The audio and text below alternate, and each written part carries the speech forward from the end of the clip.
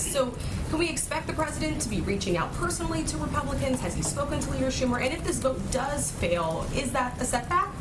Well, yes, he has been in touch with Democrats and Republicans for several days, and that will certainly continue, and it will continue until he has both pieces of legislation on his desk to sign them into law.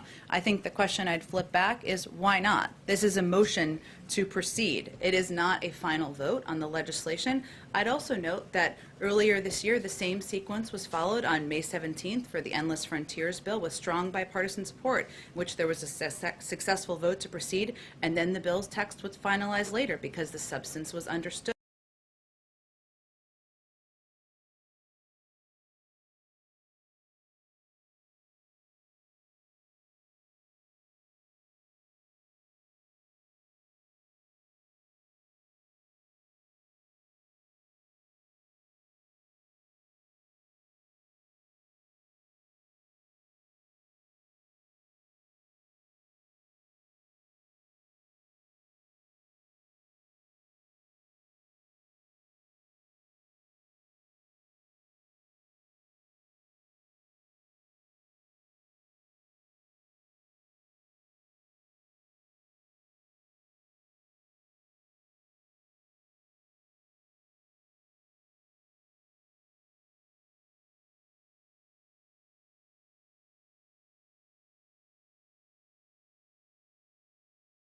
Good morning, everybody, and welcome to Live Now from Fox. It is Wednesday, July 21st, 2021. Hard to believe, only 10 days left in the month of July. I know out here in Central Florida, a lot of schools are resuming for the fall in less than 3 weeks. Back to school day, again, for a lot of students out here is Tuesday, August 10th. So where did the summer go? And the month of July, matter of fact, I feel like we were just celebrating Independence Day. We are starting out the show in 3 different cities here across the United States of America. On the left-hand side of your screen, that is Miami, Florida. Top right-hand side of your screen, that is Chicago, Illinois. Bottom right-hand side of your screen, that is Philadelphia, Pennsylvania. From across the river in Camden, New Jersey. So again, good morning. Thank you so much for tuning in.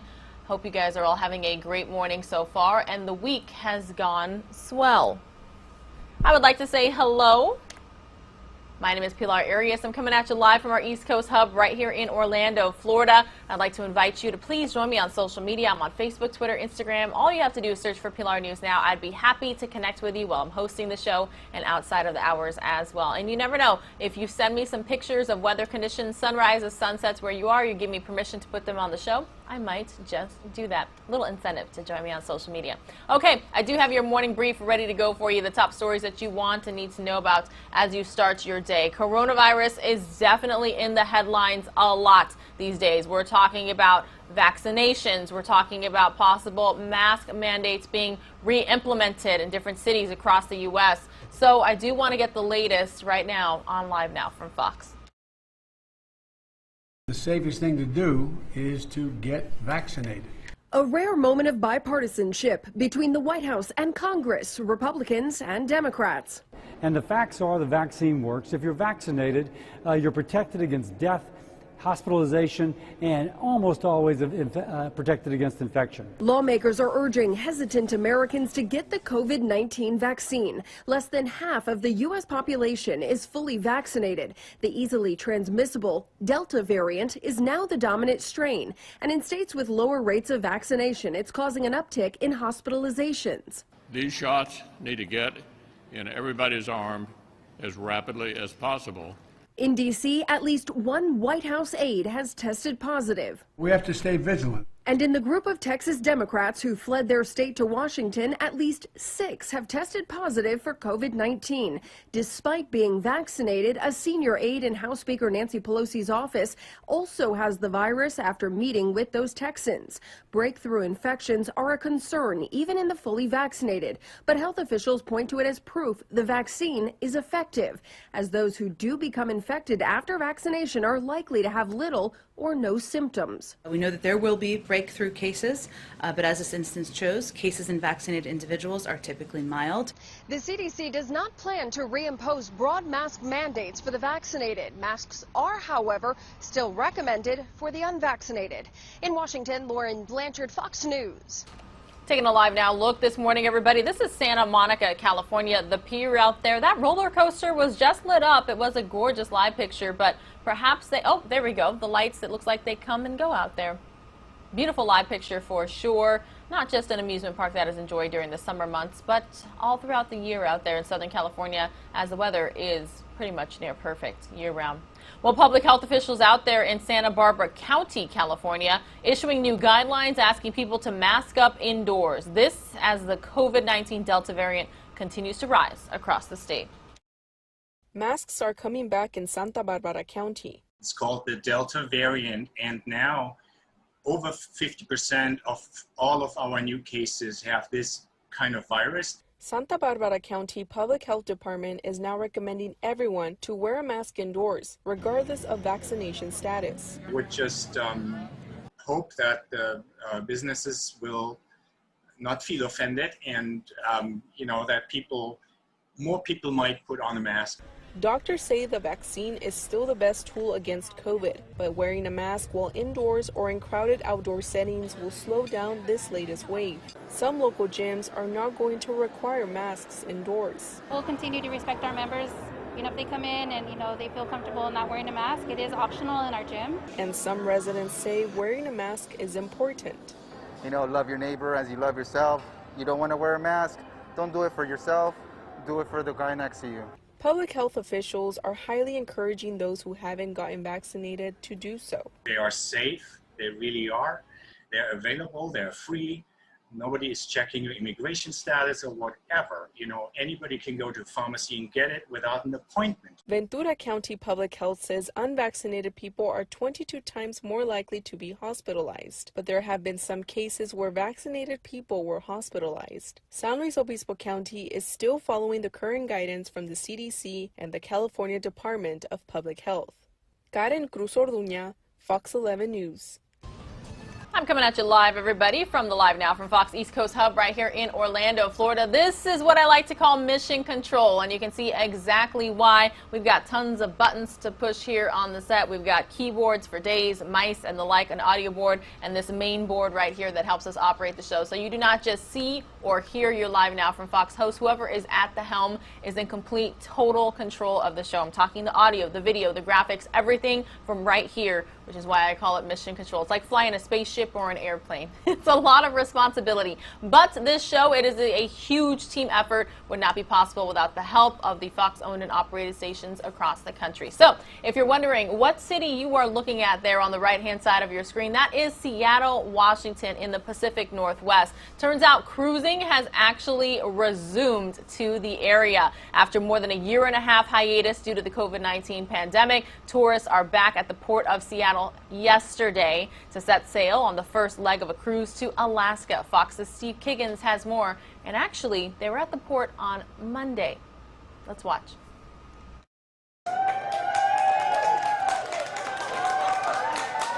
The 2021 Alaska cruise season opened with cheers. It's a great day for us to be here, and I don't know if it could be any better. It's been 15 months since Pier 91 looked like this.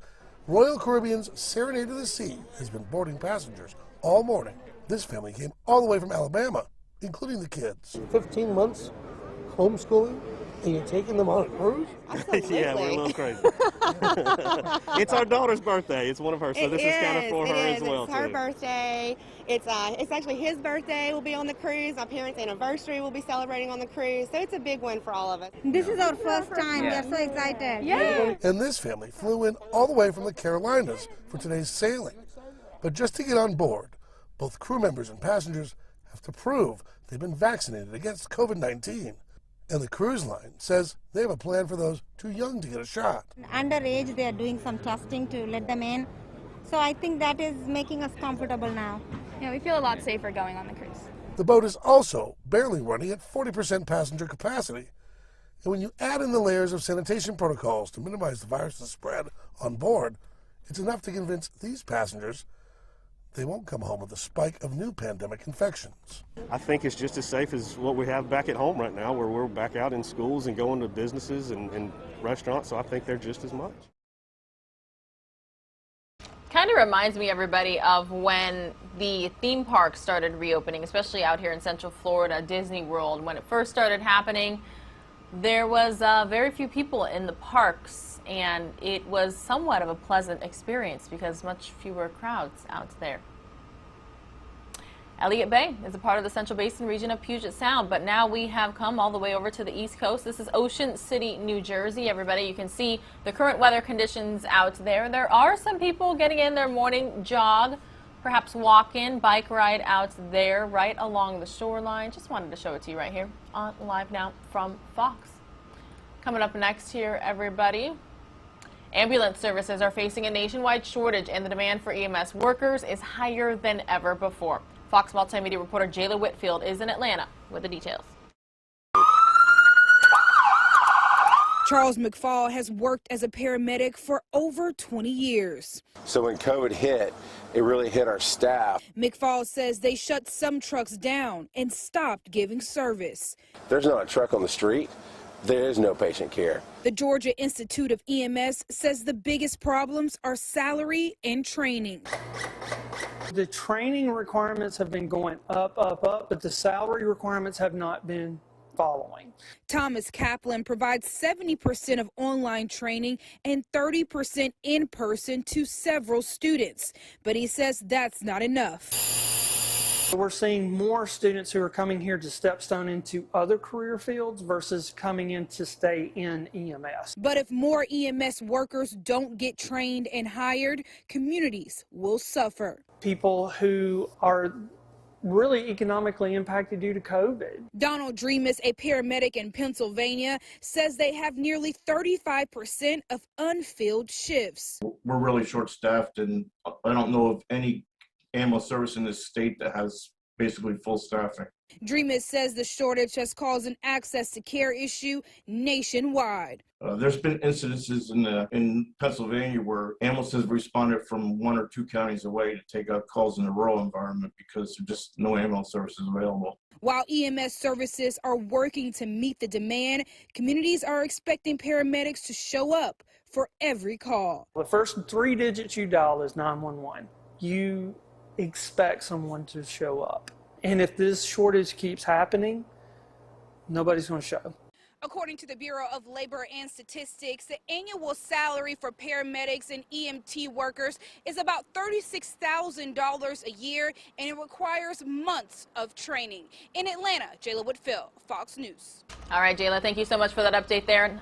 Again, everybody, good morning. You're watching Live Now from Fox. My name is Pilar Arias. I am coming at you live from our East Coast hub right here in Orlando, Florida. On the right-hand side of your screen, you're taking a Live Now look at Eugene, Oregon, out there in the Pacific Northwest, not too far away from Seattle. Well, Oregon's bootleg fire is the 4th largest wildfire in modern state history. The flames consuming up to 4 miles each day as it takes advantage of the tinderbox created by extremely dry weather plaguing the region. Fox News senior correspondent Claudia Cowan has the story.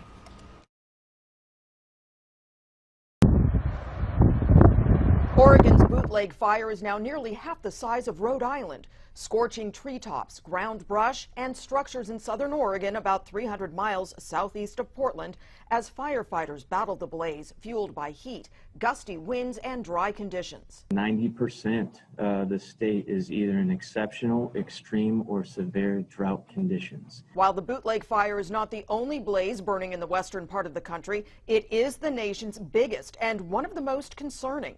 Officials have ordered the evacuation of thousands of homes, with thousands more still threatened. Property damage and loss has been much smaller than other wildfires in densely populated areas of California, but not all homes were spared. Well, that was our house. There's our yard. There's rock. With smoke and ash rising as high as 6 miles into the sky, the massive wildfire can be seen from space. These images taken by NASA showing a large plume of smoke billowing from the bootleg fire. Smoke from that blaze and other western wildfires can now be seen all the way across the country, even in New York City. That smoke is being transported by the winds aloft in the atmosphere to places it normally doesn't end up, at least in most years, making it all the way to the east coast of the U.S. With much of their resources tied up with the bootleg fire, the threat of thunderstorms and particularly lightning has prompted Oregon officials to ask for help outside the Pacific Northwest in the event of new fires. In Los Angeles, Claudia Cowan, Fox News. Taking a live now look this morning, everybody, at El Paso and Ciudad Juarez at the U.S.-Mexico border. This camera is sitting atop of the Franklin Mountains. It's a small range that extends from El Paso north into New Mexico.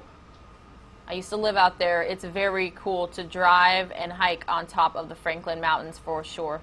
Very scenic views atop there. The reason I took you out to the border is because Fox's Bill Melugin is still there reporting on the latest. A border wall is now being constructed alongside the border, courtesy of Texas Governor Greg Abbott. This comes as the influx of migrants shows no signs of letting up. Fox News correspondent Bill Melugin is in Del Rio, Texas, with an exclusive look. Early Tuesday morning in Del Rio, Texas, groups of migrants arrive at the border wall, many of them from Cuba and Nicaragua, all of them with hopes of being able to stay in the United States. The groups eventually picked up by Border Patrol and taken away to processing centers, as scenes play out like this every hour, every day, all along the border. And now Fox News is getting exclusive access, showing you the first stages of construction of Governor Abbott's promised Texas border barrier. Just yards away from the Rio Grande, right here in Del Rio, you will see the very beginning of what is going to be Governor Abbott's Texas border wall, border fencing. Take a look. This is the very first 1.5-mile stretch of that construction, 7-foot tall chain link fence with barbed wire on top. The idea being they're going to put no trespassing signs up, and if any migrants try to hop this fence or scale it, they will be arrested on local charges and booked into local jails. We will arrest them for criminal trespass or criminal mischief, depending if they damage this temporary fence here right now. Lieutenant Chris Olivares with Texas DPS says Texas is done waiting for the Biden administration to do its job, and the Lone Star State is taking matters into its own hands, starting with this temporary fence. It's frustrating. It is overwhelming. Because we know Border Patrol is not getting the support from the federal government, so the state of Texas is stepping in. And as migrant apprehensions continue to hit 20-year record highs with no signs of slowing down, Fox News has confirmed that in the Rio Grande Valley, the number of illegal immigrants testing positive for COVID has surged a staggering 900%, with 135 positive cases in just the first 2 weeks of July alone. The Rio Grande Valley now accounts for 60% of all COVID-19 cases in all of Border Patrol's custody. The Rio Grande Valley sector is about 5 hours southeast of where we are, and just to put into perspective how busy it is down there, the sector Border Patrol chief for Rio Grande Valley reports that his agents recently apprehended more than 15,000 migrants in one single week in that sector alone. Reporting in Del Rio, Texas, Bill Melugin, Fox News. Most of you are going to see a 2-minute commercial break. There is plenty more live now from Fox when you return.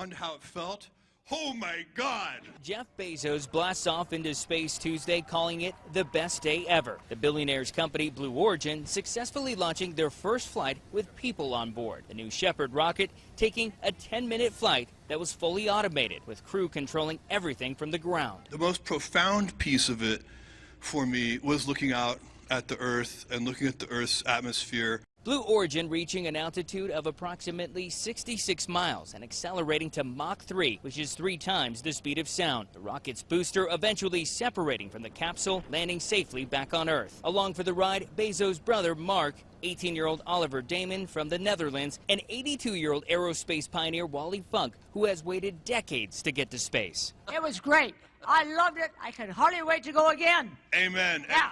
Next stop for you is the moon, Wally. The crew experiencing several minutes of weightlessness once in space, floating around the capsule as they look down on Earth.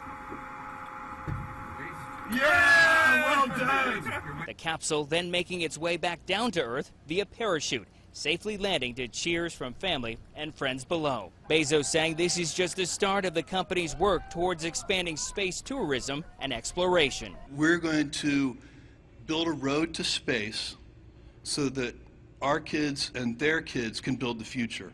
After the launch, Bezos confirming that Blue Origin plans on flying 2 more missions with humans on board later this year. In Van Horn, Texas, Jeff Paul, Fox News. It was an exciting morning for sure here on Live Now from Fox yesterday as we all witnessed that together. If you happen to have missed any of it, just head on over to LiveNowFox.com. You will there find a link to our YouTube page where you can watch it again and again. Like, share, subscribe. Let your friends, your family, your coworkers, your neighbors, everybody you know about us right here. Hey, we've got a live look of the Ben Franklin Bridge in Philadelphia, Pennsylvania, courtesy of Fox 29 Philly out there. Looks like a gorgeous morning. I'm going to head on over to their website and see exactly what the weather conditions are like, though, just to get everybody up to speed, because this is who we are and what we do. It's currently 74 degrees. If it looks kind of blue or cloudy or gray to you guys out there, that's because they are reporting haze in the area. They are expected to reach a high of 86 degrees today. It is summertime, and many cities across the U.S. are feeling it out there. Zooming out, I'm not seeing a whole lot of showers in the northeast area unless you're all the way up in Maine today. The Carolinas might be seeing some showers as well, but as of right now in the Philadelphia area, there doesn't appear to be any showers nearby. Hey, you're watching Live Now from Fox. We are in your morning brief, the top stories that you want and need to know about as you start your day. Coming up next here, President Biden says the U.S. has accomplished its mission in Afghanistan, but as troops continue returning home, Afghans fear the Taliban is only gaining more control in the Middle East. Fox News correspondent Marianne Rafferty reports. The U.S. withdrawal from Afghanistan is now more than 95% complete, ahead of the August 31st deadline. It's news former Secretary of State Mike Pompeo is happy about, bluntly saying it's time the Afghans took matters into their own hands. They need to fight for their own country. We don't need to send Americans to fight if the Afghan people are willing to fight for their freedom. But as the U.S. moves out, the Taliban continues creeping back in. Taliban officials recently claiming to have regained control of roughly 85% of Afghanistan, something Afghan leaders fully denounce as government officials completed a round of peace talks with Taliban leaders Monday. However, efforts to achieve peace remain fragile. ISIS is claiming responsibility for 3 rocket strikes near the Afghan presidential palace Tuesday. And Afghanistan's president spells out a message to all terrorists that the country will not fall. But back home at Dover Air Force Base in Delaware, senior chaplain David Sparks is ready to see an end to the conflict that's killed more than 2,000 American soldiers.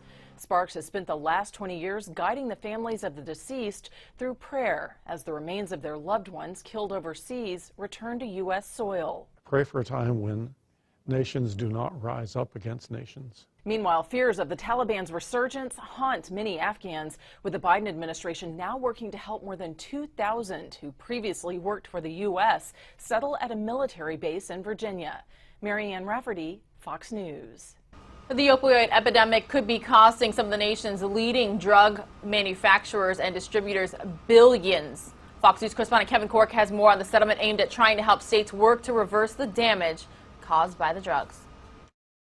The national opioids cases are coming close to their resolution. Lawyers representing state and local governments are on the verge of reaching a $26 billion settlement with Johnson & Johnson and 3 drug distribution companies, AmerisourceBergen, Cardinal Health, and McKesson, over their alleged involvement in the opioid epidemic.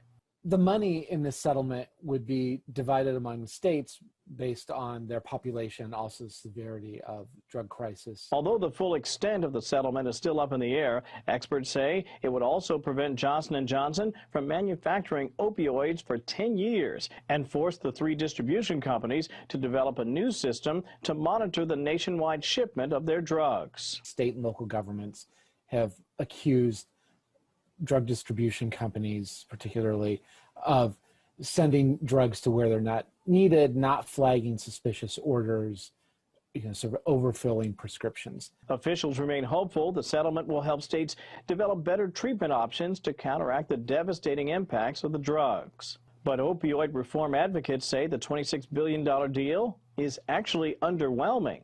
We were expecting the numbers to be in the hundreds of billions, not 26. Meanwhile, data released by the Society of Actuaries finds that the opioid epidemic cost the U.S. economy some $631 billion between 2015 and 2018 alone. In Washington, I'm Kevin Cork, Fox News.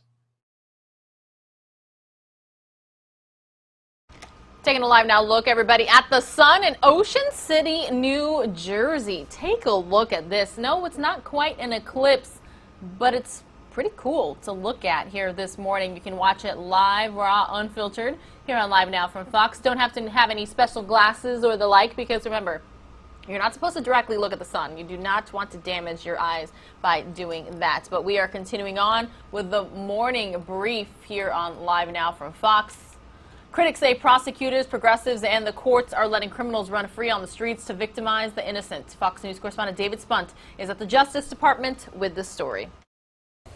Violent crime is spiking in cities from Los Angeles to Philadelphia, and the top prosecutors in both cities are being hailed by progressives while vilified by members of the law enforcement community. Lack of efficiency, lack of will. Police officers aren't going to make arrests if they don't get prosecuted. Former Assistant FBI Director Chris Swecker says District Attorney George Gascon in Los Angeles and Larry Krasner in Philadelphia make the job of police officers difficult. Both men received hefty campaign donations from progressive mogul George Soros. Both men have also worked to reform the criminal justice system in their cities. You can suppress crime by going after those violent offenders, those frequent flyers, if you will, by prosecuting them for anything that they do. In L.A., Gascon has moved against seeking the death penalty and is charging fewer juveniles as adults. In Philadelphia, Krasner stopped prosecuting certain low-level crimes like drug possession. The same is happening in Cook County, Illinois, where officials plan to drop nonviolent charges, citing a swelling backlog of court cases. Chicago officials say about 35,000 felony cases are waiting to be heard. Over the weekend in Chicago, 10 people were killed, another 50 wounded. Mayor Lori Lightfoot blames the spike in recent violence on a court case backlog due to COVID-19. Open up the courts. People need to get their day in court. But courts in Cook County are open. In Washington, D.C. over the weekend, shots were fired outside the Nationals baseball game. And 3 miles away, a little girl named Nia Courtney was shot and killed while she was riding her scooter. COVID has shut down some of our in-person activities related to trials in our courts and our offender supervision agencies. Here at the Department of Justice, Attorney General Merrick Garland is looking to combat violent crime with the power of the federal government behind him. But cities and states often make their own laws, sometimes creating a tug of war between the feds and local officials. At the Department of Justice, David Spunt, Fox News. All right, David, thank you so much for that update. Again, everybody, good morning. My name is Pilar Arias. I'm coming at you live from our East Coast hub right here in Orlando, Florida. On the right-hand side of your screen, that is my hometown of Phoenix, Arizona. A lot of broken hearts out there after the Phoenix Suns lost the NBA Finals to the Milwaukee Bucs. If you're a Bucs fan, congratulations. I have to give it to you. You guys played a great series, took it in 6. But yeah, I'm a little sad as a native Phoenician out there. The Phoenix Suns, I haven't rooted for them since the Charles Barkley days, so they did reignite the spark out there in the Valley. Really loved their uniforms, really loved the new court design, and they made it. They made it all the way, and they just didn't have what it takes to bring the trophy home. So, but good job to the Suns and to the Bucs. While I have a moment, I might as well mention it here this morning on Live Now from Fox. All right, everybody. Well, a Los Angeles community shaken and scared after a Rite Aid worker was senselessly last week, fatally shot while trying to stop two thieves from stealing beer. Fox's Laura Diaz spoke with the investigators who are still searching for the suspects.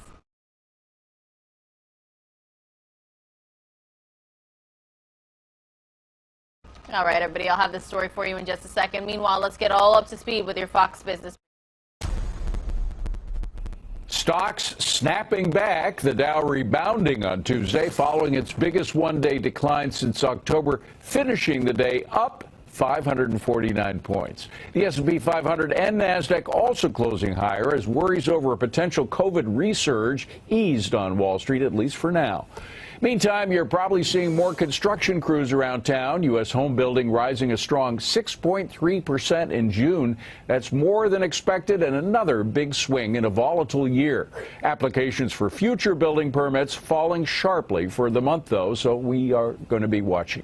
And for those of you firing up the grill this summer, you might want to pay attention to this. A new survey from Applegate revealing that when it comes to a favorite condiment, 62% of Americans prefer ketchup, while only 27% pick mustard. And get this, more than half of Americans agree that a hot dog is a sandwich. So there. That's business. I'm David Asman. Another 2-minute commercial break your way, everybody. When you return, hopefully NASA television will have up the ISS live picture that we've been waiting for this morning.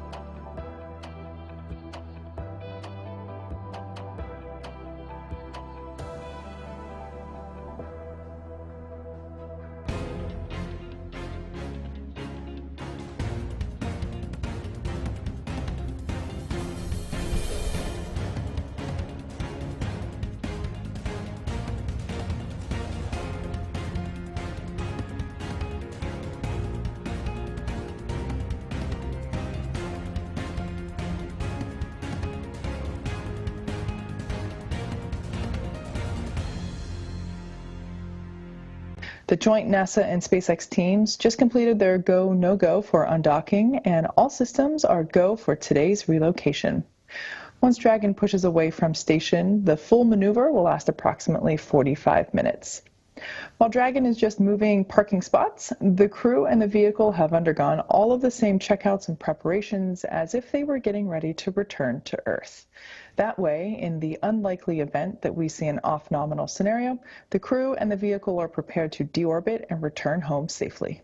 Now we're getting some views inside the cabin of Crew Dragon Endeavour. On the left there, commander of Crew Dragon Endeavour, Shane Kimbrough, and on the right of your screen, pilot Megan MacArthur, and of course Thomas Pesquet and Aki Hoshide flanking them on both sides. They're awaiting some of the next steps here as we transition very shortly to undocking with the continuation of depressurizing the vestibule. But before we go into greater detail on what's involved in the port relocation process, let's first recap what's happened so far this morning. The crew woke up at 1 o'clock a.m. Central Time, 6 GMT, to get ready for today, brushing their teeth, eating some food, and getting ready for the crew suit-up activities, which occurred at about 2:55 a.m. Central Time today. Crew members Tama and Aki suited up before boarding Dragon, while Shane Kimbrough and Megan MacArthur waited until they finished closing Dragon's hatch before suiting up. So about 3:30 a.m. Central Time, the 4 astronauts boarded Dragon for the port relocation maneuver. It wasn't too long after that, about 3:40 a.m. Central Time, 8:40 GMT, that Shane Kimbrough and Megan MacArthur closed the Crew Dragon's hatch. They put their SpaceX spacesuits on, which will be worn throughout today's maneuver. You see them wearing them right now. And of course, once they finished suiting up, all 4 crew members performed leak checks on their suits. It was about 4:18 a.m. Central Time that the APAS hatch was closed. This is the hatch on the station side. NASA astronaut Mark Vande Hei affixed a docking target to the outside of the APAS hatch before closing it, then creating a space between the Dragon and the station known as the vestibule, which continues to depress right now down to vacuum. Vande Hei then made his way out of the pressurized mating adapter, leaving the forward hatch on the Node 2 open, but ensuring the zenith hatch is closed. He'll monitor the relocation maneuver from the cupola. Vestibule depressurization started very shortly after the APAS hatch was closed, about 4:20 a.m. Central Time. It took a while to get down to 5 pounds per square inch, or 5 psi. They allowed some time for thermal stabilization before performing some leak checks, and then are now in the process of continuing down from 5 psi down to vacuum. Very shortly here, the teams in Mission Control Houston and Mission Control in Hawthorne will conduct a joint go-no-go for undocking. That brings us up to speed with the events of the day. From this point forward, here's what we can expect.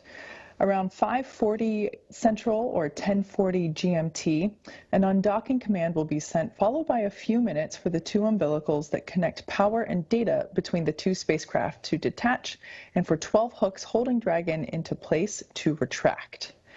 At about 10:45 GMT, after the hooks have retracted, Dragon will fire its service section Draco thrusters in 2 short bursts to break the stiction between it and the docking port and physically separate from station. Dragon will slowly back off from station, which is illustrated there in the blue section that you see on your screen, and activate its LiDAR, which stands for Light Detection and Ranging, to begin tracking the space station. Once it acquires a solid signal, the ground will command Dragon to hold approximately 60 meters away from station. Once everything looks good, Dragon will begin to move from in front of station to above it, and that's the yellow section there that we see transition maneuver.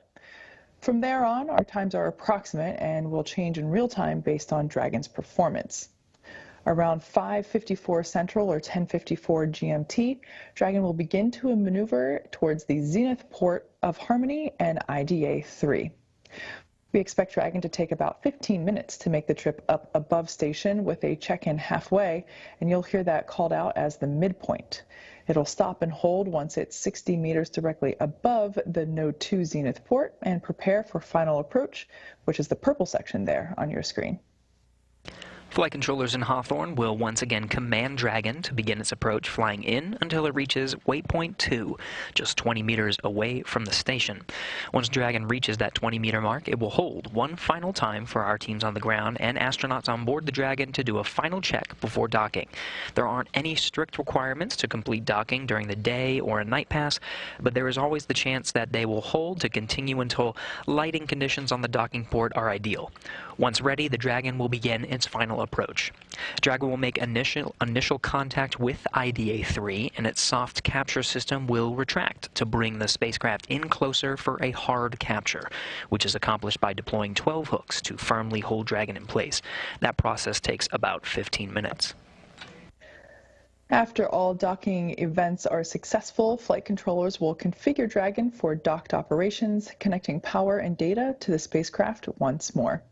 The crew will be able to get out of their spacesuits and set them up to dry and begin operations to get the hatches back open. This includes pressurizing the vestibule and a new round of leak checks.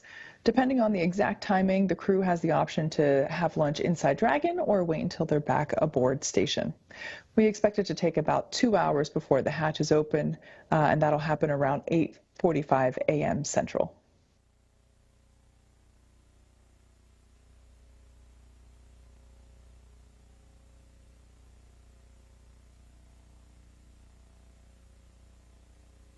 Today will mark the 89th day on station for this crew, who have lifted off from Kennedy Space Center on April 23rd at 5:49 a.m. Eastern and arrived at station about 24 hours later.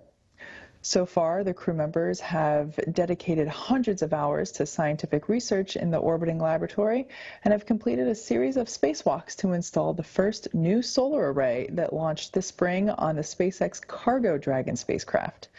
The mission is the second of 6. Final reconfigurations for undock are complete and nominal. Ground is go for undocking at the targeted time of 1040. Please confirm crew readiness and that visors are down.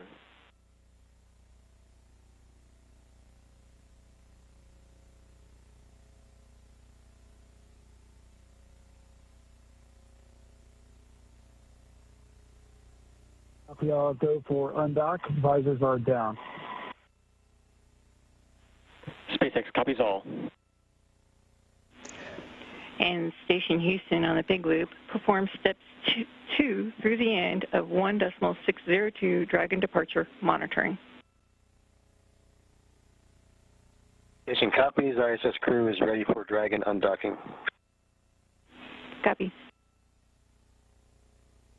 With that, both the teams in Mission Control Hawthorne and Mission Control Houston, as well as the crew on board the Dragon and, of course, on board the International Space Station, all teams are go for initiating the undock command here in 1 minute. Once the undock command is initiated, it'll take several minutes for the series of hooks to start to unlatch. There are 12 hooks that are currently securing Crew Dragon Endeavour to the International Space Station. They'll be released 6 at a time. And that call was that call was confirmation that that undock command has been sent on time. We'll be looking for an on-time undocking today.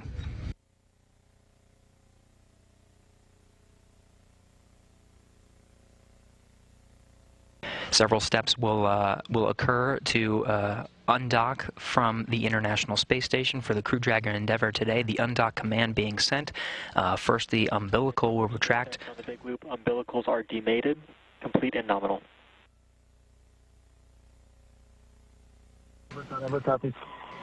And confirmation that that umbilical has been demated. First set of hooks are opening.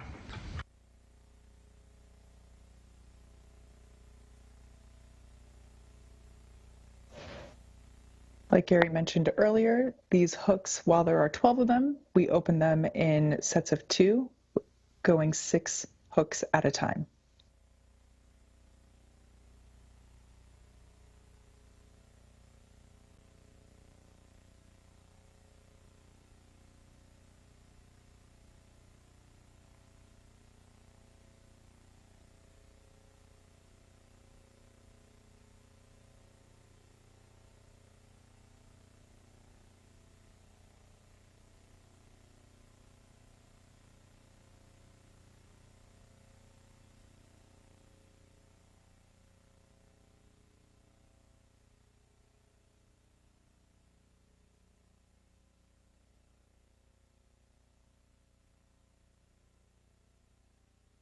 Getting a look from the forward camera of Crew Dragon Endeavour today. That's looking at the docking target that NASA astronaut Mark Vanden Hei affixed to the APAS hatch before it was closed.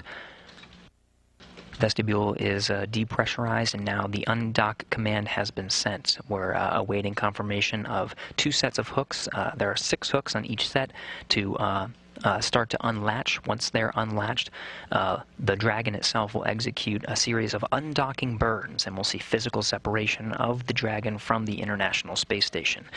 As mentioned earlier, the relocation will free up Harmony's forward port for the docking of another commercial spacecraft built to carry humans, Boeing's CST-100 Starliner. Here's the new docking location for today, and here's, of course, the Starliner that will be coming up on July 30th and arrive at the station about 24 hours later, launching on July 30th. First set of hooks open and nominal. Good news there. Call out that first set of hooks is open. And we're now going to listen in for the call out of opening the second set of hooks.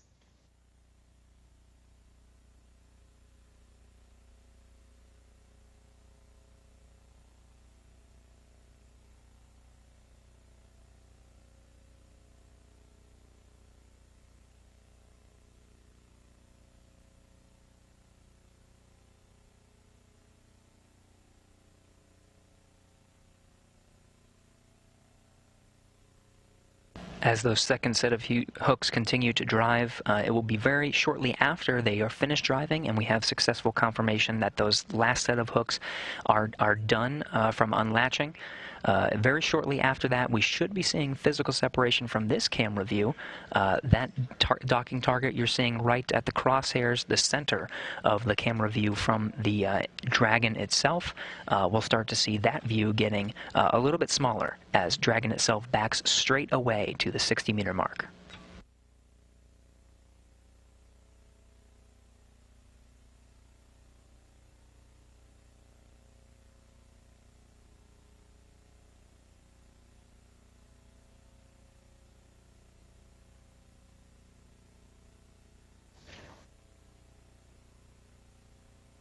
After the hooks have retracted, Dragon will fire its Draco thrusters in 2 short bursts to break the stiction between it and the docking port and physically separate from station. So we'll be able to see that here just momentarily.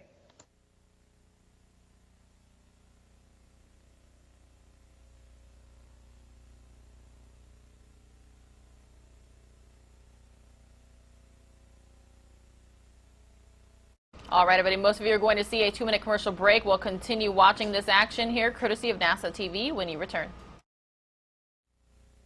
Okay, we see separation.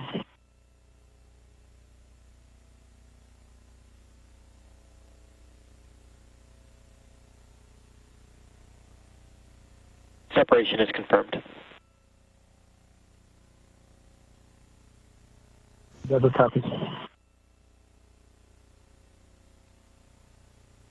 Okay, as you can see there, undocking confirmed of Crew Dragon Endeavour from the International Space Station on time at 5:45 a.m. Central, 10:45 GMT, while station and Dragon flew approximately 263 miles over the South Pacific, flying west of Chile. On the big loop, Dragon separation visually confirmed. Copy. Dragon SpaceX on the big loop. Relocate burn 0 complete. Never copies.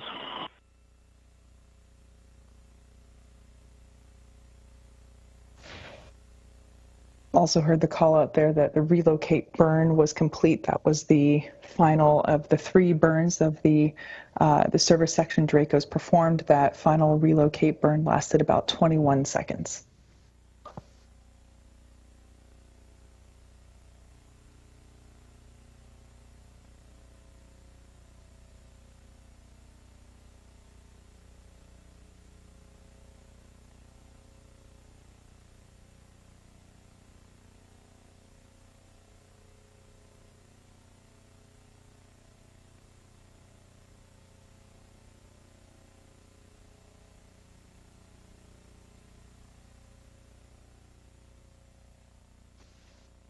Dragon already about 50 meters away from the station. It's heading to a 60-meter hold point before transferring to the new docking axis.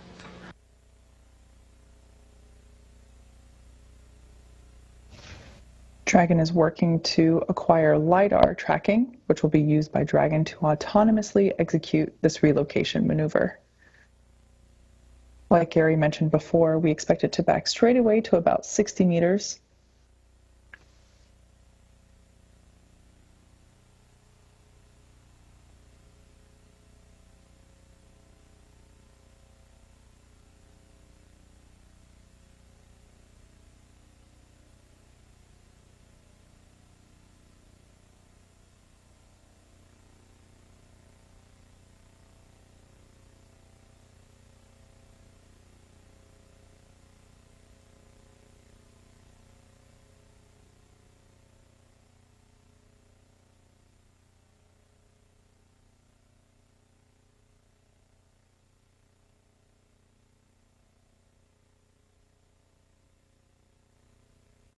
Pretty cool live feed, everybody, that we are witnessing courtesy of NASA TV this morning. Astronauts on the ISS are relocating their Crew Dragon Endeavour.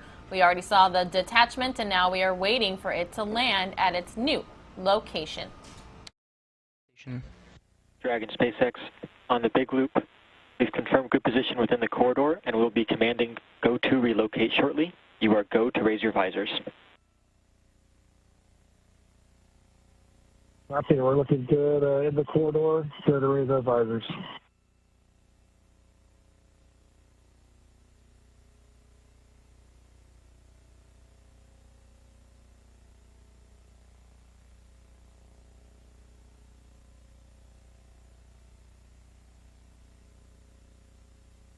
What you're hearing now is all the teams in Mission Control Houston and from this view here, Mission Control in Hawthorne, agreeing to go ahead and initiate the transfer from one docking access to the other. Dragon now holding in front of its original docking access, undocking from the forward Harmony port right on time, 5:45 a.m. Central Time. It's a little bit further than 60 meters, 95 meters, and holding, but from here the teams are looking to make sure that everything's good before initiating that transfer maneuver. It'll move really from where it is now in front of the International Space Station to directly above it. That'll be the new docking access right in front of the IDA-3 docking port.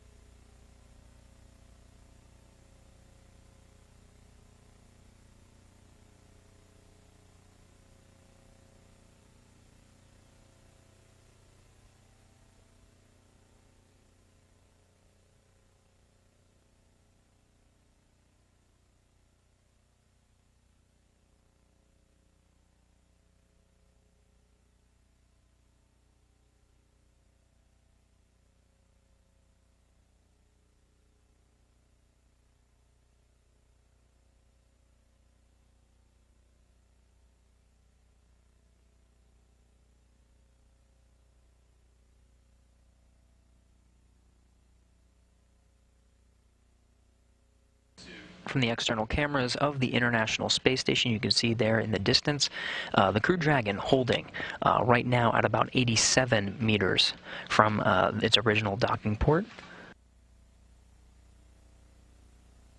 Teams are analyzing the making sure that Crew Dragon itself is ready for the next maneuver to transition to the new docking axis. Right now you can see it directly in front of its original docking port. It'll swing upwards from this view to the new docking port that's on the zenith or space-facing side of the International Space Station's Harmony port.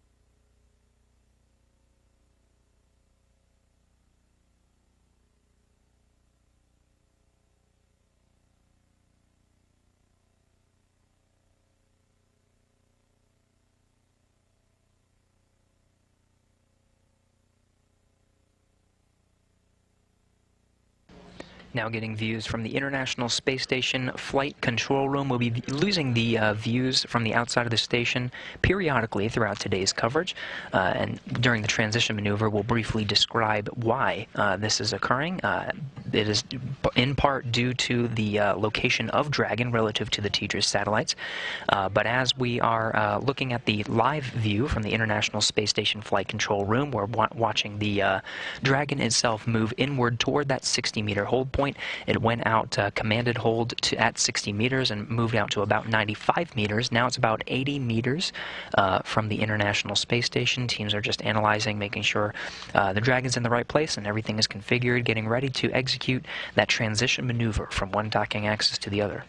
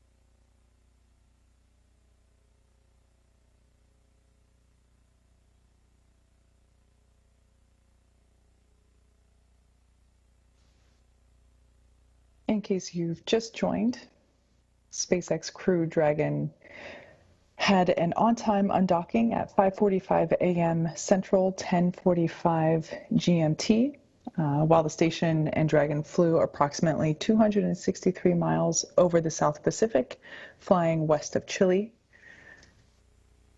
Dragon is about 70 meters away from station, 10 meters to go back to the 60-meter hold point.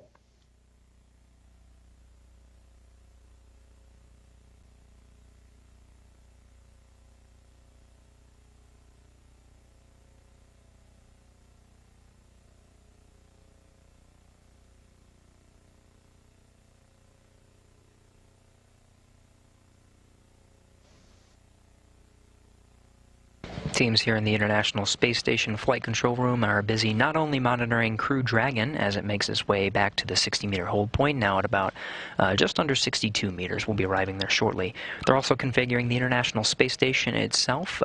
It has a series of steps through the relocation maneuver. The solar arrays themselves are feathered and locked in a position throughout the duration of today's maneuver, and attitude control has since been handed over to the Russian segment. From here, the ADCO, the Attitude Determination and Control Officer, has been given the go to transition to the docking attitude. This will hold International Space Station in the position ready for when the Crew Dragon Endeavour makes its relocation maneuver to the new docking axis. Station will be in the predicted attitude position, ready to receive Dragon.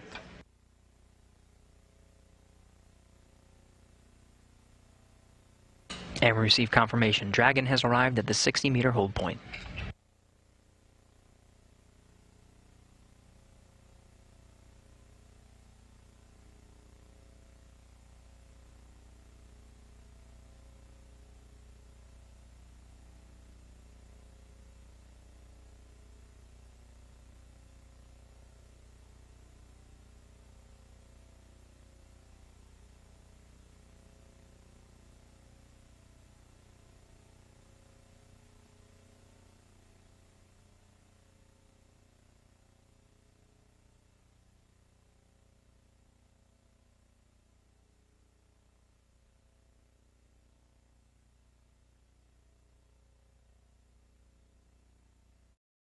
Not often we get a live event this early in the morning, everyone, before we reach the top of the 7 o'clock hour. Most of you are going to see another 2-minute commercial break. We will be right back. We're watching NASA TV here on Live Now from Fox. Live view of Mission Control in Hawthorne. Teams there are working with teams here in Mission Control Houston, monitoring the port relocation maneuver of Crew Dragon Endeavour. Crew Dragon undocked on time, 5:45 a.m. Central Time, moving out with a commanded hold at 60 meters as it drifted out to about 95 meters and slowly made its way back to the 60-meter hold point. Now it's holding steady. We're just waiting for that go to initiate the transition maneuver from the original docking axis, where Crew Dragon has been calling its home for the past 89 days at the Forward Harmony port. It'll be transitioning to the zenith or space-facing port, where it will that will be its new home until it departs in the fall.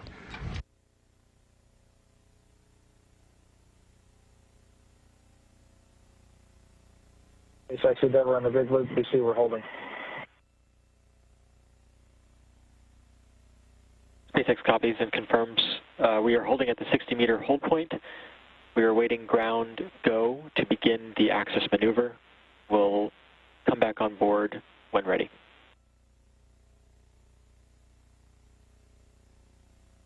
Endeavor copies.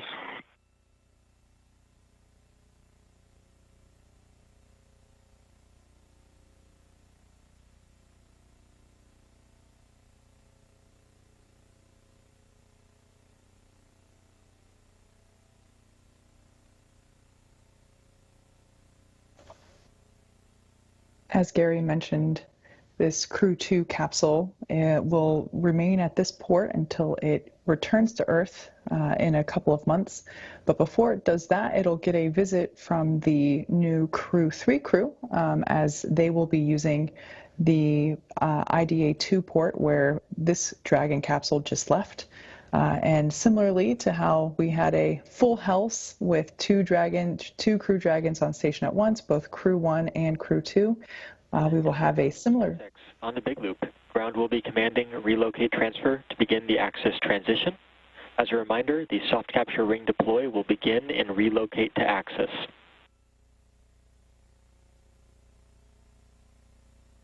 Endeavor copies, and we're ready. And Station Houston on the big loop, monitor per block Delta, step 3, and 1.602 Dragon departure monitoring. Copy and work.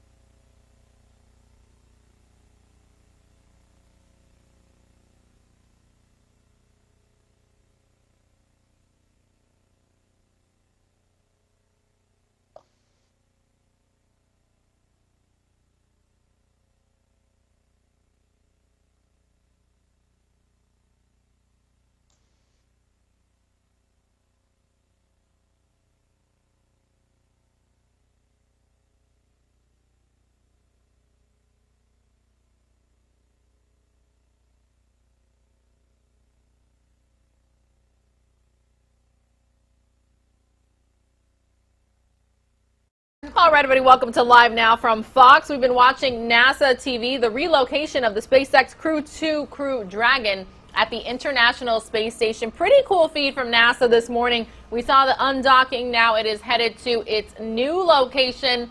When and if we see those images, I will bring them to you right here on Live Now from Fox. But it is the top of the 7 o'clock hour, so we are going to switch gears here this morning. Again, everybody, good morning. My name is Pilar Arias, coming at you live from our East Coast hub right here in Orlando, Florida. Thank you so much for starting your day with us right here.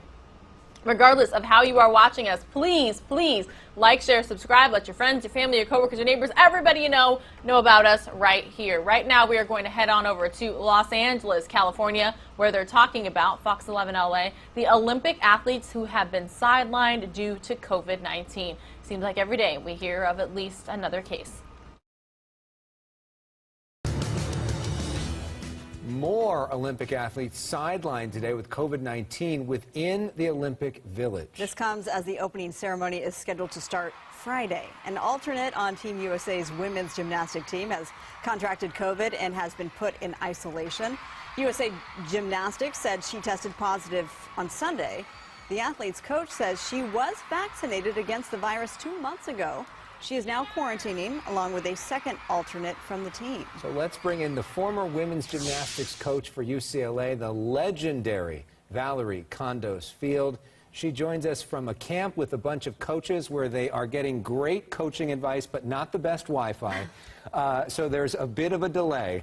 You'd have a great somersault, but not the back and forth. But we're going to get through it because that's what we do. Yes, we will. So what is your sort of big picture thought on this Olympics? Should we even be going forward with it? And how these athletes who have worked so hard to get to this point must be feeling right now, too?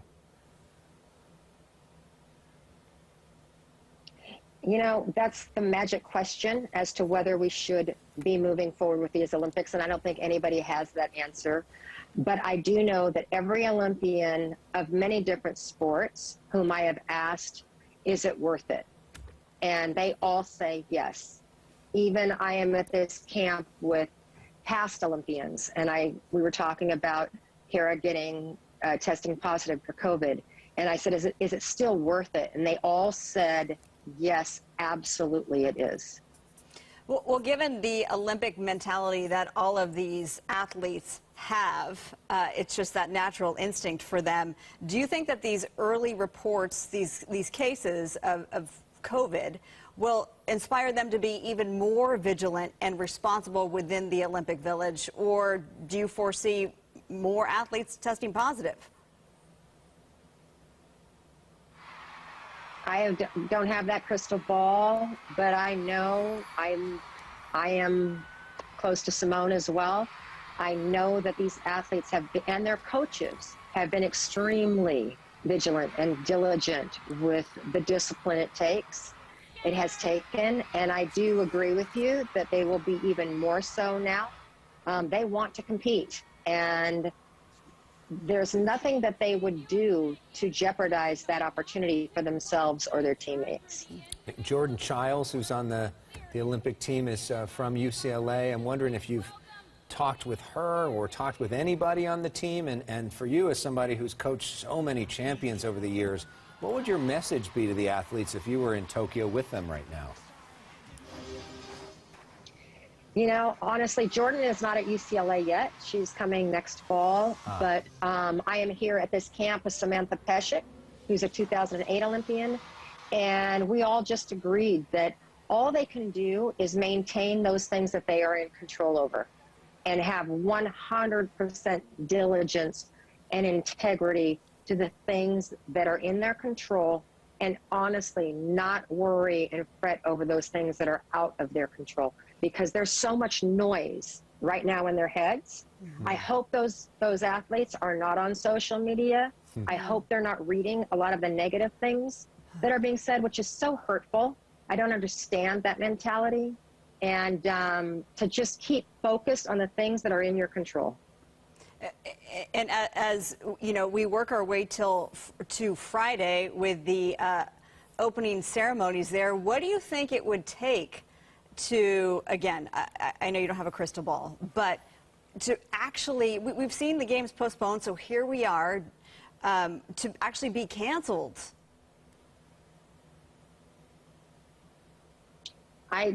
As I keep saying, I don't have that crystal ball. I wish I did. I would tell everyone what's going to happen. I don't think they will cancel the games at this point. Even if more and more athletes test positive? Yeah, I don't know what that percentage would need to be, but at this stage of the game, I think it is very unlikely that they cancel the games. Well, we just talked a little bit about Simone Biles and showed her. She's thought to be the greatest gymnast in the history of our country. And after the Olympic Games, she's going on tour with you, including right here in Southern California. It's called the GOAT Tour, greatest of all time. Gold Over America Tour, whichever you want to call it. Anaheim, September 24th at the Honda Center. LA, September 25th at Staples Center. What can people see? Oh my gosh, thank you for talking about this. It's going to be a gymnastics extravaganza like nobody has ever seen before. We will showcase gymnastics in the light that it should be seen. It's going to be like a rock concert with a lot of flipping and twisting. Wow, so that's coming up. So we're going to get through the Olympics. One way or the other, we're going to get through the Olympics in Tokyo, and then you have the Gold Over America Tour. And how are you feeling as we move till Friday? Are you nervous, excited? Explain it. I'm extremely excited. I know every one of those girls that are competing and representing us, and the men as well. I know athletes from other sports that are competing over there, and you know, we all know that they have waited so long for this moment. I just continue to hope that we've seen the extent of the COVID coming out of the village and that they're able to compete. They all want to, regardless of what they've had to go through, regardless of the fact that there are no fans in the stands. I hear they're not even going to have cutouts in the stands. They don't care. They want to compete. Well, they're pretty incredible, as are you. And by Yes. the way, Val's life story is in her book. It's called Life is Short, Don't Wait to Dance. I still have my signed copy from when you visit us here in studio, and encourage people to read it as well. That's going to be so much fun in September, that concert event, the GOAT Tour. Thank you, Val. Great to see you. Thank you, Coach Val. All right, everybody, I do want to show you before we go to a commercial break. This is Clearwater Beach, Florida, a live now view this morning. Completely stunning for sure out there. You see some clouds, but there's a reason it's called Clearwater Beach. Everybody, look at the color, the transparency of that water out there. White sandy beach as well, likely going to be pretty crowded this summer day. Again, you're watching Live Now from Fox. 2-minute commercial break on tap. We will be right back. In just a few moments, we're going to be speaking with Fox 4 News out in Dallas's Shannon Murray. She is in Plano, Texas, for an update on a story that got a lot of attention yesterday. Again, you're watching Live Now from Fox. We'll be right back.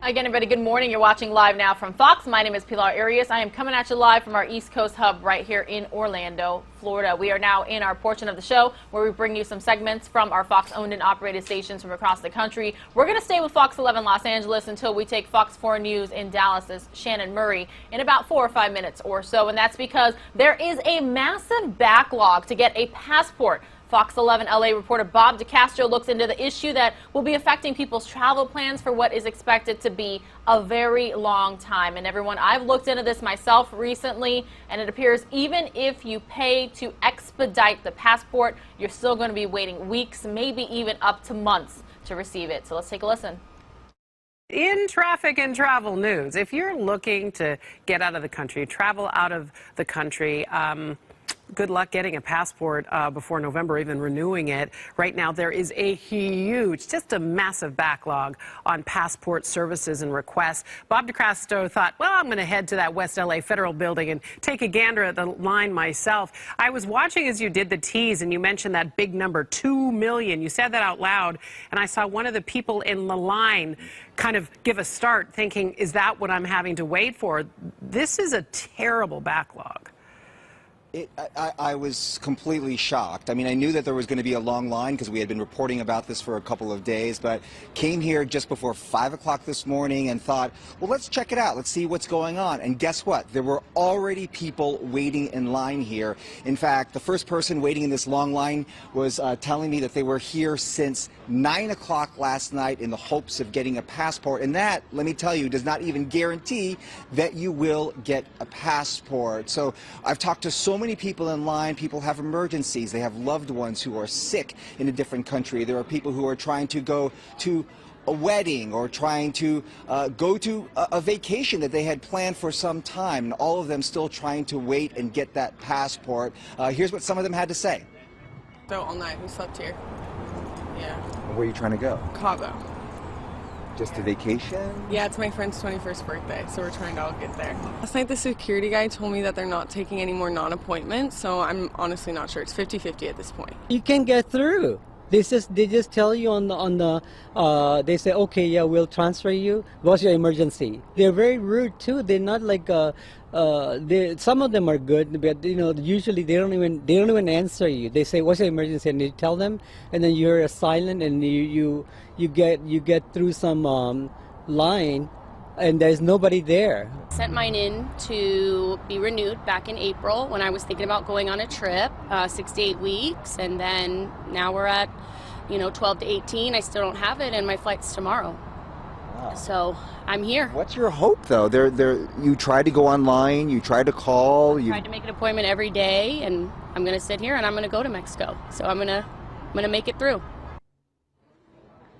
I'm going to give you a look now from a video that Carlos shot just a few hours ago of the line that just snakes around the federal building here. So what normally would take probably 4 to 6 weeks to get a passport after applying for it, then went to 6 to 8 months, and now the State Department is saying 12 to 18 months. And you heard Senate Majority Leader Chuck Schumer saying that his office, and I'm sure all offices, are getting now inundated with calls from people needing to get a passport. The State Department saying that they are trying to hire as many people as they can to try and get through that backlog of more than 2 million applications. So the big question, Michaela, what can you do? Or what if you have something coming up, what you should do? The first thing I should tell you, and let me tell you, I've just been wading through all of the different stories here and trying to talk to some people off the record as to what people can do. They're trying to do this at a case-by-case basis. First of all, if you have an urgent need, if you have a family emergency, a medical emergency, and you really need to get out of here, they will do their best, and they will probably push you to the front of the line. I have seen them do that. But make sure that you have the documentation, the travel plans, your ticket, and also the documentation that there is that emergency need, and they will push you to the front of the line. Other than that, make sure you have your ticket in hand. You can try to get here really early in the morning, and there is a possibility that they will give you an appointment the day of, but this morning they were cutting the line at 6 o'clock in the morning. Wow. I'm so glad to hear that they are trying to have some compassion and some common sense to prioritize people that might be trying to get to a sick or dying loved one. I mean, those family emergencies, anybody that's been there know you just want to get home, and it just seems unbearable that they'd have to wait. Okay, you're hanging out there for a little bit to see how things proceed? We are, and again, I want to tell you that this is, it's being done at a case-by-case basis. They say you need an appointment. You absolutely need an appointment to get down here. The problem is, if you call, you try to get online, and I tried to do it this morning to see if I can get an appointment. Couldn't get one. It's almost impossible. Yeah. It's almost impossible to get one. Some of these systems are just if you can push off your travel, push off your travel. Yeah, and hopefully you have travel insurance. Word to the wise, get that travel insurance. This is the time. You will need it for sure. All right, Bob, thanks. We'll leave it there. We are heading out to North Texas now, everybody. Taking a live now look at Dallas, but we're going to head to a suburb, Plano, Texas, right now, where fire investigators say an isolated gas leak caused a home explosion that hurt 6 people. Crews are still working to figure out the cause and location of the leak. That is where Fox 4 News Dallas's Shannon Murray is joining us live from this morning. Good morning, Shannon. What can you tell us there at the scene? Well, good morning. Right. So the scene here behind us, still a pile of debris where this home exploded on Monday. Caution tape still surrounding this home and the home next door. When we pulled into this street, we just saw homes with windows boarded up, debris in the yards. There's still an officer here on the street outside of the home that exploded, just protecting this property. As you mentioned, investigators have determined that a gas leak caused the explosion, but they're still investigating and looking into how that happened and where it happened. The home just to the right of us also felt the brunt of the damage. The explosion on Monday tearing apart part of their home as well. 5 people inside that home, Pilar, all of them went to the hospital. 3 children said to be okay. The parents, though, are still recovering. Yeah, Shannon, when we're looking at these images, both there behind you and actually video of the neighborhood, of the scene there, it's hard to believe that we didn't learn of any deaths, but it's very good news for sure.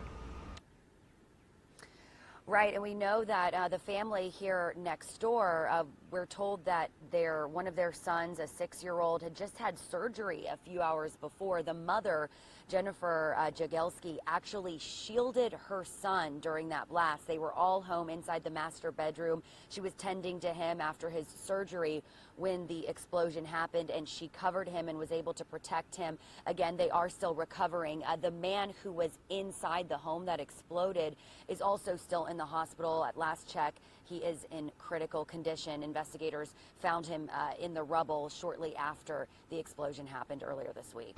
Have fire crews or any other first responders provided any sort of tips to make sure that people are warned about situations like this? Like if they smell gas, get out immediately, call 911 or anything like that? You know, at this point, they're just saying that they're looking into it and that they don't believe there's any other danger to homes in this neighborhood. They have not given any specifics. All right. At this point. Fox 4's Shannon Murray out there live for us. Thank you so much. Thanks, Pilar. Showing you the White House, everybody, in Washington, D.C. this Wednesday morning. Hope you guys are all having a great week so far. Thank you so much for tuning in to Live Now from Fox. Much more coverage to get to when you return here. We've got top stories from across the country. We've got submissions from our Fox-owned and operated stations as well. Stick with us. We'll be right back.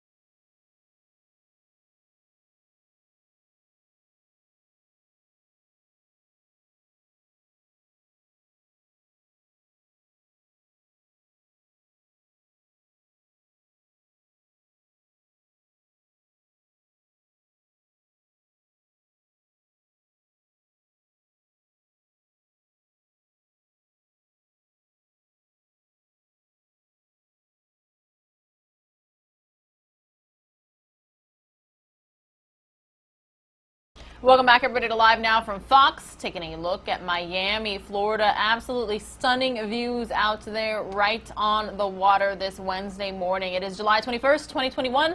Believe it or not, 10 days left in the month of July, and school is quickly approaching for students. The fall semester, that is. A lot of people taking a look at vaccination and mask requirements as students get closer and closer to heading back to classrooms across the country. All right, well, coming up here next, everybody, we're going to go to a segment by Fox 5 Atlanta. They are taking a look at an air show pilot who is about to be retiring. This is Aerobatic pilot who has made a career out of doing what he loves.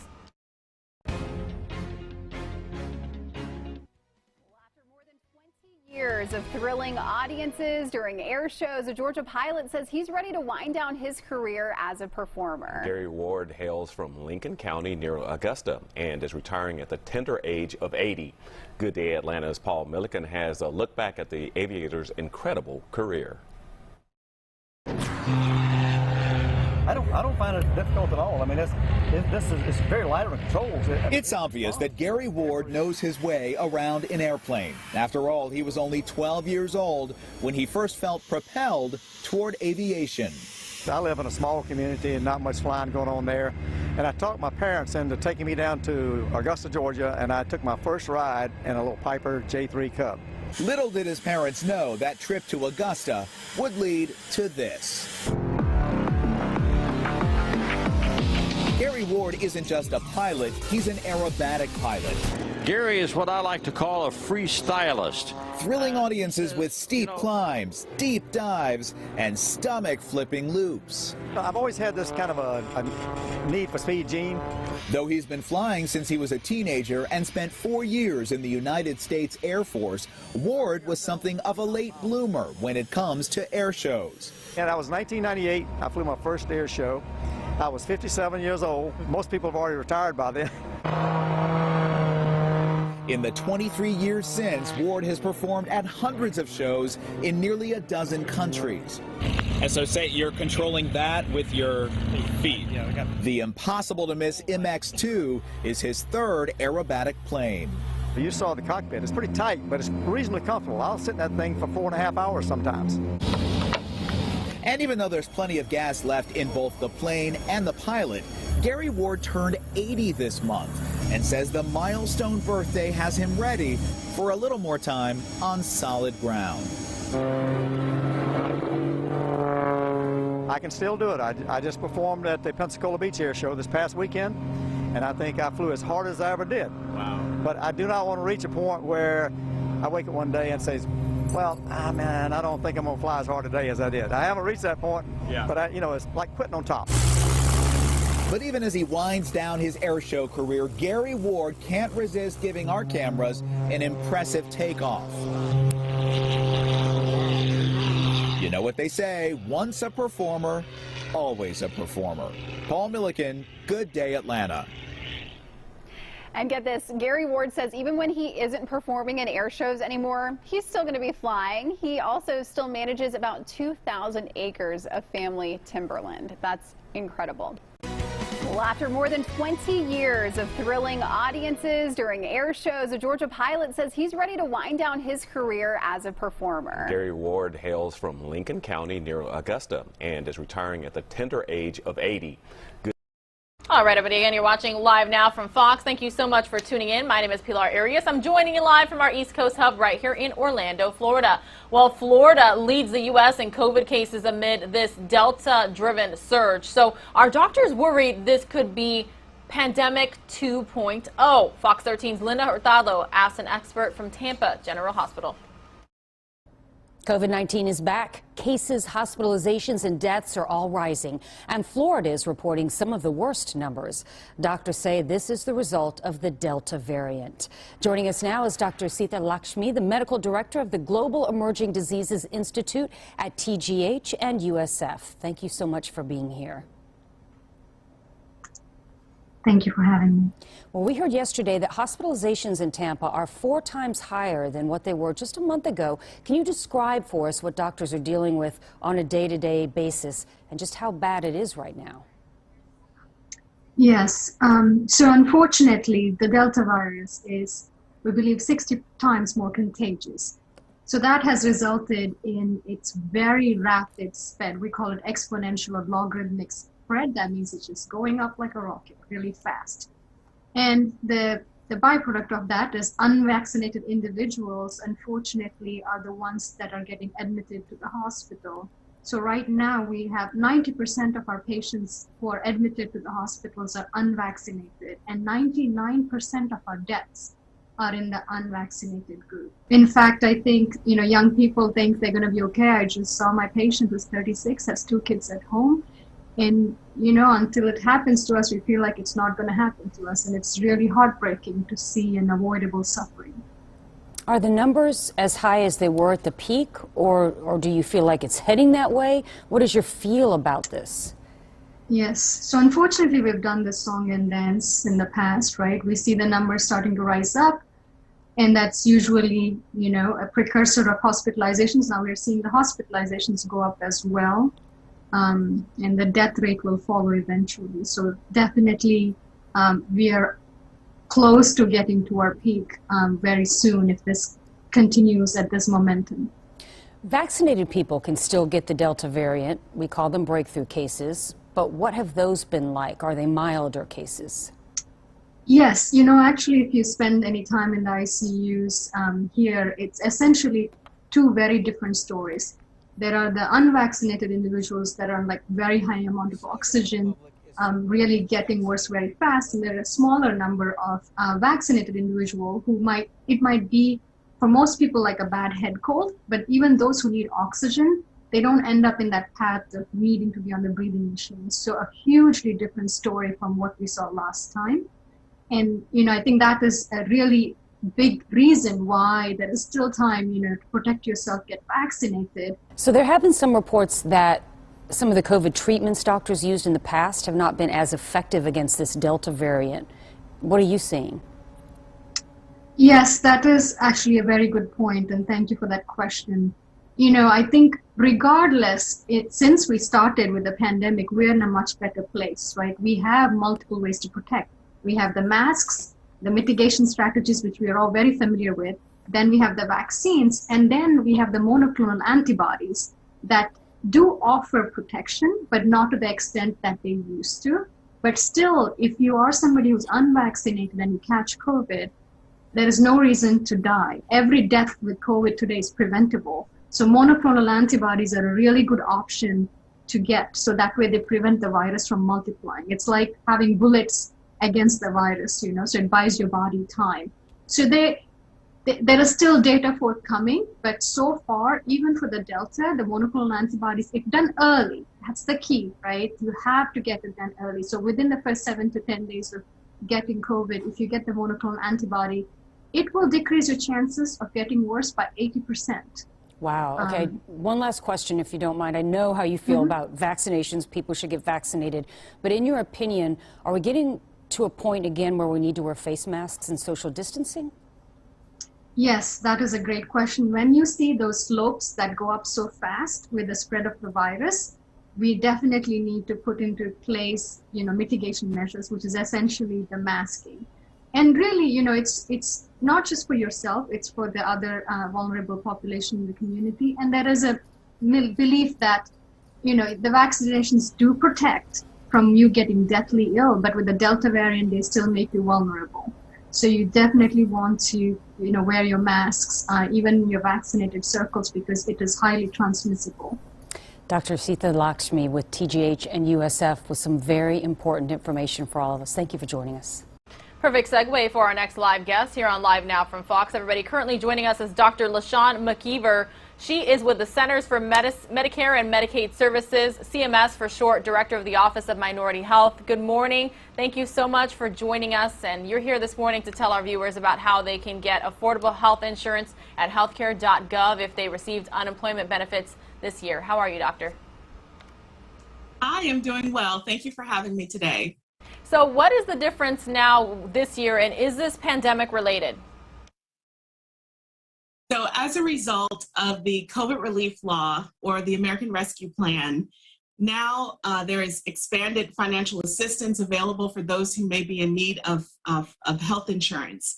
So for anyone who is currently uninsured or underinsured and in need of health insurance, they can go to healthcare.gov and apply to see what type of financial assistance they may be eligible for. Speaking of, has financial assistance been expanded for customers at healthcare.gov? Yes. Financial assistance has been expanded in several ways. So for example, now it is inclusive of families at higher incomes. They may be eligible for assistance. The assistance overall has been greatly expanded for anyone that typically may have been eligible. But as of July 1st, if anyone received unemployment compensation or is eligible to receive unemployment compensation, they are now also eligible to receive expanded financial assistance. And to give you some examples, for a family of 4 out of 5 on healthcare.gov, you may find plans for 4 out of 5 individuals. They may find plans as low as $10 a month. For a family of 4, the premium may have been $400 previously, but because of this expanded assistance, families are finding plans for as low as $163 a month. And for someone that may have been unemployed this year and received unemployment compensation, they may find plans for as low as $0. So this is an incredible opportunity for anyone who's in need of health insurance. So essentially you're saying, of course, healthcare.gov provides a lot of affordable coverage for any American who is interested, but you're saying now is the time, if anybody has received unemployment this year, to log on to healthcare.gov and find information. Like you said, could be as cheap as free or even $10 in some situations. That is a huge help for a lot of Americans. So if I was on unemployment this year, will I be eligible for an increase in savings? I'm pretty much sure that you've answered that, but just to reiterate. So no, it's worth reiterating. If someone received even a week of uncompensation, of a week of compensation for unemployment compensation, they would be eligible for expanded health insurance. And the reason that we're encouraging people to act now is if you sign up today, your coverage would start as early as August 1st. This special enrollment period, which began in April, it will end August 15th. So there's still time for people who are in need of health insurance. They can go to the healthcare.gov site that I talked about, or they can also call our help center, our marketplace call center. That number is 1-800-318-2596. It's available 24 hours a day, 7 days a week, and we have assistance in 150 languages. For those who currently have health insurance through Marketplace, should they go back in and update their information to possibly be able to take advantage of this? Absolutely. We're finding that those who may have qualified for assistance before, as a result of the American Rescue Plan, they're receiving additional assistance. So, for anyone who's in need of health insurance during this time, we're encouraging them to go to healthcare.gov. We know that because of the pandemic, many people are still unemployed and may still be uninsured. And so we're making sure people know that you can go to healthcare.gov to get help if you need it. All right, we really appreciate you letting our viewers know where they can go to apply for coverage and get financial help. Is there anything else that you would like to let them know? I would just say go to healthcare.gov today to find out what type of assistance you may qualify for a health insurance marketplace plan. All right, Dr. LaShawn McKeever joining us live this morning. You are the CMS Director of the Office of Minority Health. We really appreciate you joining us and providing our viewers that information. Thank you for having me today. All right, everybody, back out live to the White House in Washington, D.C. It is a busy morning here on Live Now from Fox, bringing you coverage from across the country right here from our Fox-owned and operated stations, as well as any live breaking news as it unfolds. We'll bring it to you right here on Live Now from Fox. Just past 7:30 in the morning, I do want to show you how current weather conditions are across the country. This is from our XRAD radar. You can see there the weather temperatures out here in the southeast, pretty pleasant. Kent right now, about mid-70s in Central Florida. If you go to South Florida, a little bit warmer at 79 in the Miami area. In terms of actual heat and warmth, though, the West still being plagued by heat and wildfires. My hometown of Phoenix, Arizona, clocking in at 93 degrees right now. And you're hearing places such as North Dakota in the 100s, Montana and the like experiencing heat and droughts, which is kind of fueling these wildfires out there. So most of you are going to see another 2-minute commercial break. We will be right back. Plenty of coverage for you here this morning on Live Now from Fox.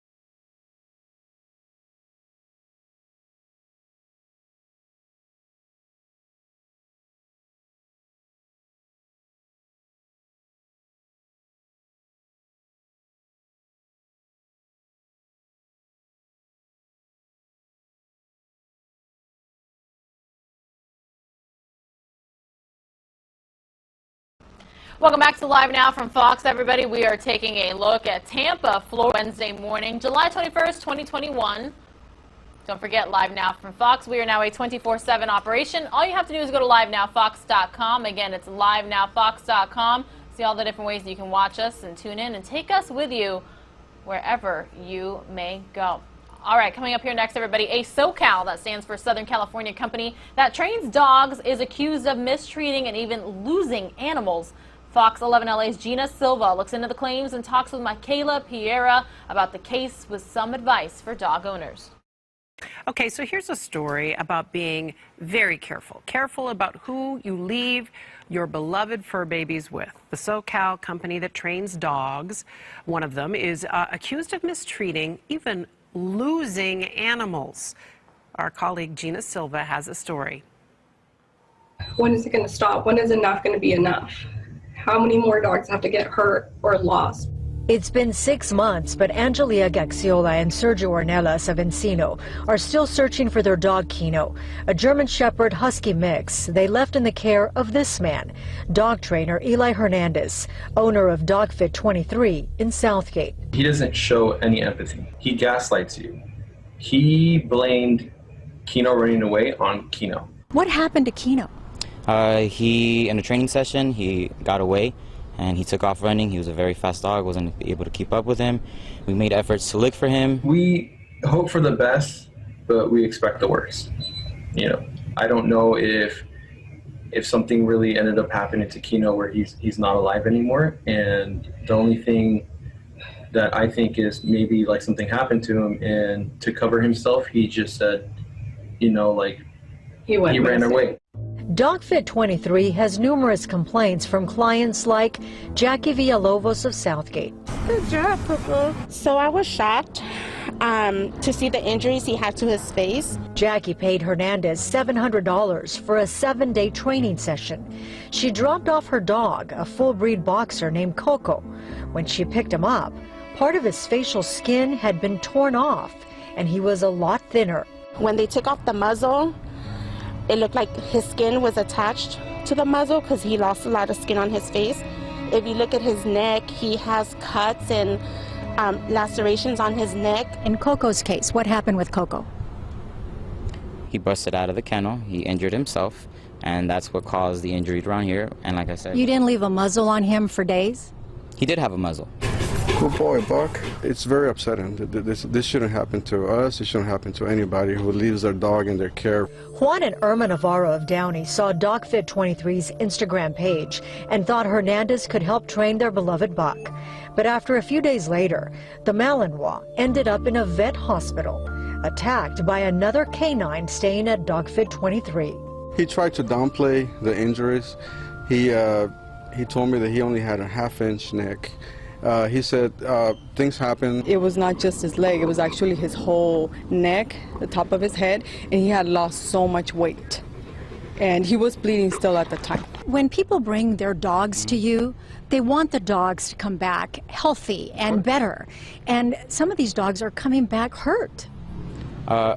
I've had a few accidents happen, yes, and like I said, I do my absolute best to make sure every single dog goes back better than what he came. Now, I do have dogs that are, you know, like I said, they have behavioral issues and they do get into accidents. When looking for a dog trainer, the ASPCA recommends you look for someone who has been certified in this field. Get referrals and make sure the trainer includes you in the training process. Where did you receive your training? Where did I receive my training? It's a life experience. So you have no training? I do have training and the results show it. Do you have a license? Did you have a license at the time when you were doing this? I have one now. But you didn't at the time? At the time, my business was a lot smaller. He didn't even have a business license at the time that we took Kino. In Kino's case, Hernandez was taken to court and he was ordered to pay $2,000.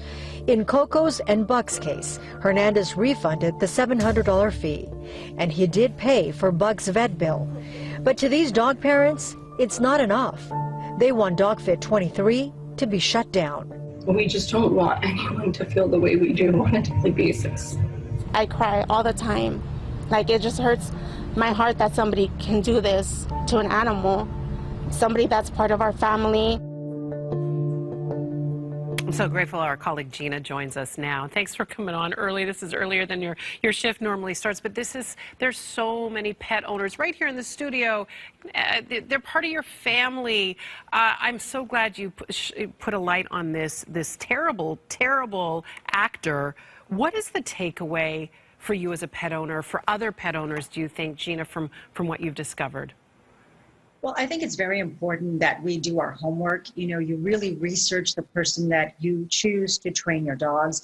And as the recommendations are that, you know, you're supposed to be a process. You're supposed to be included in that process, not just drop off your dog. And if you are going to do that, you need to absolutely make sure that the trainer has amazing recommendations and don't just go by what you see on social media, because as you know, all of us, we all just post the best of us on social media. And that's just not enough. Well, you make a really good point, because it is a relationship. That pet is a part of your family. They interact with you and your loved ones that live under that same roof. You need to be part of that training. You can't expect that they're going to learn how to behave with you if you're not there. Exactly. And, you know, I just feel so badly for Kino's parents. That dog had been with the family for 5 years. They're still searching for him. they're offering a $5,000 reward in hopes of finding him. And they reached out to us to explain what was going on with the dog trainer, and also in hopes that maybe our viewers will recognize Kino and turn him over. If they see him anywhere, or if they know of someone who has him and doesn't know where he's from. Here's another takeaway. Kino was not microchipped. And that is so important, because that way you know where your dog is, and you can also, it's easier to check at the shelters and places like that. And by the way, get a pet back to their rightful owner if the pet is microchipped. Dare I ask, what is becoming of this dog trainer? Is he still operating out there? Well, he is still operating. In fact, his attorney sent out a statement, and I'd like to read it for you. It says in part, the public is aware that some dogs who come to DogFit 23 have behavioral issues. Under respected industry standards, a small percentage of incidents is part and parcel of the business. DogFit 23 is fully insured and makes itself responsible for any injuries that may happen while the dogs are under their care. Now, meanwhile, the Southgate Police Department, business license, code enforcement, and animal control, they are meeting with Eli Hernandez this afternoon. And Captain Arawaka, he tells me that DogFit 23 is operated out of a home. And in Southgate, a residential neighborhood is not zoned for that type of business. Man. So they are addressing all of that today. I'm glad, but that still doesn't get Kino home. So again, if you live in the area, if you've been around where pets are being rescued and you see this dog, I'm hoping that we've got eyes everywhere and somebody can maybe get Kino back to his rightful spot with his mom and dad. Gina, thank you. Okay. Thank you so much, honey, for being here to share this story. Appreciate the hard work. Appreciate you shining a light on this for us. We are approaching the top of the 8 o'clock hour here on Live Now from Fox, everybody, but I do want to give you an update as to what's going to be happening at 10 a.m. Eastern Time. There are 3 different hearings that are going to be happening on Capitol Hill. You can see on the right-hand side of your screen. That's 10 a.m. on the dot. The Senate Judiciary Committee is going to be holding a hearing on immigrant farm workers, saying that they are essential to feeding America. That is what the hearing is titled. Then Representatives Roy and Miller and Senator Daines are going to be holding a newser to introduce what they're calling a landmark piece of pro-life legislation. And also at the same time, the House Space Science and Technology Environment Subcommittee is going to be holding a hybrid hearing on what's called, quote, Silent Killer, the rising problem of extreme heat in the U.S. All 3 hearings have important topics. We'll likely be dipping in and out of them all throughout the morning here on Live Now from Fox before we pass things off to the headquarters in Phoenix, Arizona. You can always count on your East Coast Hub team to be with you from 6 to 11 a.m. each and every day right here on Live Now from Fox. So thank you so much for tuning in. As for right now, I do have an In Case You Missed It segment here ahead of the top of the hour. We're heading to the White House where President Joe Biden welcomed the Super Bowl champions, the Tampa Bay Buccaneers.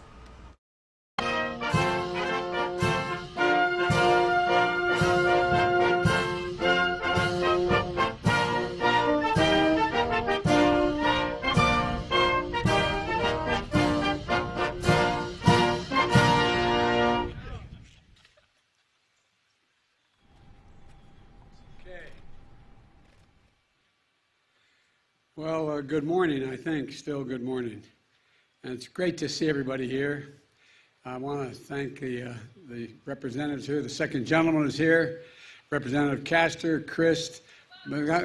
Okay, you got it. I tell you, that Florida thing's something else. Anyway, and Soto and Murphy and Franklin. And one of my best friends in the world, now he's coming back from outer space, Bill Nelson, who runs NASA now. We're here today to congratulate and welcome to the White House the Super Bowl champion Tampa Bay Buccaneers. To the players, the coaches, and the Glazer family, my good friends, it's an honor to have you here. We have to say that the fans down in Western Florida are having a pretty good year this year. I tell you, the Stanley Cup and in addition to the Super Bowl. But, we're making a pretty strong case to start calling Tampa the City of Champions. And this Buccaneer team is a testament to the fact that it's never too late to come together and achieve extraordinary things. 3/4 of the way through the season, they found themselves in the middle of the pack. 7 wins and 5 losses. But this is a team that didn't fold and always got up, dug deep. They won their last 4 games of the season and then stormed through the playoffs, winning on the road in Washington, New Orleans, and Green Bay, and capping it all off back home in Tampa to become the first team to win the Super Bowl on their home turf and a decisive victory against the defending champs, the Kansas City Chiefs. You know, it's an incredible run by one of the most well-rounded teams in recent memory. A pair of all-pro linebackers, star pass rushers, dangerous secondary, dominant offensive line, and a legendary tight end who gave up what I'm told was a promising career to return to acting career, to return to the game. And most importantly, you've got a star receiver from Delaware. I'm mildly prejudiced about that. Where's Chris? Where are you, Chris? There you go. I called him before the game to tell him, give him some tips on how to run some patterns. But that was. But you know, born in Pennsylvania, raised in Delaware. Where I come from, that's a heck of a combination, man. You know, Chris and I had a chance to speak before the Super Bowl, and I know, like me, he takes a lot of pride in his home state of Delaware. Chris, you're inspiring a whole lot of kids back home in Delaware. And he went to a high school called Middletown, a perennial winner of the state championship. But I pointed out to him, and my son Hunter was a senior. He went to my alma mater's high school named Arch. By the way, I'll sit down. What about you standing? I'm sorry. You know, and I told him my son scored the scoring touchdown, and Archmere won the state championship that year. But anyway, that's we don't count those things. You know, I've never met an athlete who doesn't remember every damn play he made. And of course, 2 other guys worth mentioning: coach and a quarterback. You know, a lot has been made about the fact that we have the oldest coach ever to win a Super Bowl and the oldest quarterback to win the Super Bowl. Well, I'll tell you right now, you won't hear any jokes about that from me. As far as I'm concerned, there's nothing wrong with being the oldest guy to make it to the mountaintop. That's how I look at it.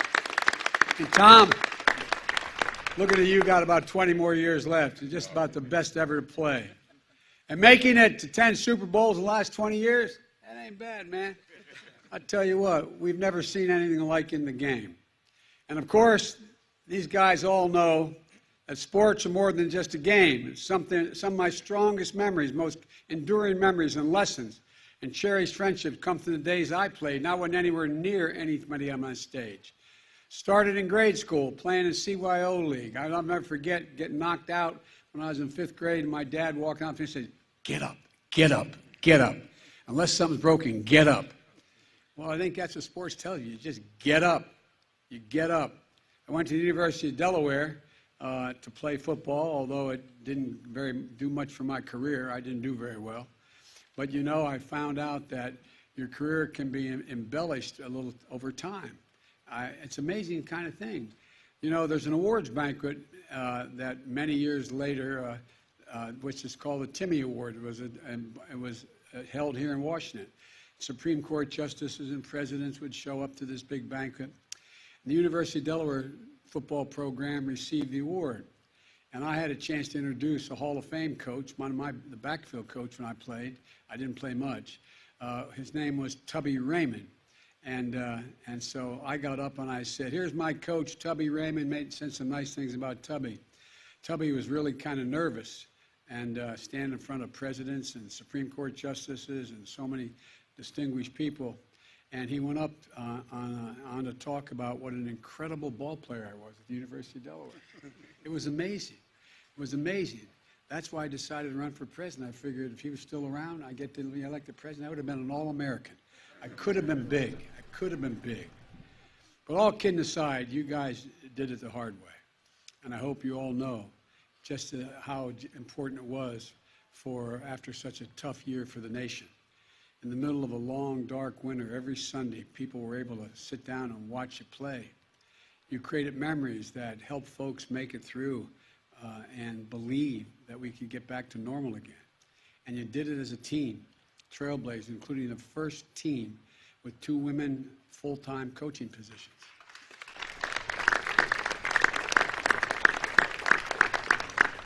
And realizing that of the 25 or 6 Glazer grandchildren and about 24 of them being women. No, you had no choice. It's about time they stepped up, right, guys? Anyway, all kidding aside, your team stepped off the field too, donating millions of meals to families in need, helping Americans exercise their sacred right to vote, including at the Raymond James Stadium. Your stadium also became a lifeline for families in Tampa Bay this spring, administering nearly 200,000 vaccine shots. And y'all who don't have a shot, man, get one, okay? Amen. Get one. Get one, get one. And you're saving lives, helping us get back our lives and our loved ones. And I want to thank the NFL for setting strong vaccination goals so fans can go see a game without becoming a super spreader event. Getting vaccinated is about staying healthy and understanding that no one is invincible, even if you are young and you're fit. It's about looking out for those in the front line workers out there, like the ones that the team played in front of on Super Bowl Sunday. Those workers remind us of the quintessential lesson about sports and America itself, that no matter how much and how many times we get knocked down, we always get up. We come back stronger together and achieve incredible things, just like your team did, just like we're doing as a country. So congratulations and thank you all for being here. Good luck to you all this season. And now let me bring up Brian to say a few words.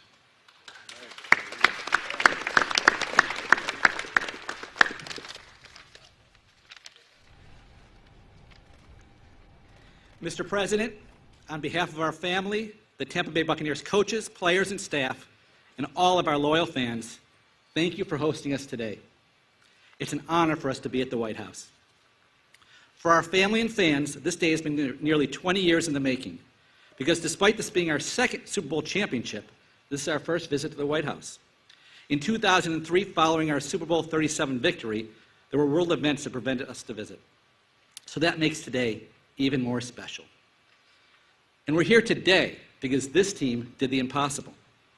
New players, including a new quarterback, no off-season mini camps, no preseason, limitations on meetings, rules and regulations were changing every day. But they stayed focused and went on to win their final 8 games, as the president spoke about, and became the first team to win the Super Bowl at home. Amazing. It's only fitting that as we enter the 46th season in Tampa Bay Buccaneer history, that we celebrate it with the 46th President of the United States. We start this season with only one goal in mind. It's to come back here next summer and spend the Super Bowl victory again with you. Right.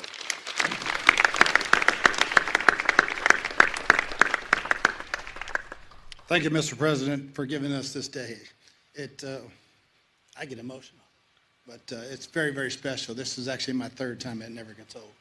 And I want to thank our coaches, our players, our entire organization, men, women, that did such a great job last year of coming together and banding together, not to beat the other team. We had to beat the virus first. And you sacrificed more than any team I've ever been around, players, coaches, your families, to make sure that we had our team on the field every Sunday. And it's a great compliment to all of you. I can't say enough about our owners. The Glazer family is the best owners I've ever known and ever been around. Our players are outstanding. They do what they're supposed to do on and off the field because they take care of each other. We live by 3 words: trust, loyalty, and respect. We don't have any rules. If you have those, you'll have accountability and you'll be able to do anything you want. One team, one cause. I hope the Senate and the House start helping you. One team, one cause. All right. Again, thank you all for having us here. Thank you, Mr. President. And go Bucs. And Tom's got some stuff to say. Thank you, Mr. President. It's certainly an honor to be here. Thank you very much for your hospitality your entire staff has given us today. I think what behind me is an amazing group of players. We have a bunch of coaches and staff here sitting down, and it was actually a very challenging season for a lot of reasons, but we bonded together. We worked really hard. We put all our individual agendas aside, and we came together as a team. And sports has an amazing way of bringing people together. If you look at us, we're all a little bit different ages. I'm a little older than most of them. But we come from a lot of different places across the country, a lot of different schools, a lot of different backgrounds. But we love each other. We're committed to one another. And when you do that, amazing things happen. And these guys are an amazing group of men. It didn't look great there. At one point, we were 7-5, struggling a little bit, as the president alluded to. But we found our rhythm. We got on a roll. Not a lot of people, think that we could have won. And in fact, I think about 40% of the people still don't think we won. I understand that. You understand that, Mr. President? I understand that. Yeah. And personally, it's nice for me to be back here. We had a game in Chicago where I forgot what down it was. I lost track of one down in 21 years of playing. And they started calling me Sleepy Tom. Why would they do that to me? So it's great to be, we're on the eve of football season. We start tomorrow practice, and we're going to do everything we can to work to achieve another one of those Lombardi trophies. It's a different group of men. It'll be a different challenge, but we're excited for it. We're excited for the opportunity to compete and work hard and show everyone what we're made of. So we're not going to throw the Super Bowl trophy this time, Cam, but we're going to offer President Biden a special presentation from Mr. Glazer, and then we're going to challenge 11 of us, 11 White House interns to a game of football here on the lawn, and we intend to run it up on you guys, so get ready to go. Thank you.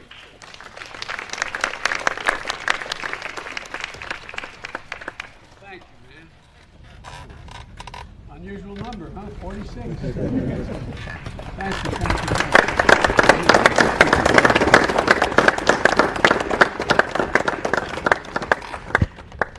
Okay, what are we doing now? Okay. We're going to take down the podium, right? By the way, you guys right after this picture, you want to take off your coat? All right.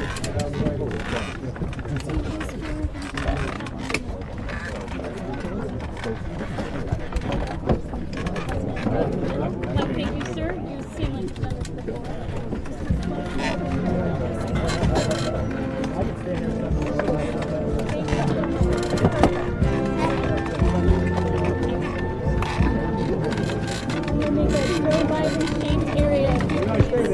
Perfect.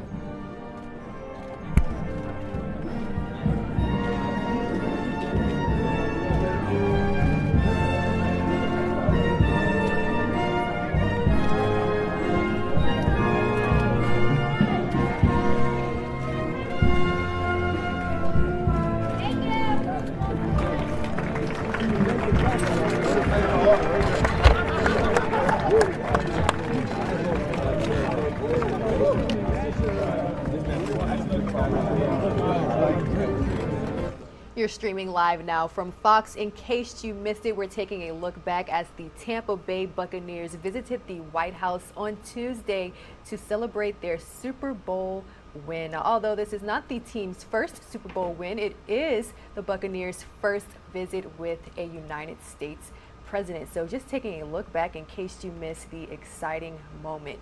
Again, you're streaming live now from Fox. More nonstop news is after this break.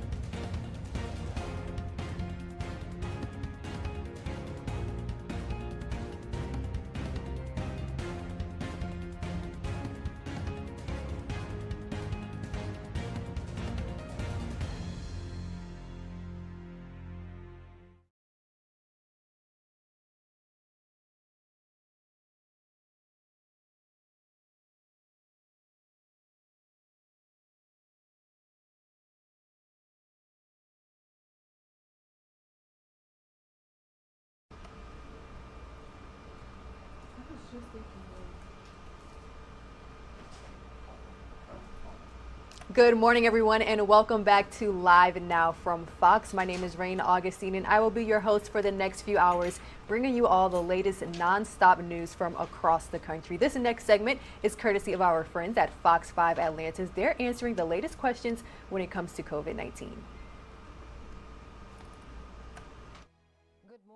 Welcome back to Good Day Atlanta at 9:31 on the dot. You're looking at a live picture from our Fox 5 Netcam. We'll have another check on your forecast with Jonathan Stacy coming up in just a couple of minutes. But first, the CDC says breakthrough COVID-19 infections in fully vaccinated people are rare, but they can still happen. And that's because no vaccine is 100% effective at preventing infection.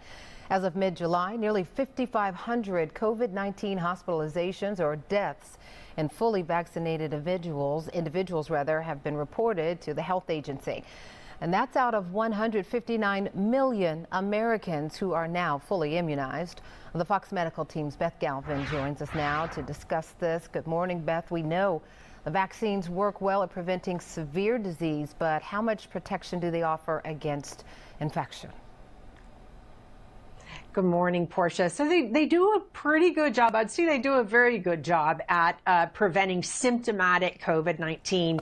If you look at the mRNA vaccines, the Pfizer and Moderna, they're about 94, 95% effective at blocking symptoms of COVID-19. If you look at the J&J vaccine, it's about 72% in testing, might be a little higher out in the real world use. And so you do have a very high level of protection. But again, it is not sort of perfect protection. And so you do have to be sort of cognizant of that when you're going out and about in the world, even if you have been fully vaccinated and you're now at least 2 weeks out from that final dose of the vaccine, Portia. All right, so if a person does get the breakthrough infection, what can they expect in terms of the symptoms, since it's the vaccine is supposed to sort of lessen it, as you say? Yeah, so the good news is that if you are fully vaccinated and you do contract COVID-19, you typically are going to have much milder symptoms than you would if you were unvaccinated. So a lot of people who are, experiencing breakthrough infections are saying it's more like kind of like not a severe cold, but a cold.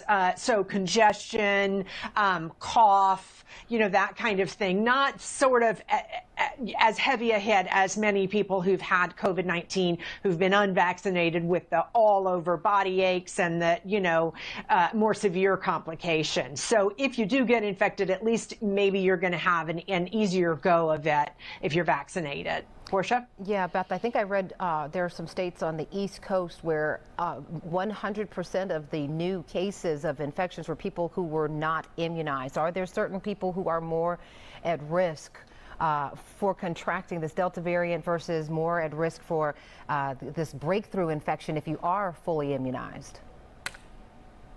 So Dr. Carlos Del Rio, who is an infectious disease specialist at Emory, talked yesterday, and he said, Portia, that the people he is most worried about right now with this Delta variant of the virus are the people who are unvaccinated, not those who are vaccinated who might have a very rare breakthrough infection. He's saying that if you are not vaccinated with this very highly contagious variant, that each person who contracts the Delta variant, they say, infects about 8 or 9 other people. The chances are very good that you are going to, at some point, be infected with this virus if you're not vaccinated. However, when we talk about breakthrough infections, many of the breakthrough infections that the CDC has reported, the more severe cases that they're tracking, about 75% were in older people. Breakthrough infections are more common in women. And they're also still trying to study, Portia, to see, is there any specific group who's more likely to have a breakthrough infection even though they're vaccinated? So, for example, individuals who go with one vaccine over another or who have an underlying health problem, trying to figure out, are those folks more at risk of a breakthrough infection? Portia? Right. Very helpful information. Beth, thanks for breaking that down for us. Good morning and welcome back to Good Day Atlanta at 9:31 on the dot. You're streaming live now from Fox, everyone. Tampa Bay's canals and beaches are littered with dead marine life due to what's called a red tide. Thousands of dead fish showing up in canals and waterways in Tampa, Florida and surrounding areas. Joining us now is Fox 13's Kelly Conwell. Hope I'm saying that correctly, Kelly. We have so many Kellys that join our show now. Cowan, thank you so much for joining us. So we're hearing that this year's red tide is by far the worst that we've seen in a few years, correct? That's right. So in 2018, we had a bloom that lasted for about a year and a half, and that one was pretty devastating. That one more concentrated down south, and what was going on at the same time was a blue-green algae bloom as well. So you had a couple different issues that were going on, but this is expected at this point. It's only been going on for a month now, but it is expected that this one is far worse. The problem that we're seeing here in the Tampa Bay region where this red tide is concentrated is that it's simply sitting in Tampa Bay. So for those that are unfamiliar with our geography here, we have two major cities. We have all the cities along the coastline that includes our beautiful beaches, Clearwater Beach where we are. Inland further, you have Tampa Bay. That's where Tampa is. St. Pete, the city of St. Pete also sits on that bay. And what's happened is a red tide bloom has erupted inside the bay. It's causing all kinds of havoc. So the majority of the images that you're seeing of fish kills, that's all within the bay. But of course, that also leaks out into the shoreline as well. It hasn't broken up. It hasn't gone anywhere from the bay. So it's simply been sitting there for the last month, making things really nasty inside our bay, which normally has very clear water. Well, if you can see in the images, they are rusty, they are nasty looking, and they are causing all kinds of fish kills within the bay. And now we're starting to see those fish kills wash up on shore on some of our pristine beaches as well. Kelly, what are city officials saying? Have they issued any warnings for residents or tourists who are visiting the area?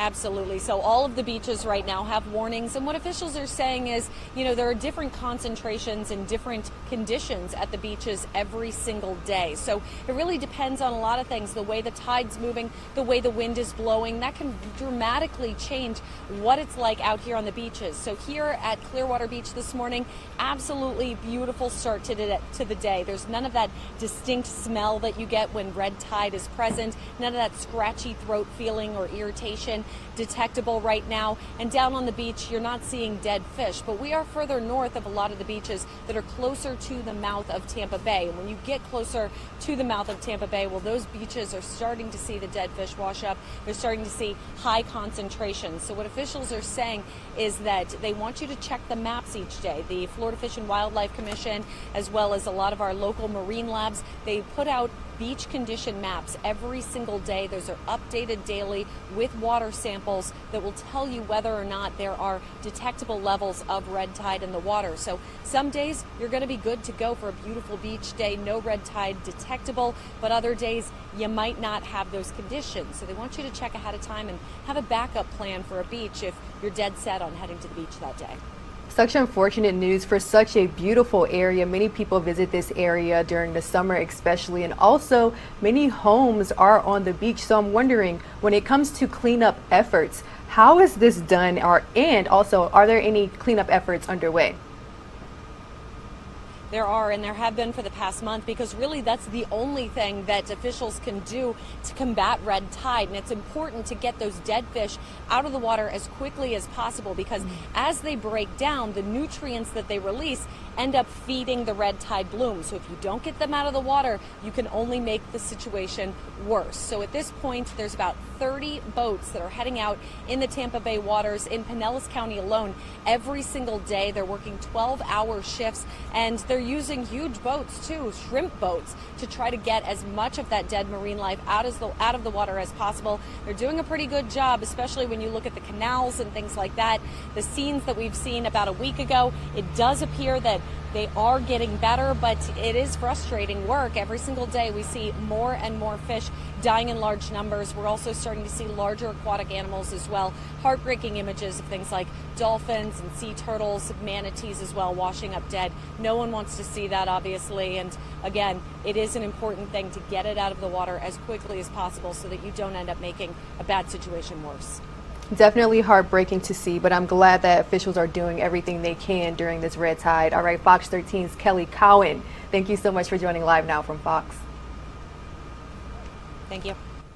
All right, everyone. Kelly bringing us the latest information from Florida here at Live Now from Fox. This show is only possible because of the help of our Fox-owned and operated stations. So we're going to bring you all the latest news from Houston, Texas. They recently caught up with a medical expert with Memorial Hermann Hospital in the area about the latest COVID-19 variants. I'm joined this morning by Dr. James McCarthy, Chief Physician Executive of Memorial Hermann Health System. Welcome to Houston's Morning Show. Can you bring us up to date of the COVID rates at Memorial Hermann and how you feel like we're faring right now in the Houston area? Yeah, so thank you. And you know, it's sad and depressing or frustrating to see what we're doing right now, but we have seen a significant increase in hospitalizations over the last 14 days, really since the 4th of July holiday. We've had over 200% increase in the number of COVID admissions we've had within the Memorial Hermann Health System. But most of these are attributable to the Delta variant, we believe, but we're seeing a large surge coming now again, reminiscent to what we saw last summer. Is there any way you have some type of number or percentage that you could tell us the difference between perhaps breakthroughs of people who are vaccinated and those who are unvaccinated, of the new cases that are coming into you now? Yeah, so we are tracking that now. It's a little bit fuzzy, right? Some of the math we know because we know the people that we have definitely vaccinated ourselves, but the vast majority, well in excess of 95, 96% of the patients we're admitting to the hospital have never been vaccinated or not fully vaccinated. We're seeing rare breakthroughs. We certainly are seeing them. They tend to be in the older population and those with comorbid conditions. So the breakthrough infections are happening, but the vast majority of what we are seeing are people who have not yet been vaccinated. That being said, Dr. McCarthy, we know that there is still plenty of vaccine hesitation and people are still scared of the vaccine. What would you say to them at this point as you see, as you said, perhaps 96% of people coming in very sick and even losing their lives because of COVID-19? Yeah, so I mean, there still remains a tremendous amount of misinformation out there. We have given hundreds of millions of vaccines, and people, myself, are just fine having been vaccinated. I've vaccinated my entire family, my children, both teenagers, my wife, her parents, my brother, everyone. I think the vaccines have been well tested. They are very safe, as of course with any medication, there is a rare chance of some side effect, just like every medication you take for every other condition. But these are exceptionally safe, and they're the way to protect ourselves and our families. And I would just encourage everybody, this is the time to be vaccinated. Harris County hovers at about 54% fully vaccinated. There's another 10% that are about halfway there. But we've got to get these numbers up, or more Houstonians are going to get sick and more Houstonians will lose their lives. As you talked to me this morning and you encourage others to consider that vaccination, is Memorial Hermann doing anything to encourage others as well to try to get out the importance of this and why they feel like this could make a difference and put a dent in the number of patients coming into your hospital? Absolutely. So we're reaching out within our own workforce to get them to help encourage their friends and families, but also reaching out with community partners, especially in underserved areas, continuing to have vaccination events with them so that we can get trusted community members talking with their friends, their families, their community to help us push the word out. Well, in a perfect world, this is a spike and it goes down quickly. That's what we would love to see. But how are you feeling about this? Is there any way that you have any idea or any indicators if this spike could continue? So I think we have to follow the science there. And what it would tell us is with a vaccination rate of 54%, we will see a continued rise in cases. We're optimistic because of the rest of the community that is vaccinated. It won't be as bad as it was in January or last summer in July, but we're definitely going to see a steady increase in cases in Houston, I think, for the next coming weeks. I would love your opinion, if you feel comfortable giving it, about what we're now hearing of a new opinion that children should wear masks. School is only a few weeks out now. Certainly parents I know are going, no, not again, but at the same time want to protect their kids. What is your expert opinion about that and your thoughts? Yeah, so I think it really depends on two things. One is the level of vaccination in the community and the level of disease prevalence in the community. And I think there's an important distinction between high school and the preschools. So high schools, 12 and over, those kids can get vaccinated, and you vaccinate a large portion of them, you eliminate the need for masks. I think the real guidance from the American Academy of Pediatrics was related to areas with large areas of unvaccinated children and in communities like that. So if you have a community that is well vaccinated, the whole community is vaccinated, I think you can relax on some of the masks. But in areas where we have poor vaccination rates, I think the masks are going to be an important part of preventing spread to teachers, parents, and families at home. Now, that being said, for schools, how do you feel about everyone else in the public? You talked about the elderly perhaps being a more vulnerable group, even if they got vaccinated. What are your thoughts about everyone considering putting that mask back on? Because everywhere you turn, everyone's like, no, not again. I mean, it's just overwhelming to hear. But at the same time, when you see those hospitalization rates going up, you can't help but question it. Right. So I think this comes down to a little bit of area of accepting levels of risk and going into large crowded areas. If you're a medically vulnerable person, even if you've been vaccinated, I think wearing a mask makes a lot of sense, just because you're confident that only about half of the community around you is vaccinated. If you're in a group with friends and family, you know everyone's vaccinated, the overall risk is low. I think you can drop the mask in those cases, but in large, undifferentiated areas, I think it makes sense to consider wearing a mask, especially if you have medical comorbidities. Dr. James McCarthy with Memorial Hermann, thank you for your valuable time this morning. Thank you to Fox 26 Houston for that update. Now, the Delta variant of COVID-19 is adding urgency to the vaccine push by health officials and the White House. Fox News medical correspondent reports from Washington on how lawmakers are mostly united in encouraging folks to get the shots. The safest thing to do is to get vaccinated. A rare moment of bipartisanship between the White House and Congress, Republicans and Democrats. And the facts are the vaccine works. If you're vaccinated, you're protected against death, hospitalization, and almost always protected against infection. Lawmakers are urging hesitant Americans to get the COVID-19 vaccine. Less than half of the U.S. population is fully vaccinated. The easily transmissible Delta variant is now the dominant strain. And in states with lower rates of vaccination, it's causing an uptick in hospitalizations. These shots need to get in everybody's arm as rapidly as possible. In D.C., at least one White House aide has tested positive. We have to stay vigilant. And in the group of Texas Democrats who fled their state to Washington, at least 6 have tested positive for COVID-19. Despite being vaccinated, a senior aide in House Speaker Nancy Pelosi's office also has the virus after meeting with those Texans. Breakthrough infections are a concern, even in the fully vaccinated. But health officials point to it as proof the vaccine is effective, as those who do become infected after vaccination are likely to have little or no symptoms. We know that there will be breakthrough cases, but as this instance shows, cases in vaccinated individuals are typically mild. The CDC does not plan to reimpose broad mask mandates for the vaccinated. Masks are, however, still recommended for the unvaccinated. In Washington, Lauren Blanchard, Fox News.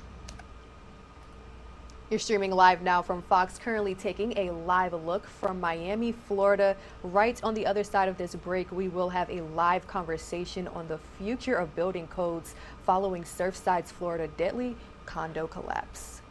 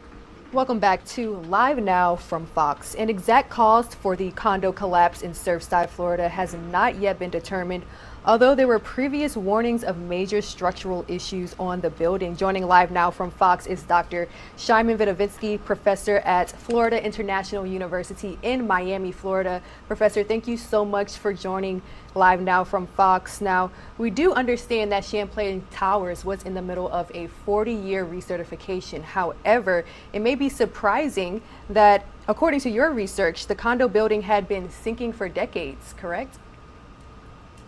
Well, our study showed that during the 1990s,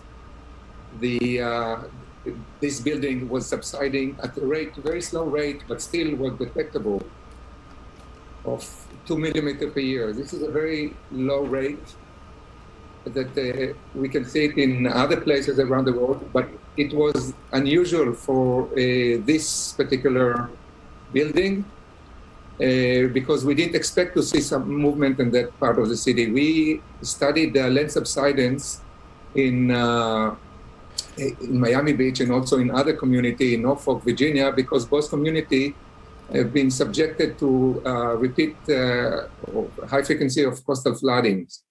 Now, part of the flooding can be because of sea level rise, but also can be some contribution from the lowering of the land, which we call subsidence and not sinking. So we conducted this satellite-based study where we looked at the entire city of Miami Beach and Surfside, and we noticed there were some points where we noticed subsidence, and this is data that was acquired in the 1990s. So what we saw that these pockets of subsidence were mostly in the western part of the city, and over there it's because the city built on reclaimed wetland, and they have the tendency to subside. The one spot that we did see in the eastern side of the city was that the Surfside building that collapsed, the unfortunate tragic event, which that's why we reported about it, but reported as in case of land subsidence. So that's about the study in general. Now, of course, all buildings are built to coding standards, but particularly in Florida, a state where buildings are built to withstand hurricanes. Did these findings surprise you? Well, it surprised me that we saw in that case a building that's subsiding in a place where we didn't expect. That reflects, it's not about the code, it reflects that how the building is connected to the land itself. Or if the land is moving. So there was probably something in the land. Usually when buildings are built, especially big buildings, there is sometimes that they do subside because of the weight of the buildings, the land needs to settle. So something like that do happen, and we see it in many locations around the world. But over here, it was about 10. The building was built in 1980, and we observed from 1993 to 1999, and we saw maybe it's the low end of the settlement of the building into the ground. But we didn't see it in other buildings like they built around the same time over there. So that in that sense, when we look at it in retrospect, it may be unusual. I'm curious, what prompted your research on this particular area? Well, as I mentioned, the research was about land subsidence and how it affects, it contributes to our understanding of coastal flooding.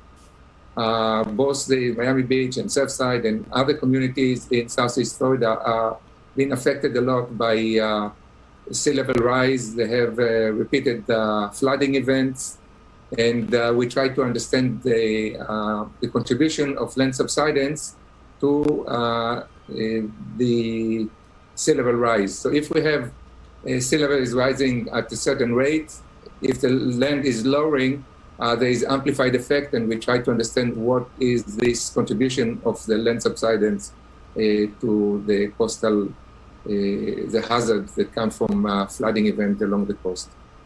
Now, as attention shifts to the full investigation into what prompted this tragic incident, I'm curious as to what exactly will investigators be looking for during this time, and is there any chance that this may impact the future of building in the area? Well, there are a lot of things that the investigator needs to look into. because this is an engineering issue. The collapse of building is an engineering problem, structural engineering. So they need to look for a lot of things, and from the ground level, from the foundation, all the way to how the building was constructed and how it was maintained. So there was the collapse occurred almost 40 years or 39 years after the building was built. So how buildings are maintained, this is a very important issue, and we know that already the Miami-Dade County start looking into these issues very seriously, and the evacuation of some buildings, the maintenance of building, the design of building, the code, building to the code, all of these are very important issue, and I'm sure that the people who are running the investigation will look very carefully into that. Dr. Sharman Vidowinski, thank you so much for sharing your expertise and the thoughts behind your research with us here at Live Now from Fox. Thank you very much. Goodbye.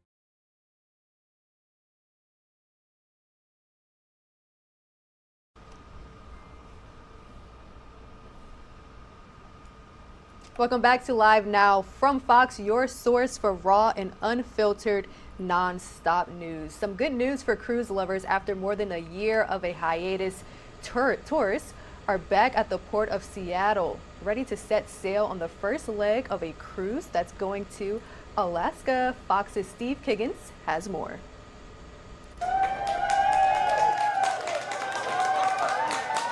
The 2021 Alaska cruise season opened with cheers. It's a great day for us to be here, and I don't know if it could be any better. It's been 15 months since Pier 91 looked like this. Royal Caribbean's Serenade to the Sea has been boarding passengers all morning. This family came all the way from Alabama, including the kids. 15 months homeschooling, and you're taking them on a cruise? Yeah, we're a little crazy. It's our daughter's birthday. It's one of hers, so this is kind of for her as well. It's her birthday. It's actually his birthday. We'll be on the cruise. My parents' anniversary will be celebrating on the cruise. So it's a big one for all of us. This is our first time. We're so excited. Yeah. And this family flew in all the way from the Carolinas for today's sailing. But just to get on board, both crew members and passengers have to prove they've been vaccinated against COVID-19. And the cruise line says they have a plan for those too young to get a shot. Underage, they are doing some testing to let them in. So I think that is making us comfortable now. Yeah, we feel a lot safer going on the cruise. The boat is also barely running at 40% passenger capacity.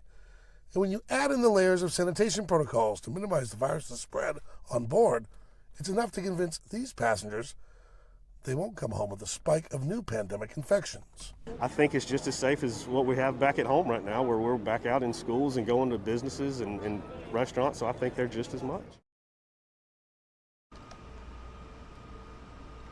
We're getting some live feeds to the LiveNOW from Fox desk. It looks as though NASA astronauts are answering questions from people across the country. Let's go ahead and listen in.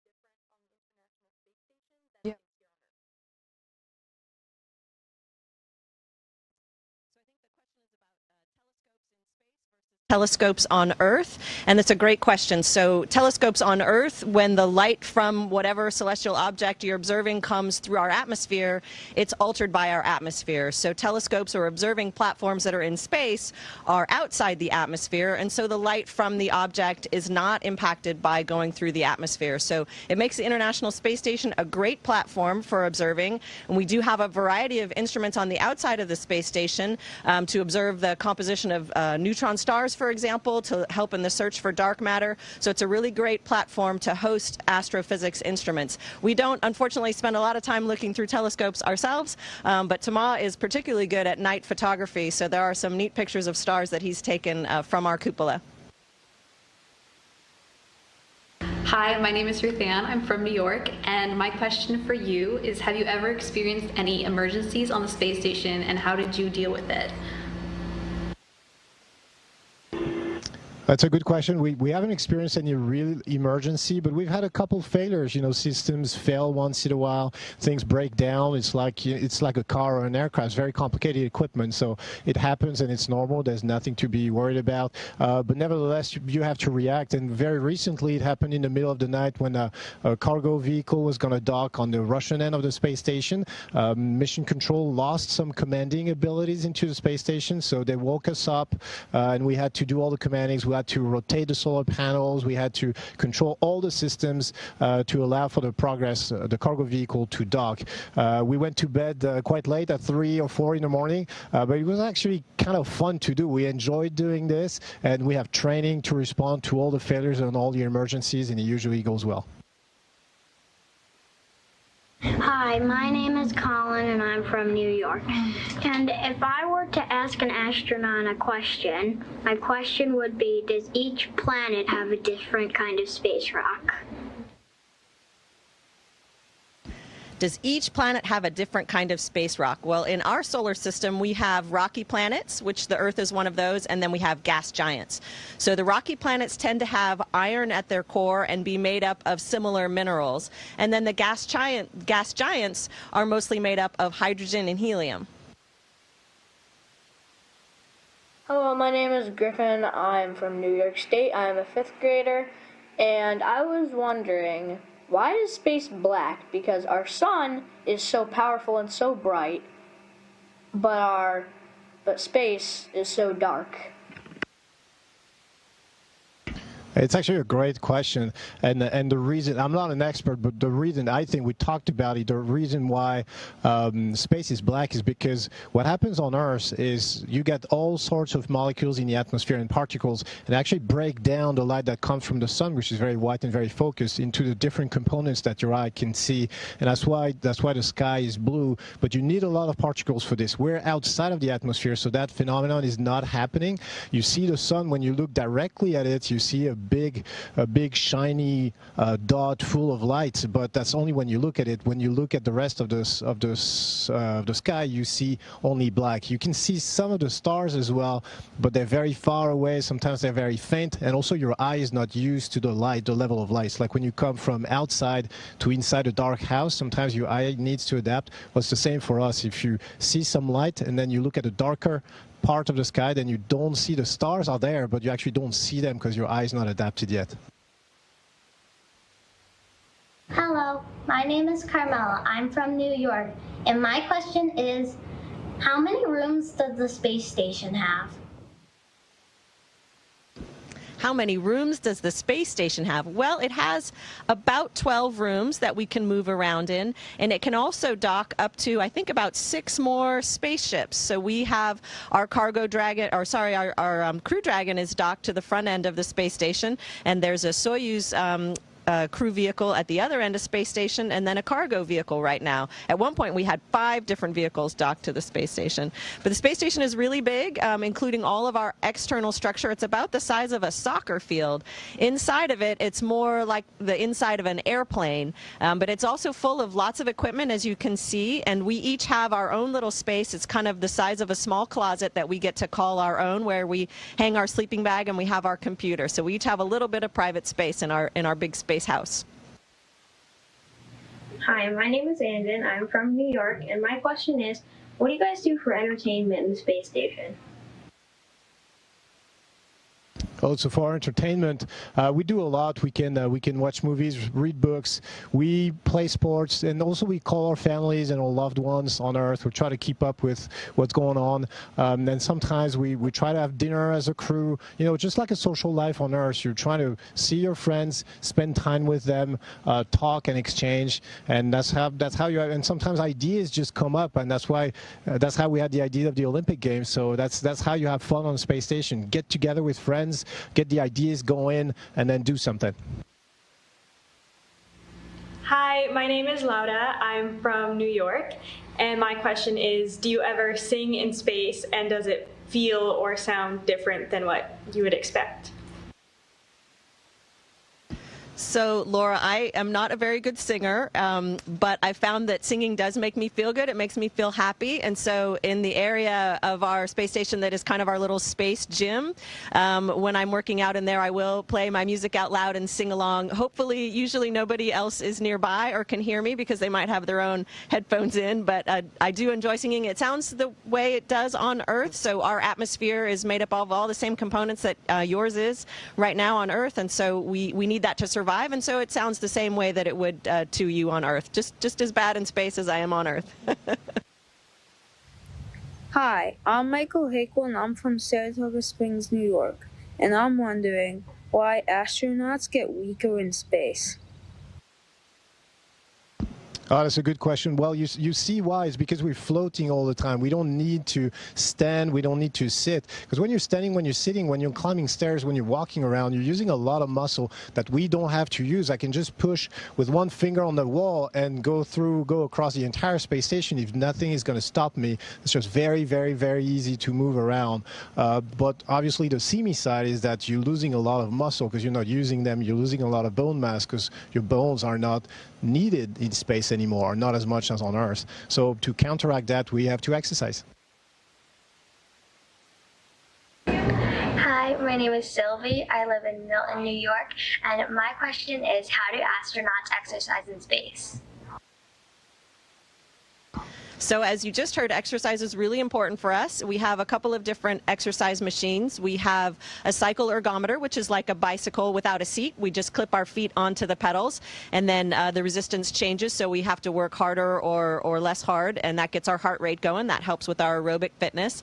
We also have a treadmill, and for the treadmill, we wear a harness that is then with bungee cords and clips attached to the actual rotating treadmill, and that helps load our skeleton. It's kind of like wearing a backpack and running, so that helps with our aerobic fitness as well as our bone and muscle strength. And then we have a resistive exercise device which emulates weightlifting for us, so that we can still pull against something, and it makes it feel like we're lifting weights to make sure that our muscles and bones don't atrophy. Hi, my name is Lily. I'm from New York, and my question is, do you ever get so used to life on the space station that you forget what it's like on Earth? Yes, you do sometimes. Things are different here. You see how we evolve in that environment. So you get used to it. You get used to handling things and the way everything floats. And then it can be sometimes a little bit challenging to come back on Earth. Like here, you can, in the morning, I can jump into my pants to get dressed up. I put my pants in front of me. I just jump into them both feet at a time because I can. If I'm trying to do this on Earth, I'm going to fall on my face more often than not. So you have to learn that lesson. And you have to readjust readapt when you come back to the ground. I mean, a national friend of us, Soichi, was saying the first shower is like the Matrix because it's so amazing to see the water droplets going all in the same direction. Here on the space station, they go all over the place. They float around, but on Earth, they all go in the same direction. So it takes some time to readapt, but we do because we're definitely an Earthbound species for now. My name is Sully and I live in New York and I'm 6 years old and I'm wondering if you are working on any science projects right now. Science projects. That is why we're here on the International Space Station. This week, in fact, we've been doing a lot of maintenance. So we have to do work on the systems that keep the space station running, as well as the science equipment. We give it some upgrades. But there is a science experiment going on right now that my crewmate Aki has been working on tardigrades. So tardigrades you might have heard of. They're microscopic creatures. People call them water bears because of how they look. And they're really good at surviving in extreme environments. And so they were brought up here so that scientists can study their genes to see what adaptations they use to survive in a stressful environment like a micro-G environment. It's hard on our bodies as humans, and so maybe we can learn something from how these water bears adapt that might help humans for long-duration spaceflight. Hi, my name is Aja and I'm from New York, and my question is, how do you cope with isolation while on the space station? It's a good question. So we're not entirely isolated. Thank God we have a team of crewmates and friends, and we share a lot together, and that helps a lot. But it's difficult. It's difficult to be away from your loved ones for an extended period of time.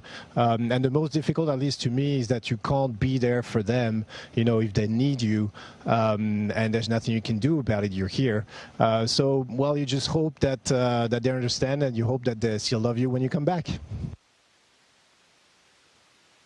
Hi, I'm Eli from Land Sailing Bowl. How do you drink water in space? How do you drink water in space? Well, I'm going to give this mic to Tomas so we can show you. So the water or the liquid that we're going to drink, we put in drink bags. So this actually is an orange flavored drink because we thought it would show up a little bit better. So we we can put water into this bag, and then we put a straw into the bag as well. So here is the straw going into the bag, and the straw has to have a little clip on it because otherwise the liquid would just start coming out anytime we pressed on this bag. So I'm going to unclip the straw, and then I'm going to see if we can get a little bit of liquid, not too much. Normally we would just drink from the straw like you do on Earth, but I wanted to show you what liquid will do. So we can actually kind of have fun with our liquids in space. So this is how we drink fluids in space, and I'm going to do it the easy way.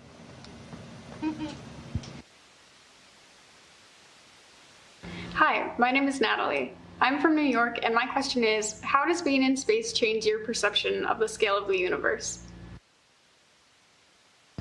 It does change your perspective, but also simply the scale of Earth. When you're on Earth, everything seems just infinite and so vast and so big. But when you're in space and you look down, it's all very small, very tiny, very confined, and you see there's nothing around. It's like an oasis. So that's the first, I think for me, it was the first realization that, oh, wow, the planet is fragile. You have to protect it. But generally speaking, it makes you feel very, very tiny to be in space because you take a step back and you see just how immense and infinite the universe is, starting with the Earth that's so close to you, but also all the distant objects. I think you realize that your place in the universe is very, very tiny, and it makes you a little bit more humble, I think. Hi, my name is Addison. I'm from New York, and my question is, how does the spaceship get out of Earth?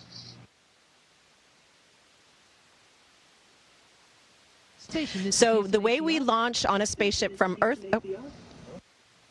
Continue. I was making sure you understood the question. Got it. Thank you. So how do we leave Earth in a spaceship? So basically our spaceship is on a rocket, and that rocket burns a whole lot of energy to get the weight of our spaceship off the planet. So in order to get into Earth orbit, which is where we are now, the spaceship needs to get going about 17,500 miles per hour, which is super fast. If you're going that fast, you get from California to New York in about 10 minutes. So we have to get going pretty fast if we want to get into Earth orbit. If you want to leave Earth orbit and go somewhere like the moon or onto Mars, you need to get going fast enough that you can leave the pull of Earth's gravity completely. And that's about 25,000 miles per hour, which is even faster. So I haven't gone that fast yet, but hopefully maybe you will do that someday soon. Hi, my name is Lily. I'm from Troy. My question is, what is your initial reaction when you first feel weightless because of the gravity? Oh, usually you laugh. I mean, it's exhilarating. It's so much fun. It really feels like water draining out of the kitchen sink. Like your weight is like sucked out of you, and suddenly you float, you fly. So it's such a fantastic feeling. As a matter of fact, I just saw pictures in close friends on a parabolic flight this weekend. They were all beaming and laughing because that's what it does. You have to accept to lose some control a little bit. Sometimes people are a little bit worried about losing control, but you get used to it very fast, and it's a ton of fun. How many sunrises do you see a day? So we're going so fast that we go around the Earth 16 times in a day. So we see 16 sunrises and usually 16 sunsets.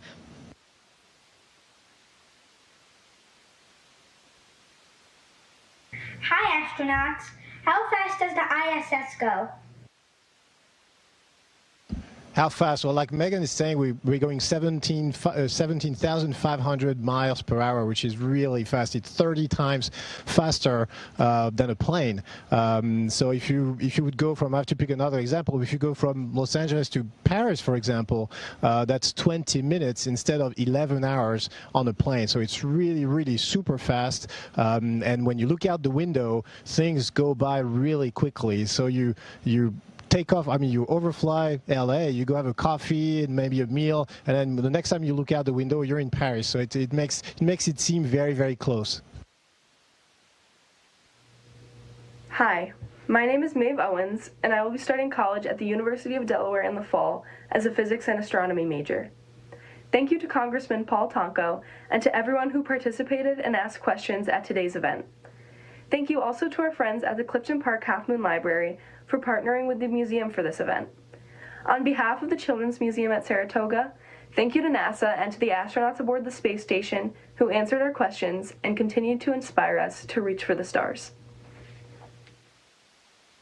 A live event courtesy of NASA TV. We are currently listening in as Crew 2 NASA astronauts take questions from children across the country. Earlier today, we witnessed NASA relocate SpaceX's Crew Dragon capsule to make room for another Boeing Starliner. The undocking began around 6:45 a.m. and ended around 7:35. So a quick mission indeed, but we were able to stream it for you in full here on Live Now from Fox. And we'll have more nonstop news right after this.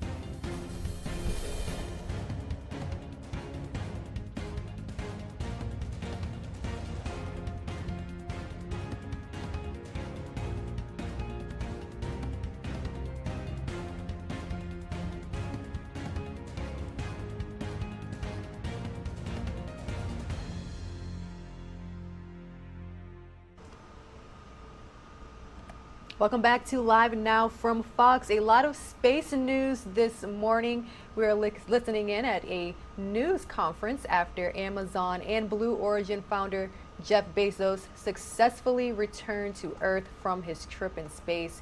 We're going to listen in to this newser for a few minutes here on Live Now from Fox.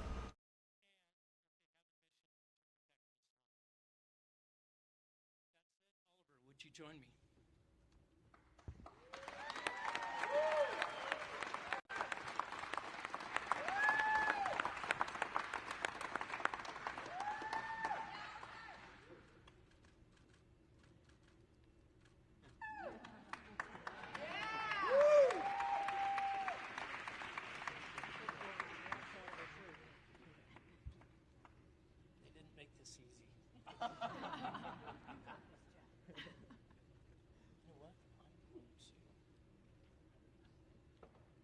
Practiced. Let me say something. Oliver, you have received a special gift of the astronaut perspective. I know that you will do good things with it and make the world a better place. Congratulations. Thank you very much.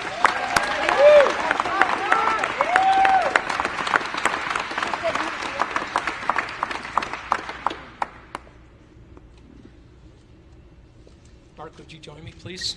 Gladly. I'm so excited for you guys.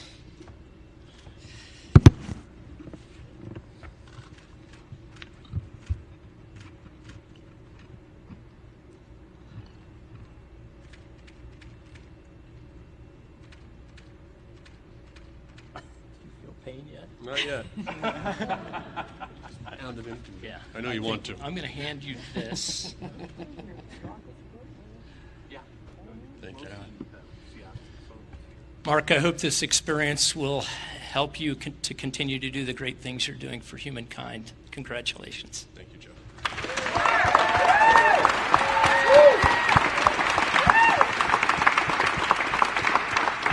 Jeff, would you join me, please?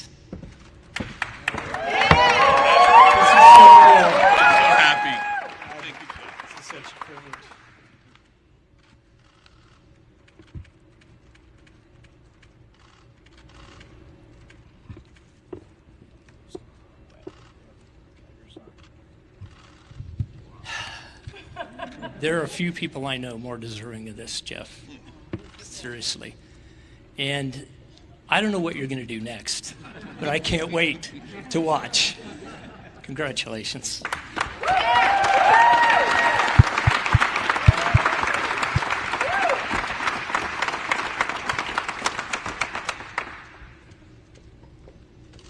And Wally, would you join me, please?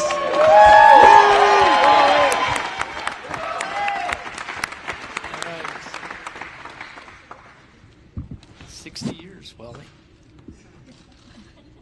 And I get to pin this on. Wow, it's the best pin I've ever had in my life. And I've had lots of them. Wally, you continue to inspire us. Thank you so much for doing that. God bless you, and congratulations. Thank you. More to come.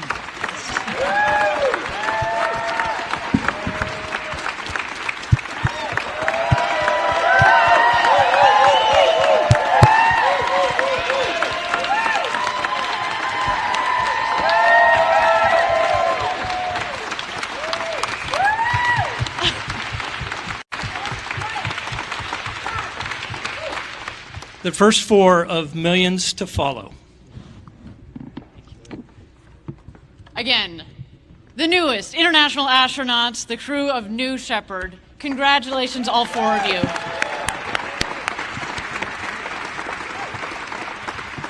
So, without further ado, how was it? Right, Jeff, what was it like? Was everything you imagined? I'm going to answer that question, but just real quick. Please. I want to thank a few people. First of all of the engineers at Blue Origin who have toiled hard to get this done. The people who build the vehicle, all of our manufacturing people, This is a big team. They've been working on it for many years, and they have done an extraordinary job of building the most reliable, most beautiful, most fun, I mean, I can vouch for that, I'll get to that in a second, vehicle. And we owe them a deep gratitude. And the people who kept us safe today, who operated the vehicle, our trainers, everybody, it's just huge.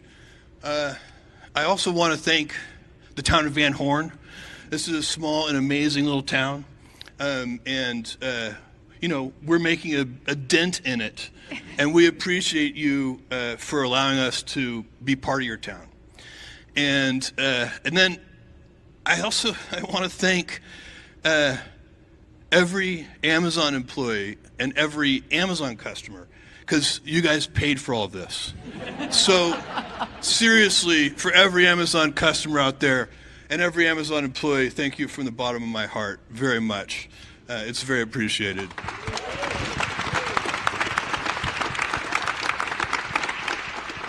And, you know, now on to how it felt. Oh my God! My expectations were high, and they were dramatically exceeded.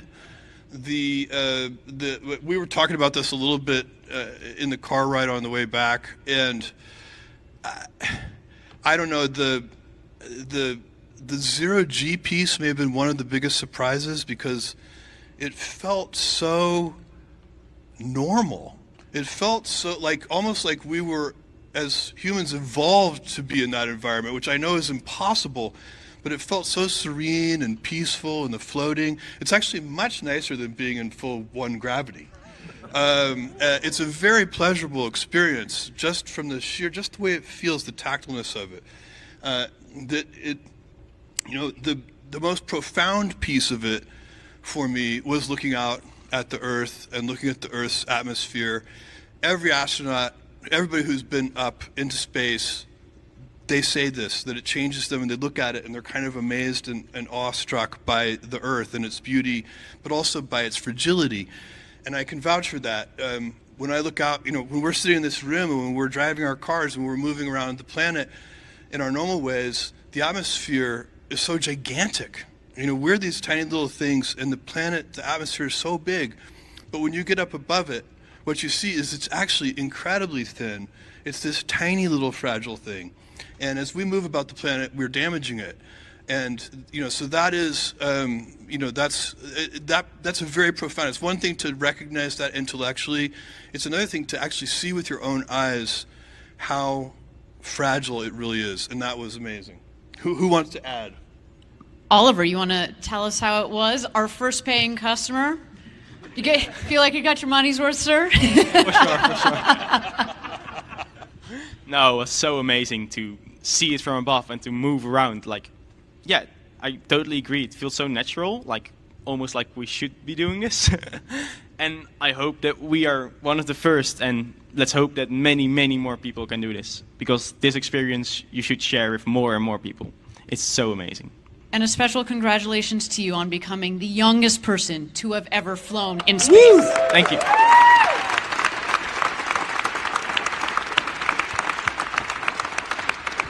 You brought with you up there the next generation of space explorers, but certainly another flag up there, the Netherlands. To everybody out there, the Netherlands, there's the new Dutch flying man. There you go. Mark, you should say that thing you told me in the car about the G-forces. I thought that was really interesting. Well, I was surprised. I mean, they had told us what what the G-forces would feel like on the way up, and you know, again, it's one of those things that you hear about and you anticipate, but you know, you really feel them on the way up. It was incredibly exhilarating, and then you know, on the way back down, what I had not anticipated. So we hit 5 Gs briefly on the way back down, and that's a lot of pressure. And unfortunately, during the status check for each astronaut, by the time they got to astronaut demo, which was the name I was flying under, we were at 5 Gs, and so they were like, astronaut demo, how you doing? I was like, I'm doing okay. I had a hard time responding, but I'm not sure what that video footage will look like. Probably not very pretty, but it was so exciting. If you haven't figured it out yet. Wally might be the oldest person ever in space, and Oliver the youngest person ever in space. My brother is the funniest person ever in space, for sure. I want to do a couple of more things before we maybe go to next questions, which is I want to recognize two people here in the audience. We are honored today to have Alan Shepard's daughters, Laura and Julie. Could you stand up just briefly so we could say?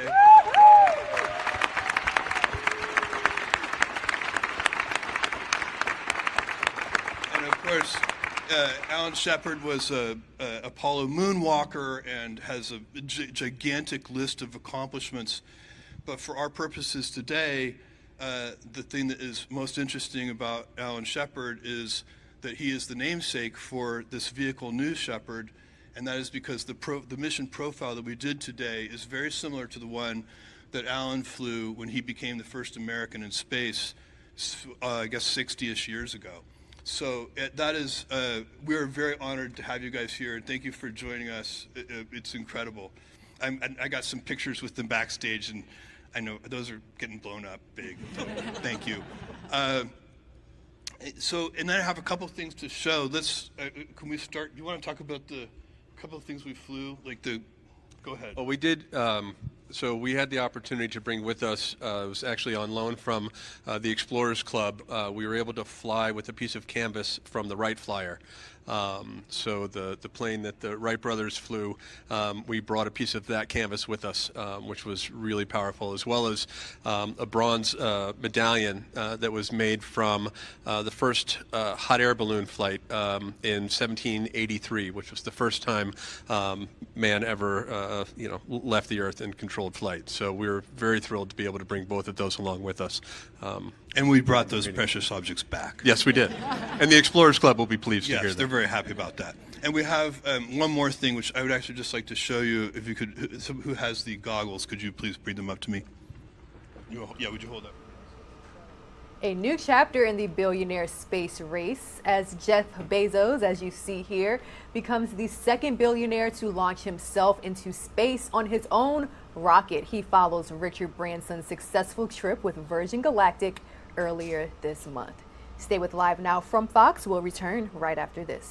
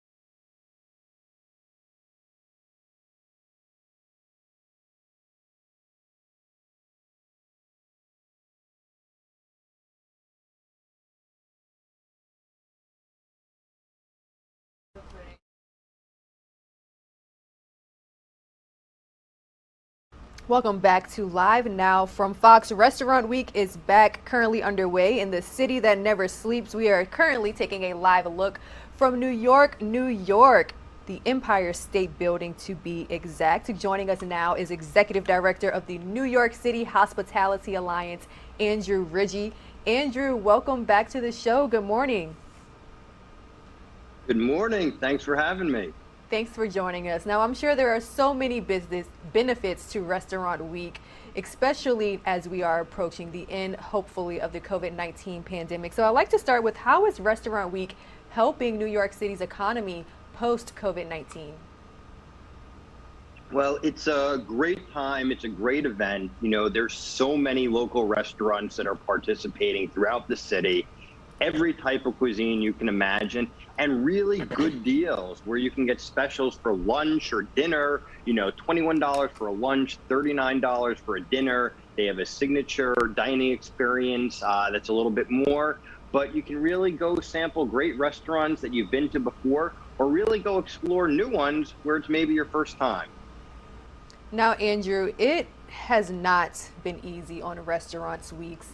So we're hearing that New York City Mayor Bill de Blasio has actually extended the program. What's your take on this?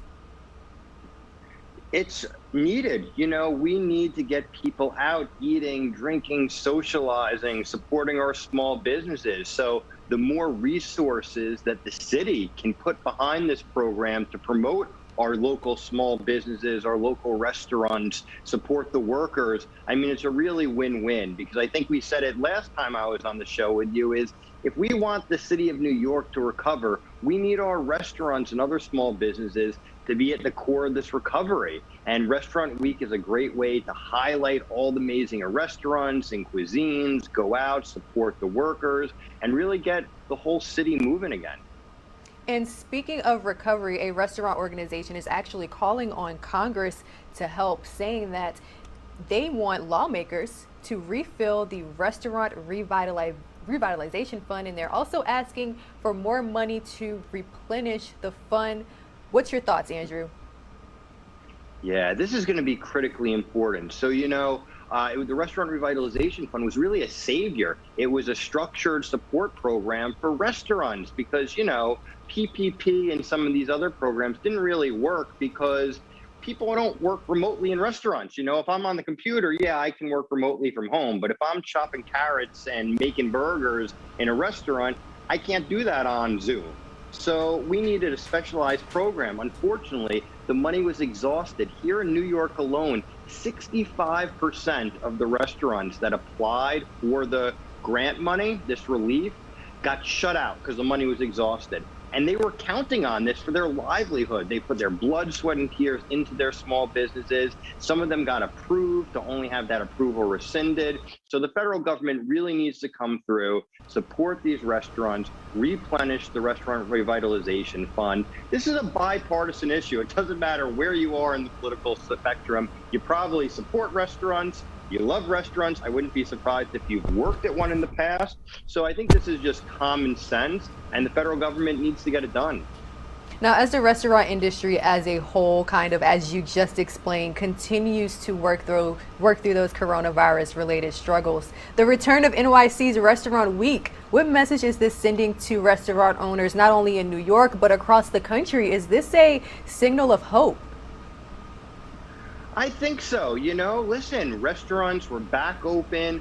We have programs to actually tell you to go out to restaurants and eat and drink and enjoy yourself. Whereas in the past, we were saying, stay home, you know, order takeout, you know, do delivery. But now we're saying go out and enjoy it and support these businesses. Of course, everyone needs to be safe. We still need to be thoughtful, but we need to be thoughtful and safe in a way that supports our restaurants. And I know, because I've spoken with so many people, when they were being told to socially distant, now they just want to socialize and come together. And what a better way to break bread, have a great meal, enjoy friends, business colleagues. Maybe you're back in the office and you haven't seen people for so long and you just want to get together. Like, this is a great way to do it and get some good deals, great food, and know that you're really supporting the greater good.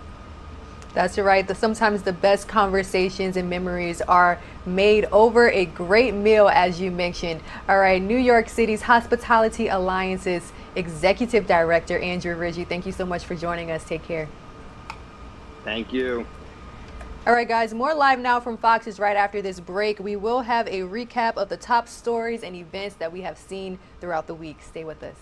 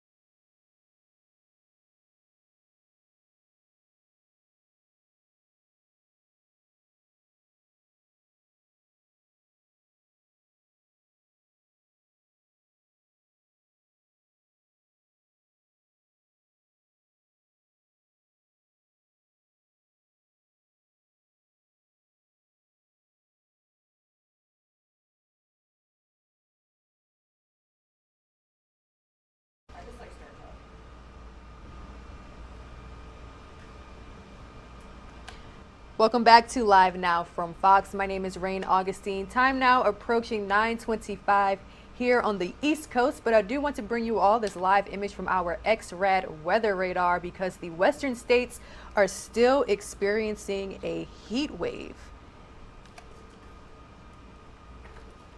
Oregon's Bootleg Fire is the fourth largest wildfire in modern day history, the flames consuming up to 4 miles each day as it takes advantage of the tinderbox created by extremely dry weather plaguing the region. Fox News senior correspondent Claudia Cohen has the story.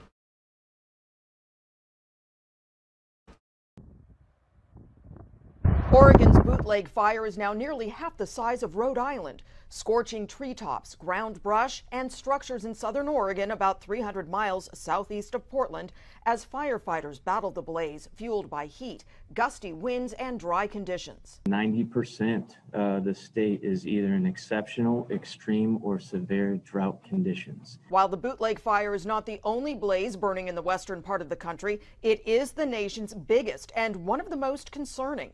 Officials have ordered the evacuation of thousands of homes, with thousands more still threatened. Property damage and loss has been much smaller than other wildfires in densely populated areas of California, but not all homes were spared. Well, that was our house. There's our yard. There's rock. With smoke and ash rising as high as 6 miles into the sky, the massive wildfire can be seen from space. These images taken by NASA showing a large plume of smoke billowing from the bootleg fire. Smoke from that blaze and other western wildfires can now be seen all the way across the country, even in New York City. That smoke is being transported by the winds aloft in the atmosphere to places it normally doesn't end up, at least in most years, making it all the way to the east coast of the U.S. With much of their resources tied up with the bootleg fire, the threat of thunderstorms and particularly lightning has prompted Oregon officials to ask for help outside the Pacific Northwest in the event of new fires. In Los Angeles, Claudia Cowan, Fox News. Parts of Northern California remained under evacuation orders on July 20th as the Dixie Fire grew to nearly 60,000 acres, this according to authorities. According to CAL FIRE, the blaze was moving east and north towards areas of Plumas County.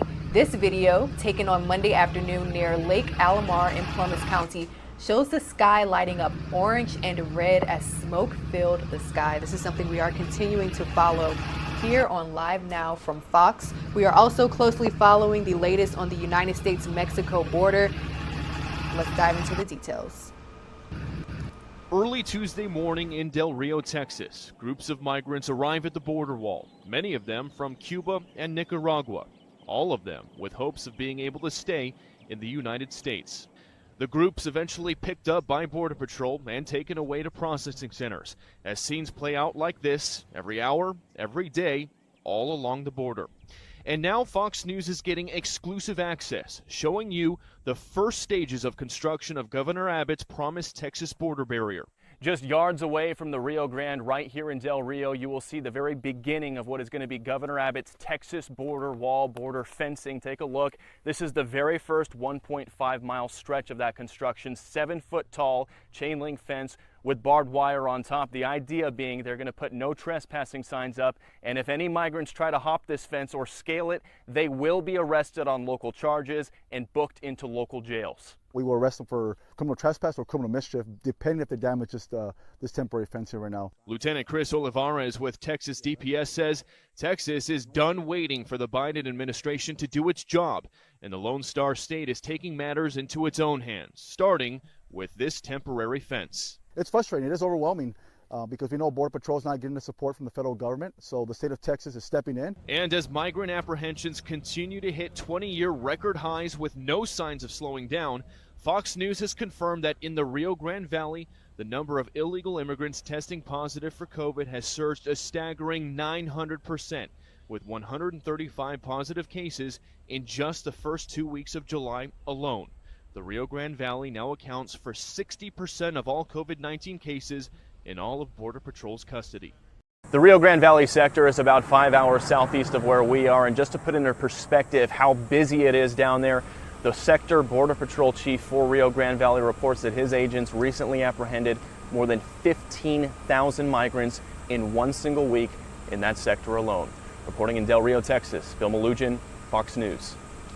President Biden says the United States has accomplished its mission in Afghanistan, but as troops continue returning home, Afghans fear the Taliban is only gaining more control in the Middle East. Fox News correspondent Marianne Rafferty reports.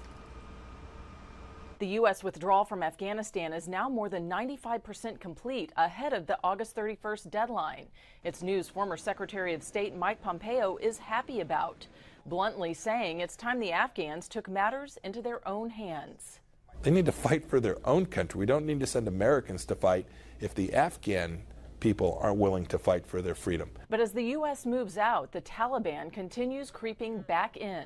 Taliban officials recently claiming to have regained control of roughly 85% of Afghanistan, something Afghan leaders fully denounce as government officials completed a round of peace talks with Taliban leaders Monday. However, efforts to achieve peace remain fragile. ISIS is claiming responsibility for 3 rocket strikes near the Afghan presidential palace Tuesday. And Afghanistan's president spells out a message to all terrorists that the country will not fall. But back home at Dover Air Force Base in Delaware, senior chaplain David Sparks is ready to see an end to the conflict that's killed more than 2,000 American soldiers. Sparks has spent the last 20 years guiding the families of the deceased through prayer as the remains of their loved ones killed overseas return to U.S. soil. Pray for a time when nations do not rise up against nations. Meanwhile, fears of the Taliban's resurgence haunt many Afghans, with the Biden administration now working to help more than 2,000 who previously worked for the U.S. settle at a military base in Virginia. Marianne Rafferty, Fox News. Thank you, Marianne, for that report. Bringing you out to Philadelphia, Pennsylvania, we have a live event coming to the Live Now from Fox desk. We are witnessing Pennsylvania's Attorney General Josh Shapiro. He's holding media availability as he announces his motion to permanently block illegal conduct allegedly implemented by the Postal Service in 2020 that caused mail delays.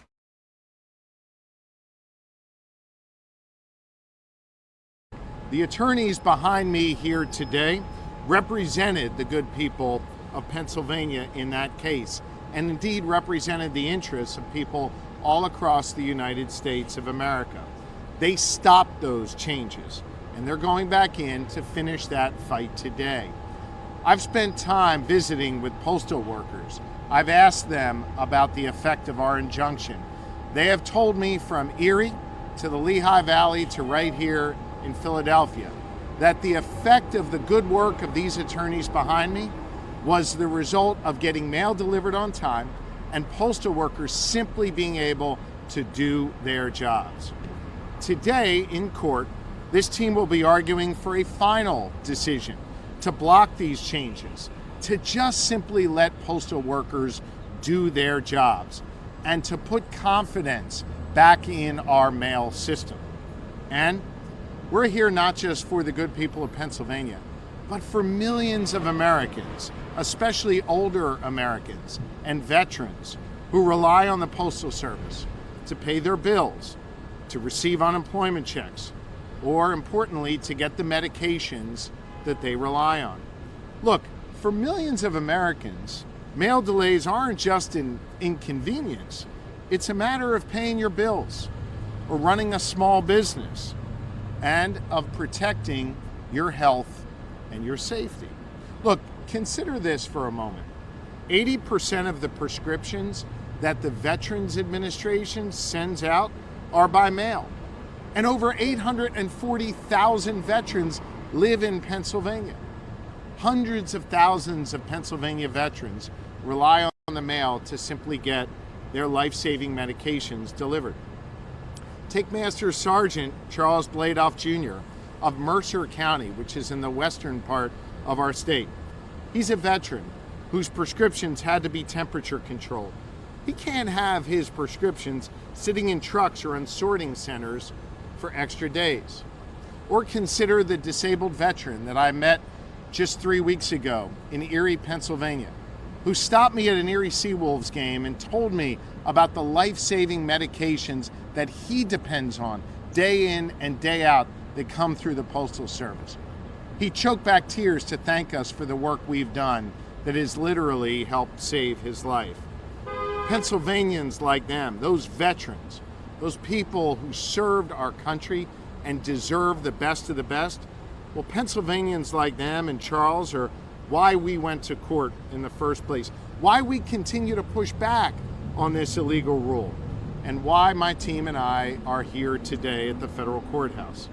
These cuts, plain and simple, are illegal, and we are going in the courthouse today to win again, to protect the people of Pennsylvania, to let these letter carriers do their jobs, and to be a legal check on Postmaster General Louis DeJoy, who continues to act in an illegal manner.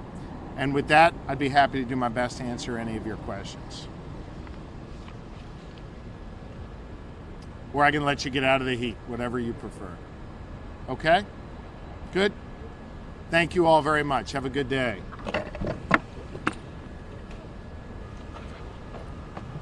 Right, you're streaming live now from Fox. We just witnessed a live event where Pennsylvania Attorney General and other states, 5 other states to be specific, are asking a federal court in Philadelphia to issue an injunction that will stop the postmaster from continuing to pursue changes that they say threaten mail-in voting and regular delivery service.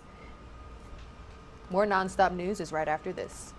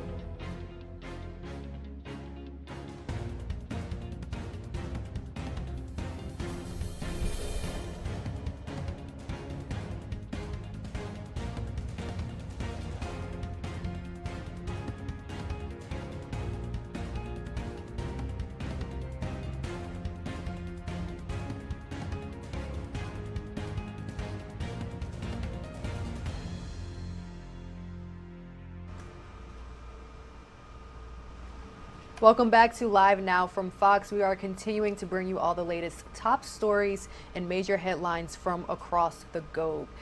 Now, the opioid epidemic could be costing some of the leading manufacturers and distributors billions. Fox News correspondent Kevin Cork has more on the settlements aimed at trying to help states work to reverse the damage caused by the drugs.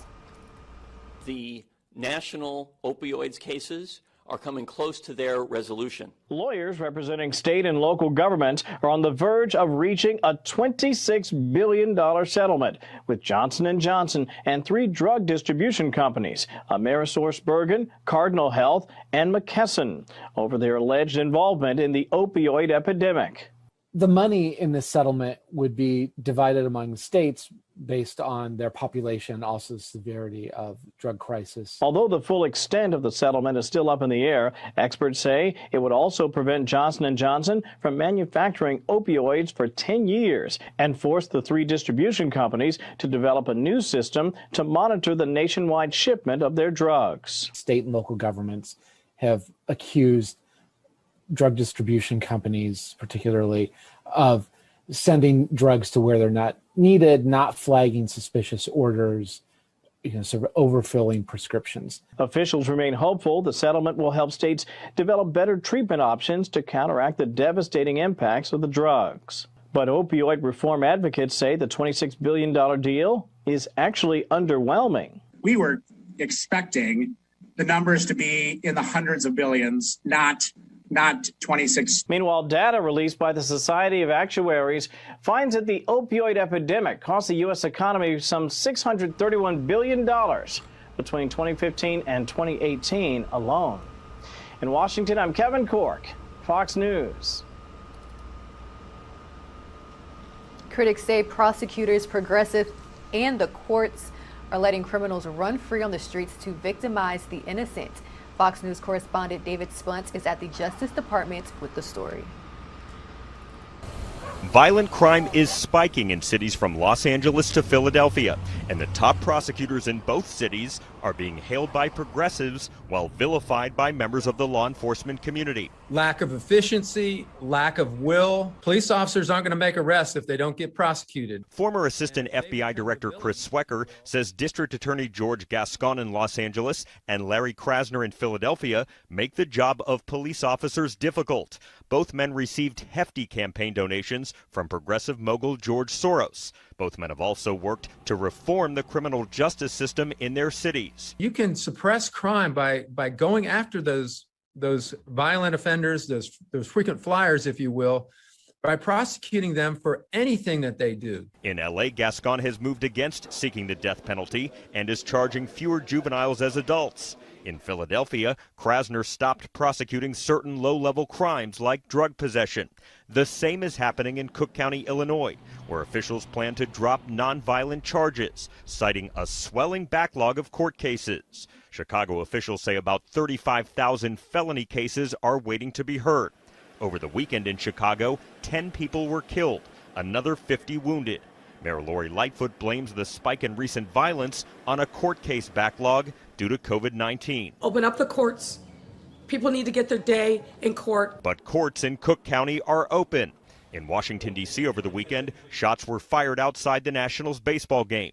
And 3 miles away, a little girl named Nia Courtney was shot and killed while she was riding her scooter. COVID has shut down some of our in-person activities related to trials in our courts and our offender supervision agencies. Here at the Department of Justice, Attorney General Merrick Garland is looking to combat violent crime with the power of the federal government behind him. But cities and states often make their own laws, sometimes creating a tug of war between the feds and local officials. At the Department of Justice, David Spunt, Fox News.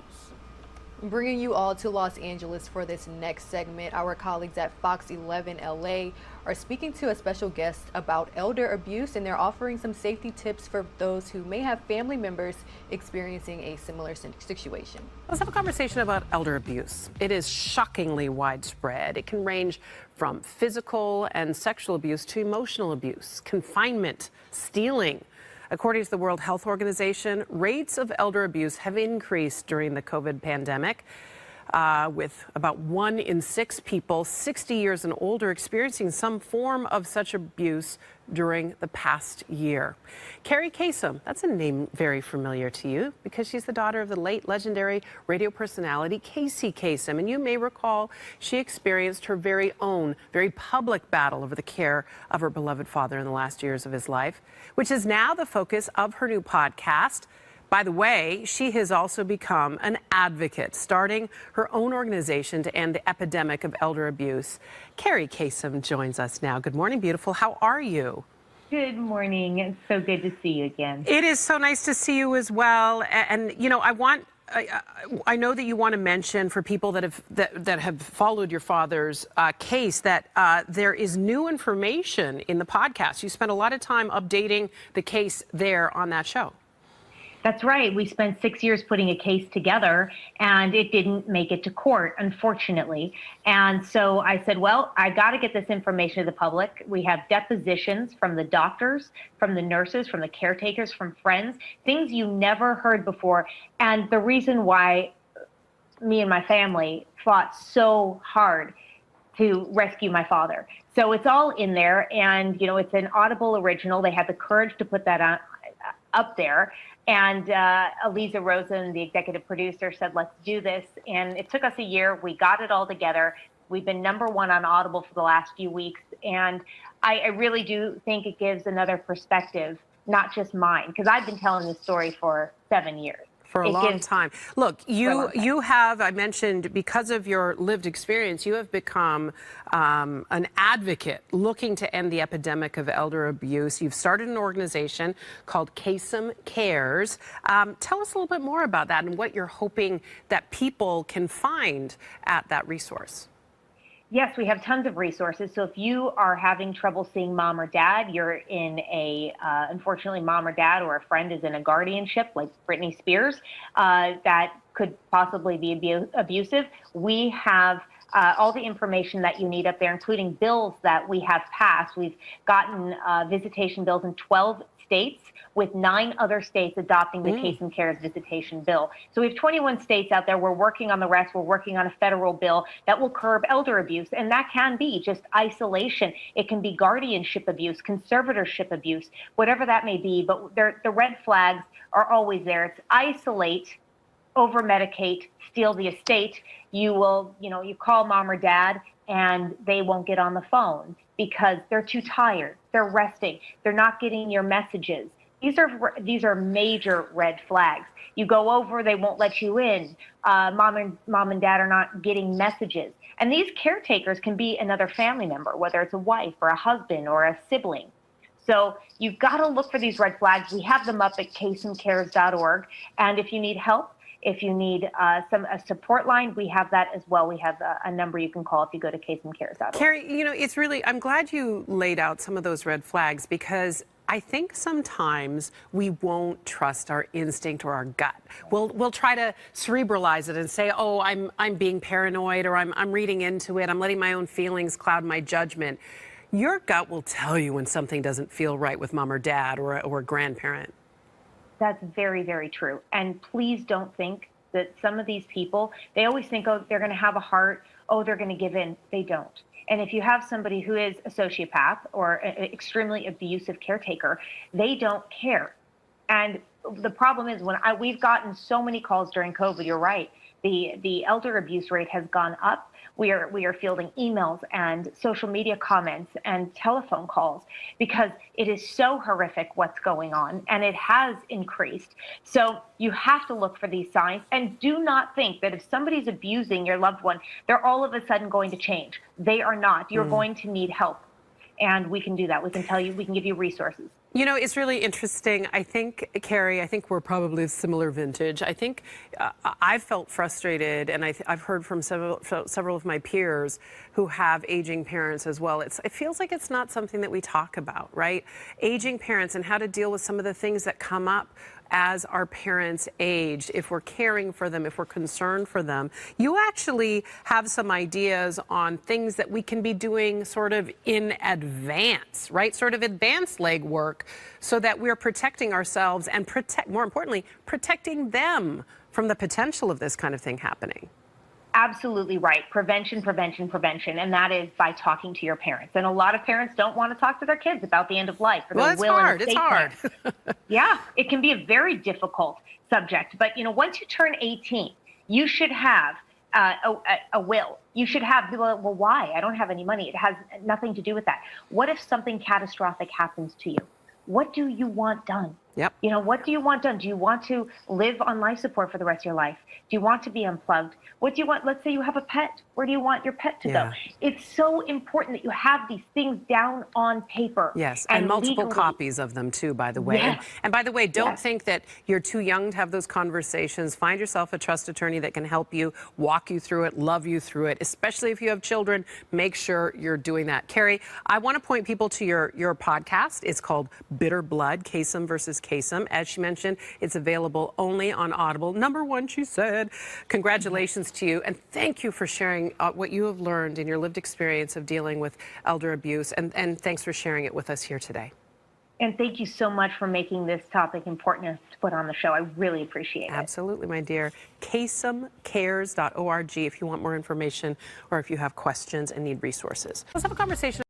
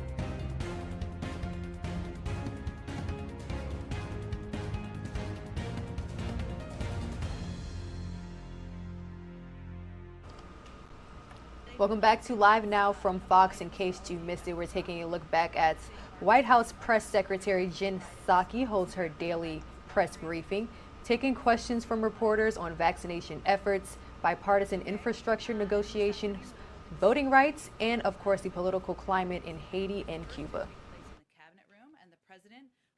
Several important topics with cabinet members, including COVID-19, the bipartisan infrastructure framework, and the Build Back Better agenda, climate, and a national security update following up from the Europe trip, and our latest cybersecurity efforts, so a robust agenda. Since taking office, the president has acted to get America back on track by addressing the crises facing this nation, vaccinating America to beat the pandemic, delivering much-needed help to American families, making transformative investments to rescue and rebuild our economy, and fundamentally showing that government can deliver for the American people. Of course, they'll discuss a range of topics at the meeting. Also today, top CEOs representing some of the most dynamic American companies across our economy called for support and passage of the bipartisan infrastructure framework. The CEOs from GM, Delta Airlines, Nike, Walmart, Bank of America, and more make up Build Together's CEO working group, which recognizes the need to invest in our national infrastructure and the positive impact the BIF would have on our economy for decades to come. Today, we also wish all those observing and celebrating Eid a safe and wonderful holiday. As many know, the Eid and Hajj rituals are a reminder of the importance of providing for those less fortunate, particularly during challenging times, and Islam's commitment to equality and the common roots of the world's Abrahamic faiths. As mentioned in the President's statement today, the United States is committed to working with the international community to emerge stronger from the All right, everybody, you're watching Live Now from Fox. We do have some congressional leaders speaking right now ahead of 3 Capitol Hill hearings that are slated to start at the top of the hour. Let's listen in. Be made pretty soon. I know there's some bipartisan opposition to his nominee. Why is it so difficult to find somebody to head ATF? Let's face reality here. This is a controversial agency.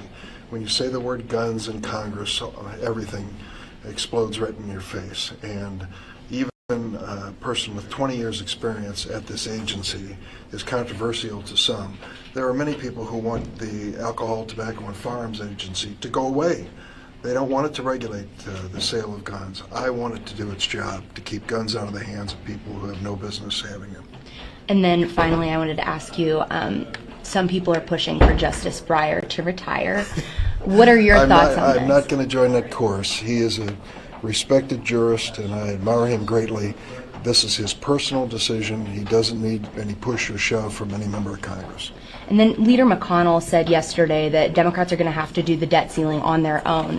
What are you guys doing now so that you can meet the July 31st deadline? Let me just remind Senator McConnell, and he doesn't need reminding, that unless we take this seriously and vote on it, we run the risk of shutting down our government. Can you think of anything worse in the middle of a pandemic, with the recovery of our economy just getting started, than to shut down the government? It is totally irresponsible. Underline totally. It shouldn't be done. I hope that he'll reconsider it, because the bottom line is the country's counting on us, and this is something that is our responsibility to do. That being said, are you concerned that, in light of some recent spikes, that that the country might have to shut back down? No, I would say if we're careful and thoughtful and acknowledge the obvious, the most vulnerable parts of America are those regions, and some of them are in my state, where people have chosen not to be vaccinated. And those people, sadly, are more vulnerable to this new strain of virus that's going around. If we want to bring this pandemic under control, get our kids back in school, and get the economy rolling again, everybody has to accept their personal responsibility to be vaccinated. Thank you. So will you get on immigration, if I can ask you one question about that? DACA was illegal on Friday, and dreamers and farm workers are tired of hearing from Democrats promises of reform. What can you tell us about negotiations on the Senate side? We know that the bill passed in the House. Is anyone going to bring it up in the Senate? Is there any room for improvement? I've spent the last 6 or 8 weeks in bipartisan negotiation. We have not reached a point where I think a bill could pass at this moment. I hope that changes. We are looking at every option. That includes bipartisan efforts as well as the possibility of reconciliation. Senator, today was the deadline for Chuck Schumer to get all 50 Democrats on board behind the $3.5 trillion Put the plan. pressure on him. Then put the pressure on me. What is your level of confidence that all Democrats will get behind this massive package? Listen, they have worked so hard to prepare this package. I understand the progress was made last night. I hope there was enough of it. We need all 50 Democrats, and I hope that the Republicans will join us in a bipartisan effort. This is a good bill. It's been approved by the White House. Democrats and Republicans have worked on it for months, literally for months. Now's the time to bring it to the floor and start moving. But I'm talking about the budget resolution. Oh, your budget resolution is another story. If after the bipartisan infrastructure bill, we bring the budget resolution up, we need all Democrats on board for this to happen. Senator Mitch McConnell said that no Senate Republicans will support a debt ceiling increase, and that should be included within a reconciliation package. Is that an issue that you see? Is that a possibility? What's your reaction to that? Mitch McConnell is playing Russian roulette with this economy. We're coming out of a pandemic. People are coming back to work. Businesses are opening. We've spent billions, trillions of dollars to reach this point. He's going to put this in jeopardy over the debt ceiling. You know, that is totally irresponsible. Totally. We need a bipartisan effort, as we did with the CARES Act, to address the weakness of this economy, and shutting down the government is a disaster. Will you be able to do this before the August recess? I want to do it as quickly as possible. If we can muster the votes, I would move it at that very moment. Could it be included in reconciliation, as he's saying, he's recommending? I don't know. I'm sorry. Mitch McConnell is saying that Democrats should include a debt ceiling increase in the reconciliation package because he doesn't see any Republicans supporting it. Well, he sees that's the only option. I'm glad he's writing the strategy for the Senate, but I hope that there are some responsible Republicans who will join us in extending the debt ceiling. And just on the bipartisan deal, if it goes down today as expected, we like the hypotheticals. Well, I mean, it's pretty clear where the Republicans are going. They're saying they're not going to vote for it. Do you think that Schumer should try to reconsider this vote? Yes, he's already made that clear, that if it does not succeed today, he's prepared to call it again. Thank you. Thanks.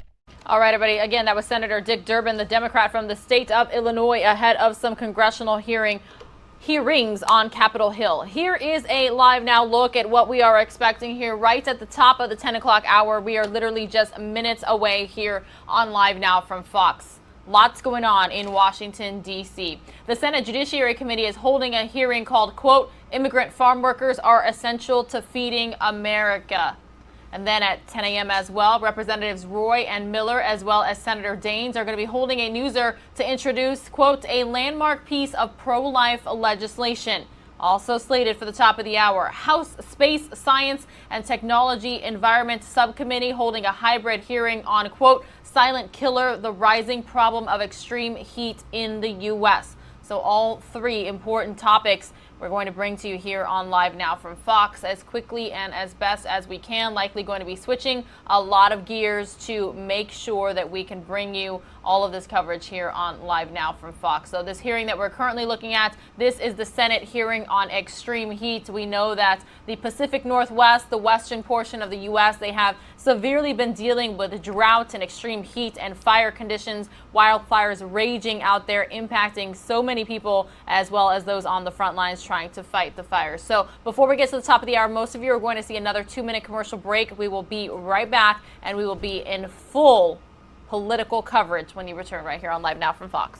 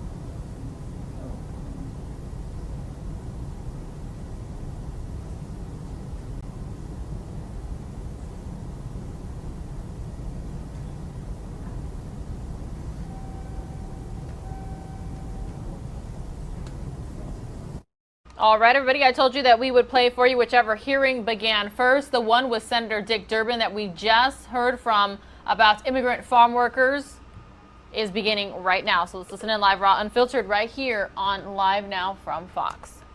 Americans who support legalizing immigrant farm workers, including farmers, farm worker advocates, and our Secretary of Agriculture, Tom Vilsack. Secretary Vilsack, did you know that this is the first time the Secretary of Agriculture has testified before the Judiciary Committee in more than 20 years? I don't know what that secretary said, but we're glad to have you here today, and thanks for your historic appearance.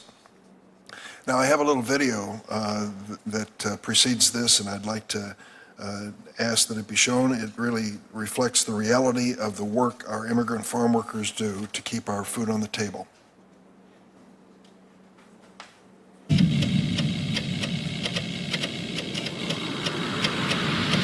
My name is Areli Arteaga, and I am proud to be a part of a family whose labor feeds this nation. No matter rain, wind, hail, they're out there producing our food for us. You are on the hot ground without shade for hours and moving down the rows with your hands and knees. If you had watermelon on the 4th of July, you can thank Samuel, Mario, and Juan, who were hard at work in 105-degree weather.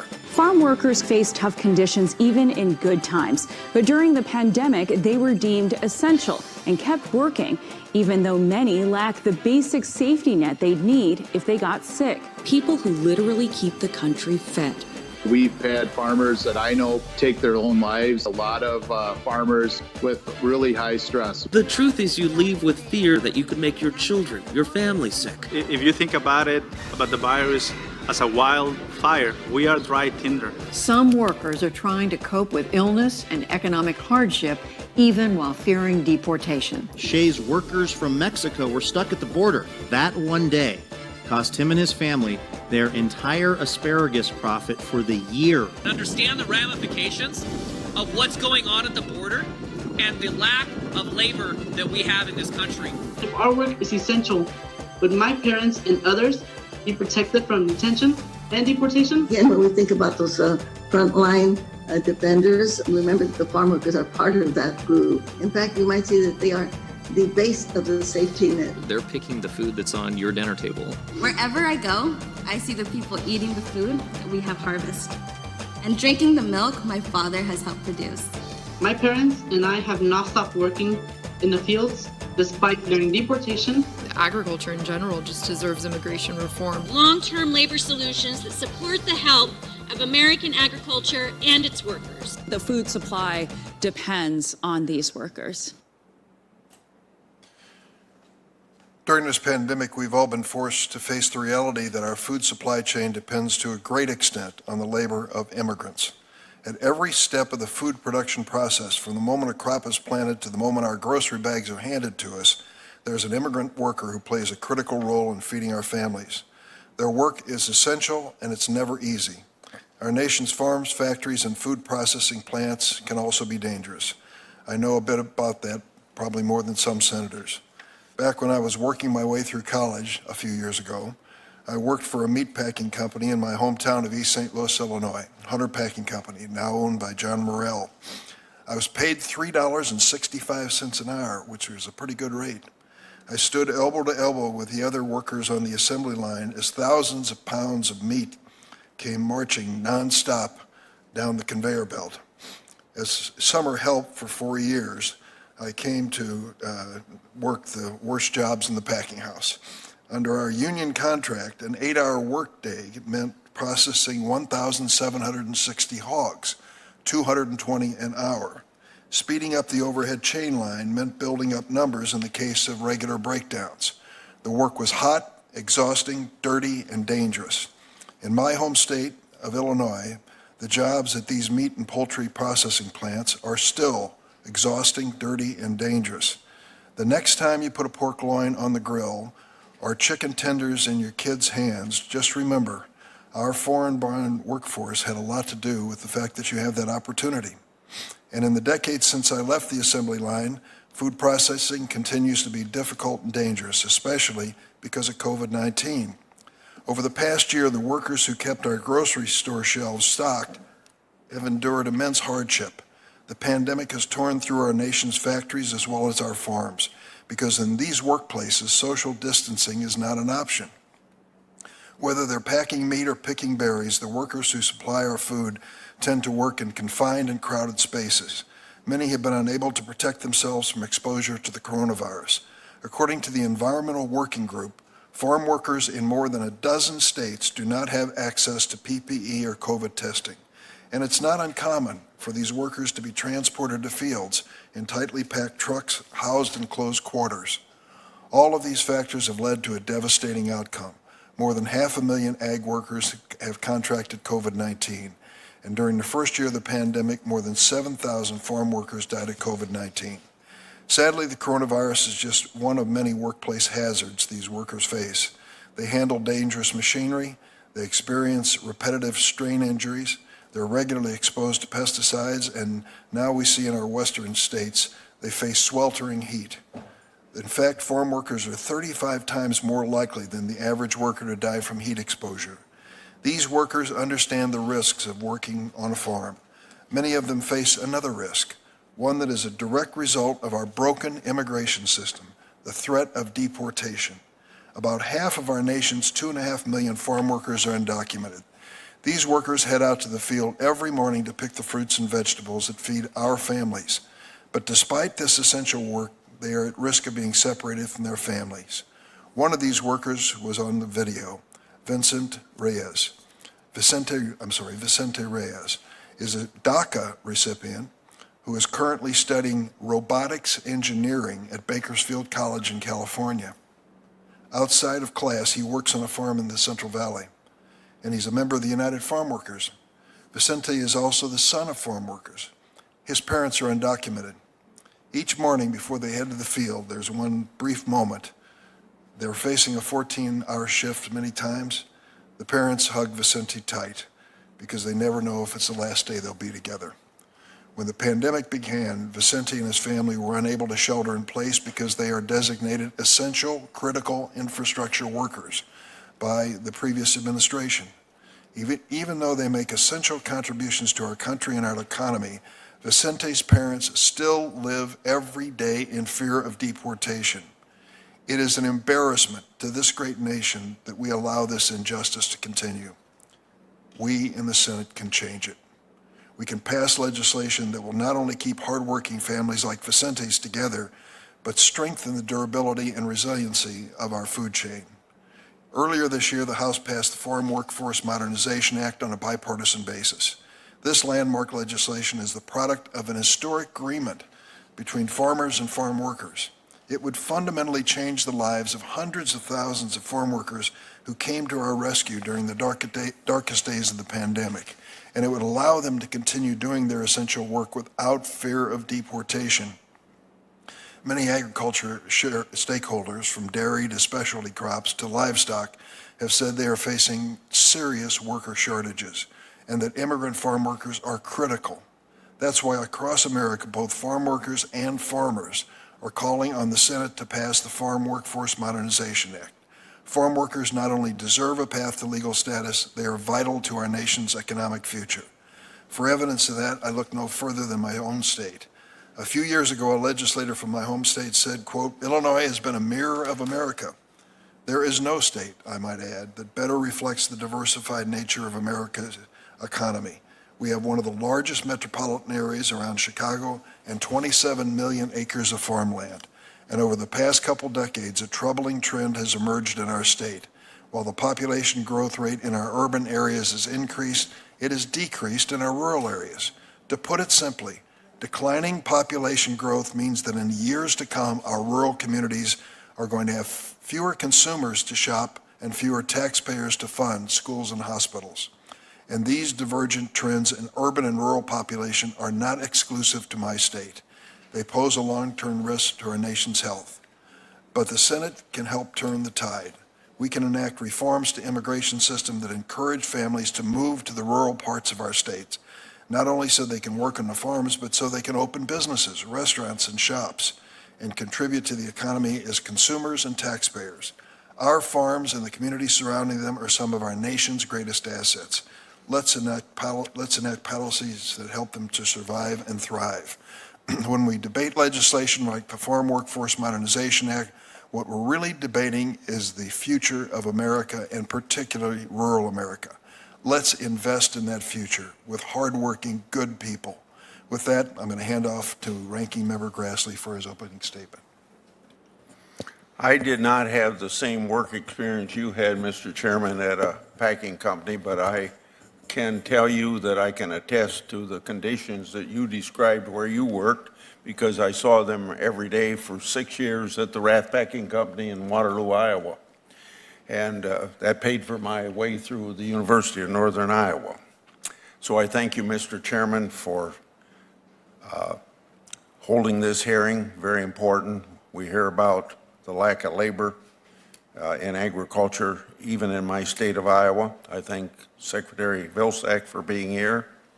I'd be remiss if I didn't start today's hearing by noting that last month, the U.S. Customs and Border Protection encountered 188,829 people at our southern border, a 471% increase from the year before. Encountered with unaccompanied children were up 802% from last June. Family units encountered were up 3,224% from last June. It's clear that we're still facing an ongoing crisis at the southern border, and it's long past time for this committee to exercise its oversight responsibilities and seek testimony from the Secretary of Homeland Security and other administration officials regarding what they're doing or not doing to address this issue. With respect to the issue of agriculture labor, it's an unfortunate reality that a significant portion of our agriculture. All right, everybody, good morning. You're watching Live Now from Fox and hearing the voice of Pilar Arias. Thank you so much for tuning in this morning. We are certainly very happy that you are watching. I did let you know that we have a couple different congressional hearings happening at the same time here on Live Now from Fox. So we are going to go from one to the other when you return here. Again, the other one that we have at the same time happening right now is on extreme heat, and with what's been happening in the Pacific Northwest and the western portions of the U.S., wildfires, extreme heat, and the like. A lot of people are interested in hearing what lawmakers are talking about on Capitol Hill. So 2-minute commercial break. We will be right back, and we'll be in that other hearing here on Live Now from Fox.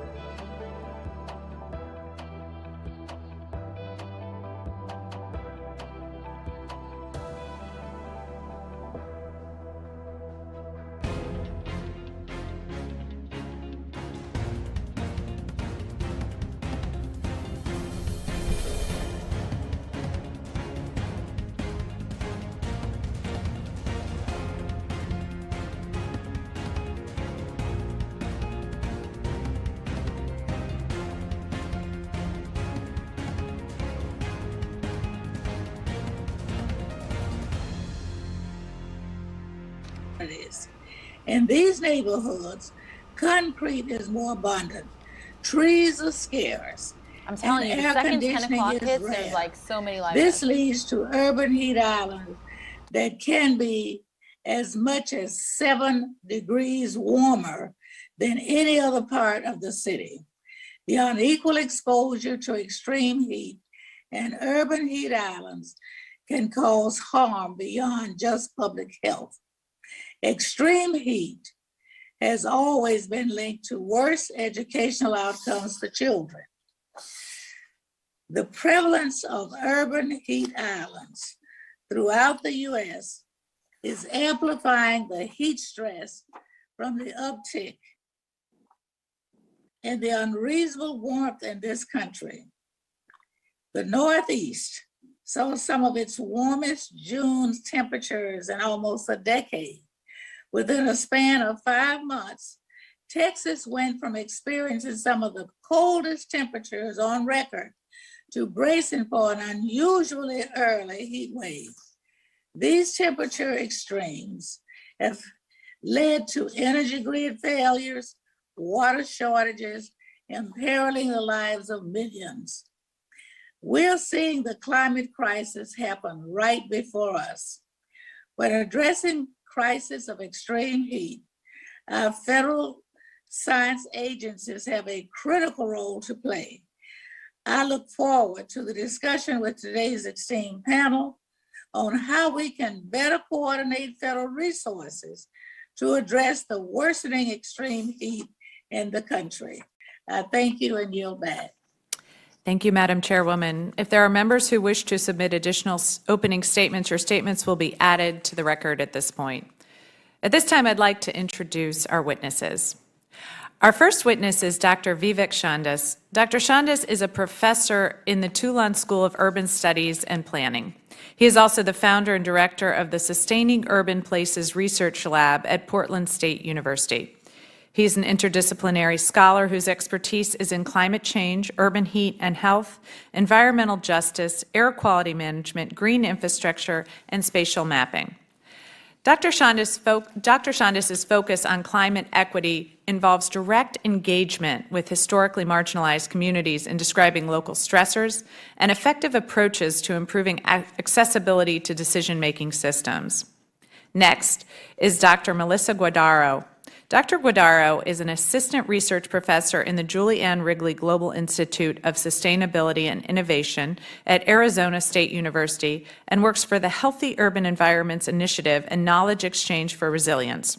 Her research focuses on adaptation, equity, vulnerability, urban policy, and governance for the mitigation and adaptation to extreme heat and urban heat island effects. She's currently working to create neighborhood heat solutions that improve thermal comfort and public health outcomes with the cities of Phoenix, Tempe, and Mesa, as well as the Nature Conservancy, the Maricopa County Health Department, and community-based organizations. Our third witness is Mr. Shimon Elkabetz. Mr. Elkabetz is the CEO and co-founder of Tomorrow.io. He served in the Israeli Air Force for 11 years.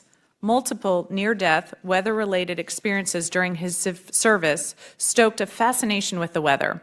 Tomorrow.io was founded as a Boston-based weather intelligence and climate security company to bridge the gap between forecast and decision-making, working with customers including federal agencies, utilities, airlines, on-demand services, and professional sports teams. Our final witness is Dr. Aaron Bernstein. Dr. Bernstein is the interim director of the Center for Climate Health and the Global Environment at the Harvard T.H. Chan School of Public Health, a pediatrician at Boston Children's Hospital, and an assistant professor of pediatrics at Harvard Medical School. Dr. Bernstein focuses on the health impacts of the climate crisis on children's health and advancing solutions. As our witnesses should know, you will each have 5 minutes for your spoken testimony. Your written testimony will be included in the record for the hearing. When you all have completed your spoken testimony, we will begin with questions. Each member will have 5 minutes to question the panel. We will start with Dr. Shandas. Doctor? Thank you. I hope you can hear me okay. It's a real honor to be able to testify here in front of you today. Chairwoman Johnson, Chairwoman Sherrill, members of the Subcommittee on the Environment. I've been studying urban heat for the greater part of about 20 years now, and admittedly, it started with a big grant from the National Science Foundation to refine our measurement systems, advance geospatial mapping technologies, and getting myself tenure, frankly, at my first job. In that early work, we relied heavily on satellite-derived descriptions about how heat varied across the continental US, maintaining a rather technical approach to the field. Over the past decade, however, we've relied more and more on hyper-local descriptions of what's happening in and around our urban areas. And as you've identified, these urban heat islands have been directly attributable to differences in temperature, many of which we've seen in larger parts of the country. And this has been really underscored by the number of deaths that have been happening due to heat waves. And the big part of which I'm turning my attention now to engaging community-based organizations in this work. As you likely have already heard, heat waves kill more people than any other natural disaster, and yet FEMA still doesn't recognize it as a natural hazard. A lesser known fact is that it is a discriminating killer. We published work last year and continue to build on this work that shows that historical segregation policies such as redlining, racial covenants, and exclusionary zoning that were promulgated in the 1930s have enduring effects that to this day isolate communities of color, immigrants, and lower income folks into areas of cities that are upwards that we've measured of 20 degrees Fahrenheit hotter than other parts of the city at the same time of day.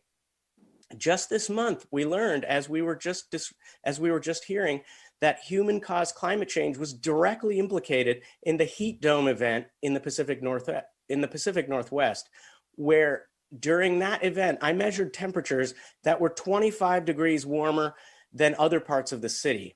I've seen firsthand that with increasingly hot days, the temperature differential also increases across the region. We can now say that those who died during the heat dome event were arguably the first climate-related deaths in Oregon and Washington.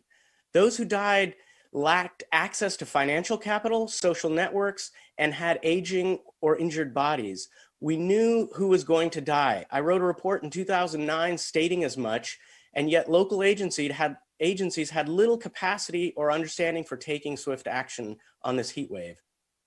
These and most all other heat-related deaths are preventable, as I think you'll hear other testimonies today.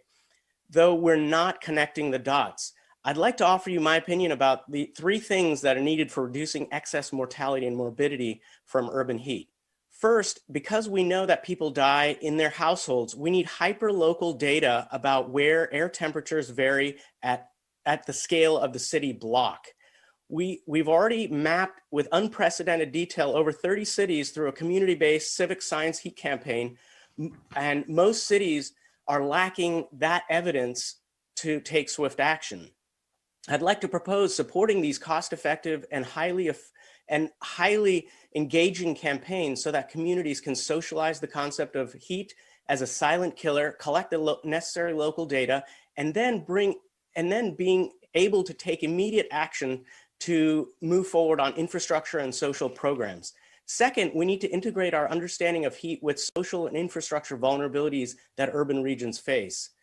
US cities generally are not designed for the kind of heat that we're starting to see. As our infrastructure ages, we have an opportunity to upgrade the systems that we depend on and make them more climate resilient, engaging community-based organizations in the process. Finally, one of the most important parts of addressing urban heat is a coordinated response. Currently, most municipalities do not have a single office that coordinates heat action, which then falls upon nobody, making our ability to stave off heat-related mortality more challenging. The emerging evidence from the Pacific Northwest heat wave is a case in point. The same is true at the federal level.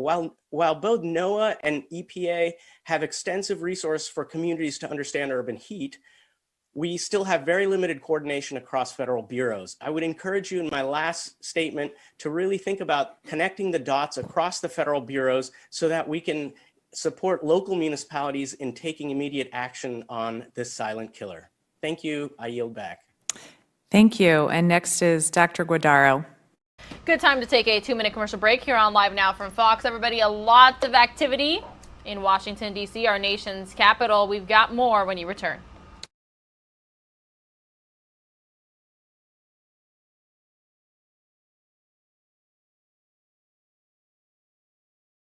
Large metropolitan area of Phoenix, Arizona, where we are on the front lines for extreme heat. First, I want to break down this concept of extreme heat as two different yet similar issues: the urban heat island effect and climate change. The urban heat island effect is a result of urbanization, where the city retains heat during the day and is slowly released at night. There are many urban heat islands within a city, with temperatures ranging as much as 13 degrees or more. Strategies for reducing the urban heat island include increasing shading and implementing heat-smart urban design principles. Extreme heat is amplified by climate change. Average temperatures have been increasing steadily, and summer heat waves are predicted to be longer and hotter. Climate change reduction strategies include greenhouse gas emission reductions and energy efficiency measures, such as weatherization programs. It is important to address both the urban heat island effect and climate change together in a systematic manner. The principal concern, however, is how people experience heat as they move through their day. In other words, optimizing people's thermal comfort. Further, extreme heat needs to be addressed in two different timescales: immediate emergency action, especially during extreme heat events, to provide cooling for people, and long-term programs that constrain a warming future. Long-term strategies are meant to build a cooler environment, and intervention points could include infrastructure, buildings, urban forestry, regional collaborations, and city management. As you see, management devoted exclusively to managing extreme heat in the cities of Phoenix and Miami. Extreme heat is not experienced equally within cities. Residents in low-income neighborhoods live in housing that is often energy inefficient with aging cooling systems, and are challenged by energy insecurity, as a greater proportion of their incomes are spent on electricity. Mobile home residents are especially heat vulnerable. A recent study by the Knowledge Exchange for Resilience revealed that in Maricopa County, Arizona, mobile homes comprise 5% of the housing stock, yet accounted for 28% of the heat deaths.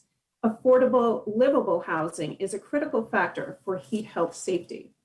While poor and marginalized groups historically have suffered the most from climate impacts, they are often left out of the climate planning process. The Nature's Cooling System project was implemented in 3 underserved neighborhoods to develop hyperlocal community heat action plans. This inclusive. Welcome back, everybody, to Live Now from Fox. They are talking about my hometown and community out there, Maricopa County, Arizona, Phoenix and the suburbs, Mesa and the like, in terms of extreme heat. You're watching Live Now from Fox. It seems at the top of the 10 o'clock hour is when most live events start kicking off across the country. We've got several going on right now. I'm going to take you out to another on Capitol Hill. It is GOP lawmakers talking about pro-life legislation. It started a few moments ago, but I've been recording since the beginning, and it is still happening live. Again, you're watching Live Now from Fox. We also just got live images from the Senate floor as well. A lot of people are thinking there could be a vote on infrastructure this afternoon. So monitoring all this for you right here on Live Now from Fox. Thank you so much for tuning in. Lives of the unborn and to protect the safety of our girls. And I have to say that I'm very concerned about the precarious situation that our country is in before God. May we acknowledge the truth about what we have done, what we've been involved in, what we're promoting now, what we're forcing Americans to pay for. May we repent and ask God to stop this madness. Thank you.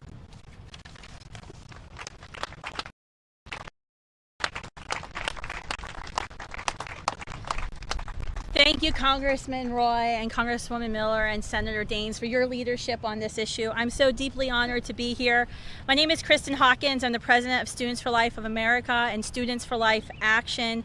We are the largest pro-life grassroots operation in 50 chapters and 127,000 trained activists. Our team became aware of this issue about 5 years ago in California when a bill was introduced to force every state campus to dispense health center, turning every single dorm room into an abortion facility. We successfully fought 2 years to stall this bill from being passed. By the third attempt, they were able to get Governor Newsom to sign it into law. That means by 2023, every state college campus in California will officially become. In California has been very clear that California is just a start. It's simply the beta test. And laws have already been introduced in New York and Massachusetts to bring this horrendous bill to those states. What we found in California, as we're talking with school administrators and students, is that they don't want the liability that this law brings, the reality that can result from women taking these pills. They simply do not want women having abortions in dormitory bathrooms, in toilet bowls. We noted that corporate abortion doesn't even need this law. There is an abortion facility 5 to 7 miles from every single state college campus. Emergency surgery, infection, and tragically, even death. And these are just the complications that we know about. These are complications that the average campus health center is not equipped to handle. But as we've already heard today, the risks of chemical abortion are not just physical. My team recently published a paper analyzing women's own accounts of their chemical abortion experiences, and over, the same themes emerged. Women were totally unprepared for the pain and bleeding that they endured. They were shocked at the sight of their unborn babies' bodies. Women felt silenced and alone and experienced regret and felt like they had no one to talk to and no one to help them. No young woman should be left to go through this alone in her dorm room. Spreading chemical abortion on campus will put vulnerable young women at risk, both physically and emotionally. Pregnant women on campus need real options, not chemical abortion. Thank you. All right, everybody, this is a good time to go back to that congressional hearing about immigrant farm workers. Again, it is a House subcommittee hearing. Let's listen in live, raw, unfiltered, here on Live Now from Fox. Estimated that we have about 280,000 people that would be affected by it. And last year, as you may know, Mr. Chairman, I did a bill that dealt with this, but it didn't go anywhere. And this year, the House has passed this bill. And I really think it has merit, and it'll stand the test of time.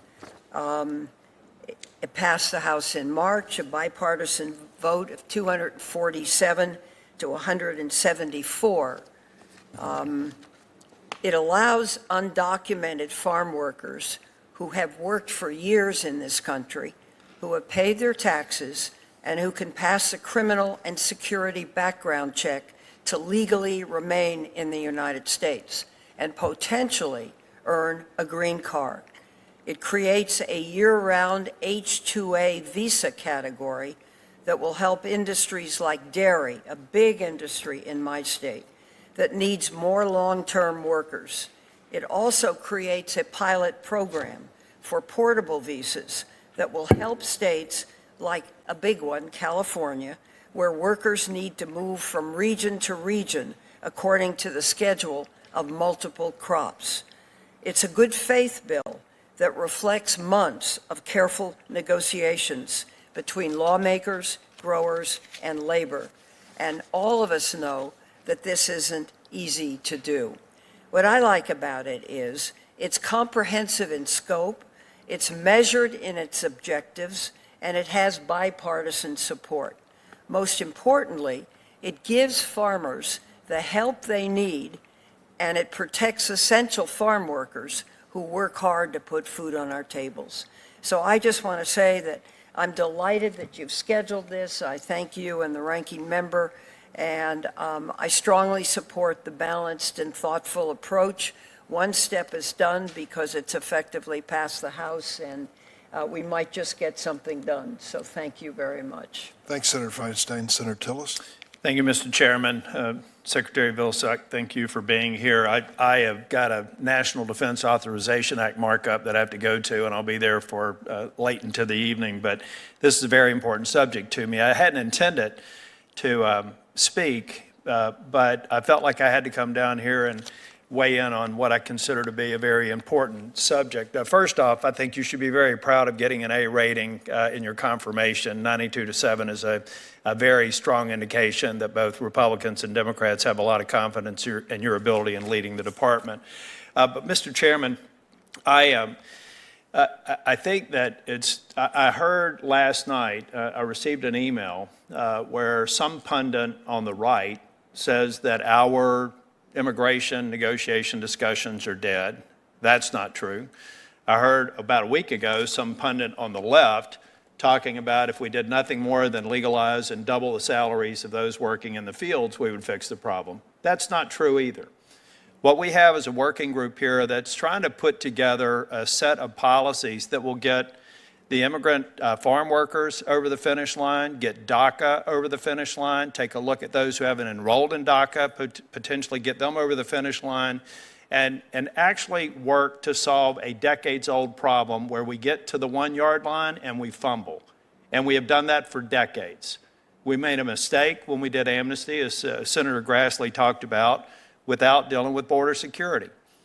And I think that we can do it in a way that makes sense. I've had very productive discussions with members on the other side of the aisle that let's make sure that we've got technology and infrastructure to interdict illicit materials, human trafficking, but get more people across the border legally every single day.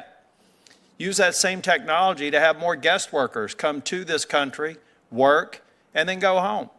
I really wonder if we'd taken the time to get the guest worker programs right, if many of the people here that we're talking about today who are legally present, if they knew that they could come from the country of their birth and where many family members live, that they would come here and work and go back home and come here and work and go back home again. And then some of them may want to seek a path to citizenship. So we have to recognize that an amnesty for immigrant workers is something that should be on the table for discussion. But to do it in a vacuum and not understand and recognize the need to take care of guest worker programs, we're going to swing and we're going to miss again. We're going to fumble on the 1 yard line again. And if we just simply get in a room together and recognize that border security is a problem, it's something that we should work on. And it can be done on a reasonable basis. It would be done differently if the numbers in the Senate were wrong and the party in the White House are wrong, different, and the party in the White House was different. But let's play the hand that we're dealt. Let's figure out a way to come up with a reasonable way to take care of the needs of the farmers. Let me tell you what's happening. One of the concerns that I have with the Farm Workforce Modernization Act is that some of those who on its face support it may not recognize what could happen on the backside. And by the way, Mr. Chair, I've got 2 letters from the North Carolina Growers Association and Sweet Potatoes that I would like to enter into the record expressing their concerns with the Workforce Modernization Act.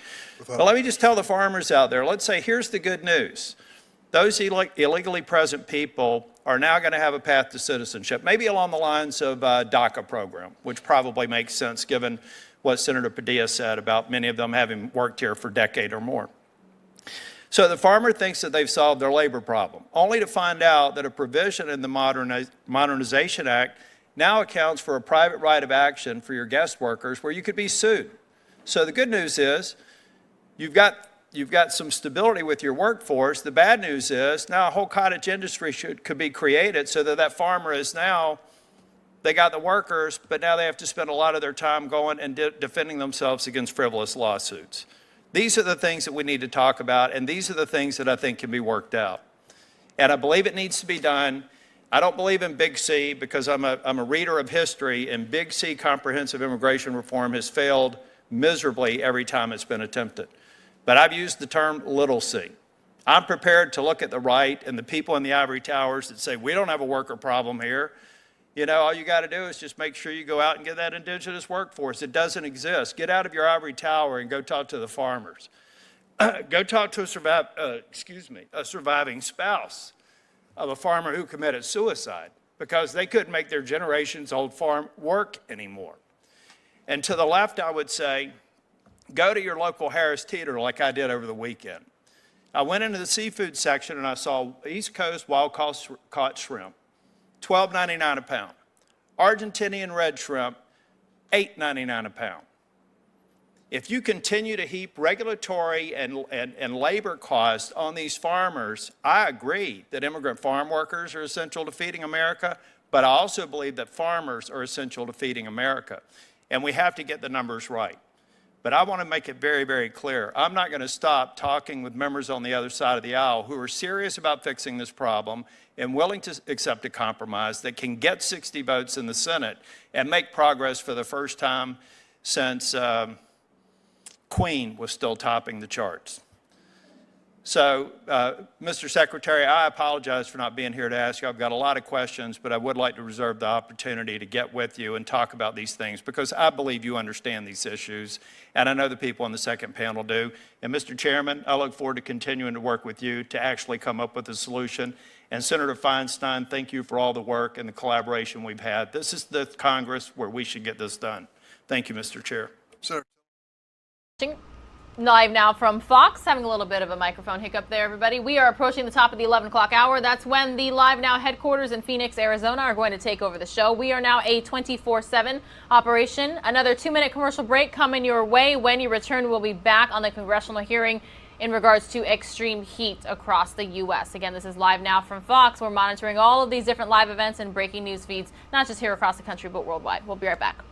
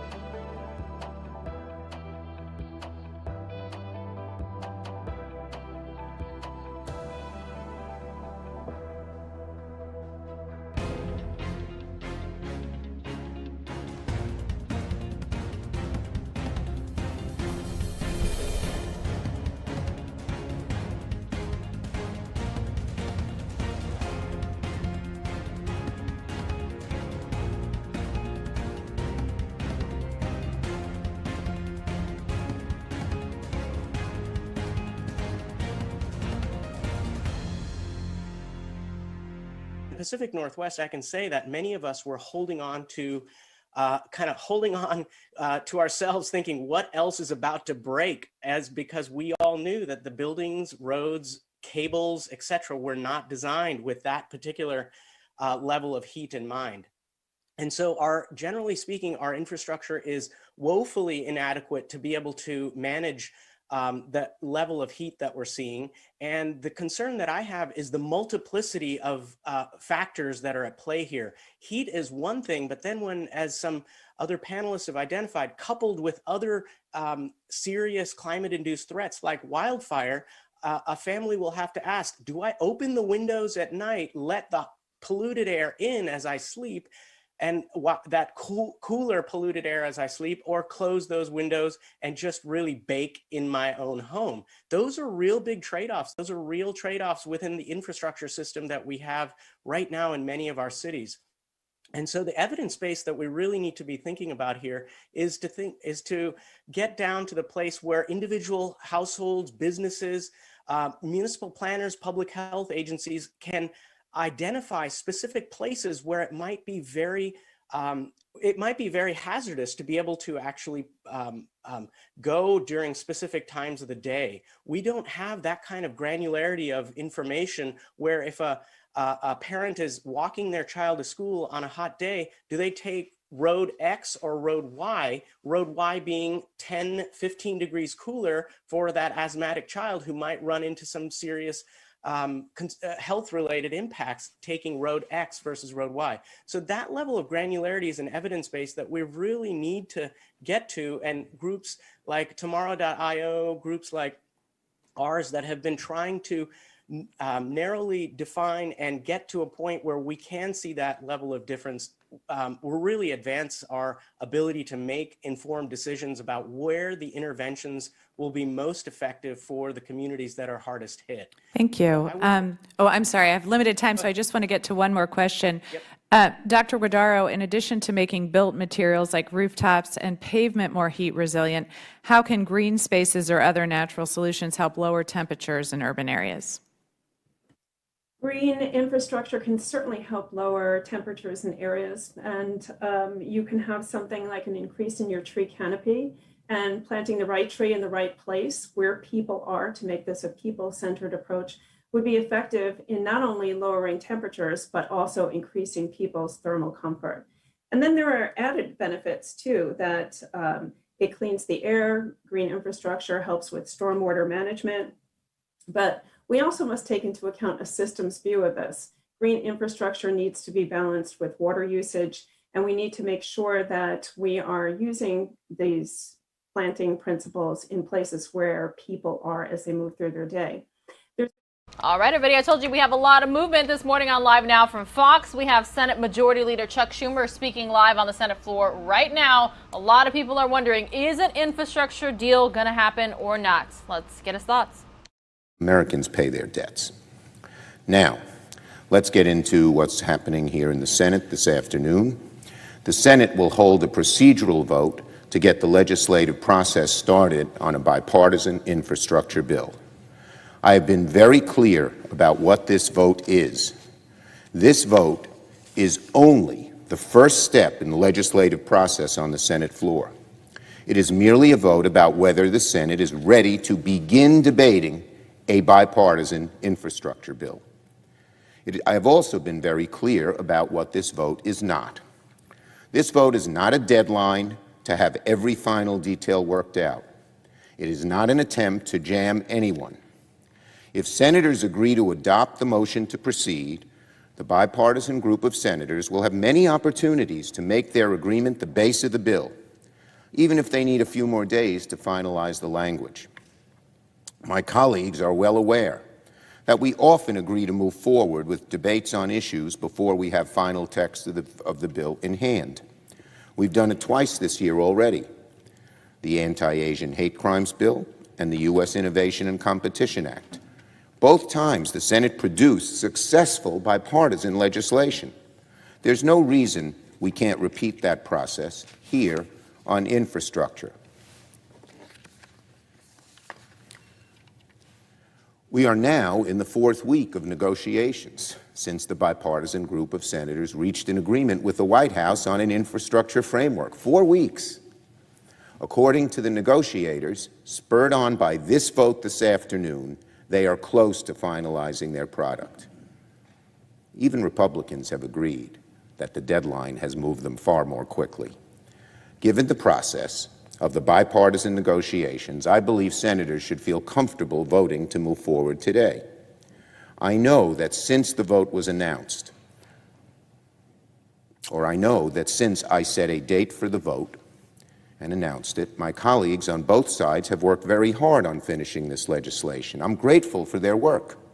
We all want the same thing here, to pass a bipartisan infrastructure bill. But in order to finish the bill, we first need to start. So I hope my Republican colleagues will join Democrats this afternoon in voting to move forward on an infrastructure package. As Majority Leader, I have every intention of passing both major infrastructure packages: the bipartisan infrastructure framework and a budget resolution with reconciliation instructions, before we leave for the August recess. That's the schedule I laid out at the end of June, and that's the schedule I intend to stick to. Now, if senators had any doubt about the impact of this important work, they should be assured by a new report this morning by the chief economist at Moody's, Mark Zandi. Having analyzed both the bipartisan bill and the agreement by Senate Democrats on the Budget Committee, Mark Zandi concludes that the twin legislative packages will provide a massive boost to the economy and that both are essential. Specifically, his report says that the two bills are, quote, designed to lift the economy's longer-term growth potentials and ease inflation pressures. Again, despite the sometimes hysterical warnings about inflation from Republicans, the chief economist at Moody's concludes that those concerns are, quote, misplaced, quote, overdone, and that our two infrastructure bills are designed to ease, his words, inflation pressures. The report goes on to say that our investments in infrastructure and social programs will, quote, lift productivity and labor force growth and direct the benefits of the stronger growth to lower-income Americans and address the long-running skewing of the income and wealth distribution. In other words, it will help strengthen the middle class and those trying to get there and not have all the income, so much of the income, disproportionately flow to the top 1% and 10%. I hope my colleagues are listening to those benefits. Long-term economic growth, easing inflation pressures, lifting productivity, strengthening the labor force, reducing income inequality.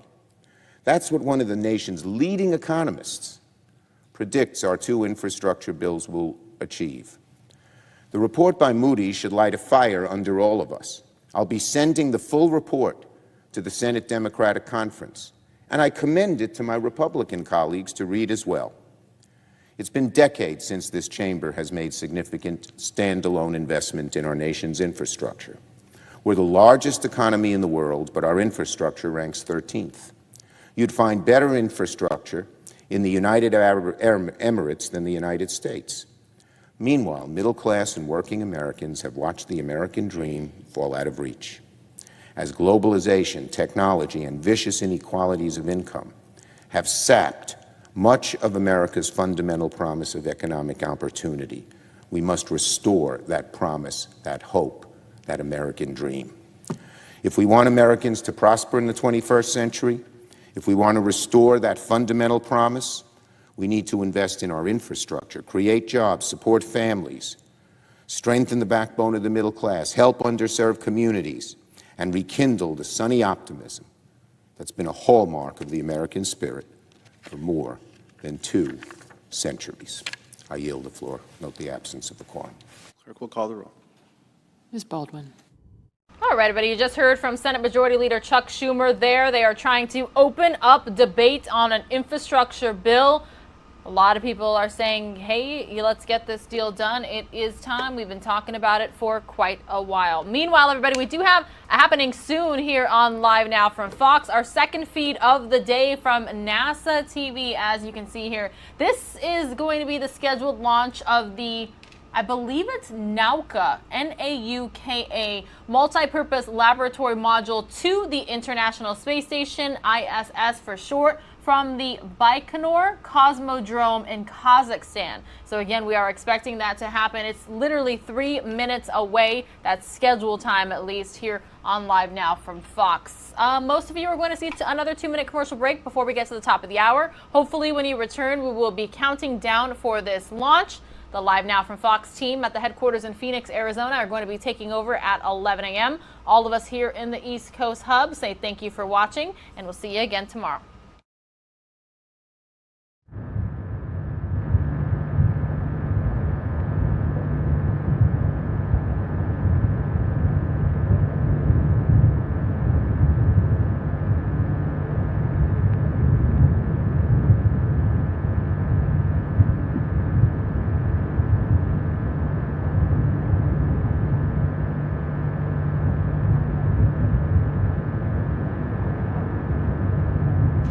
T-minus 2 minutes and counting. Flight recorders now activated.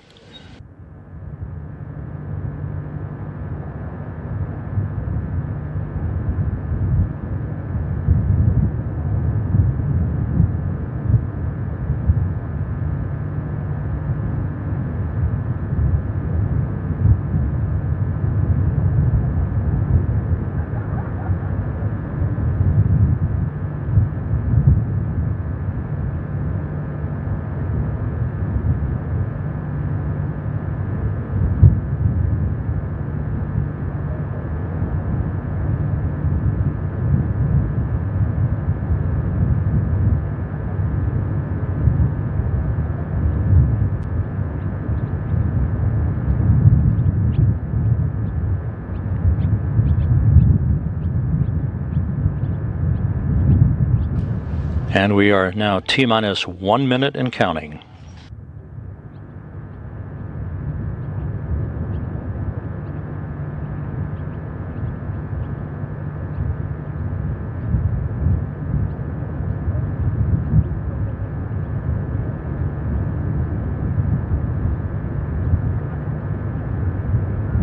T-minus 40 seconds.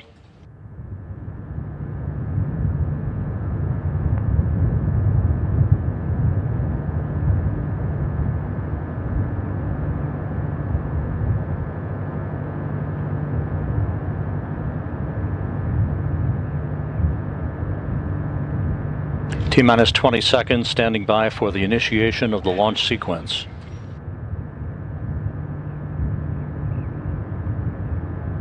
T-minus 10 seconds.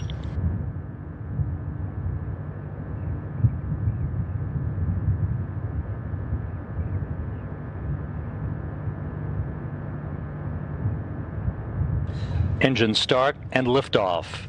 A module named Science takes flight to the International Space Station.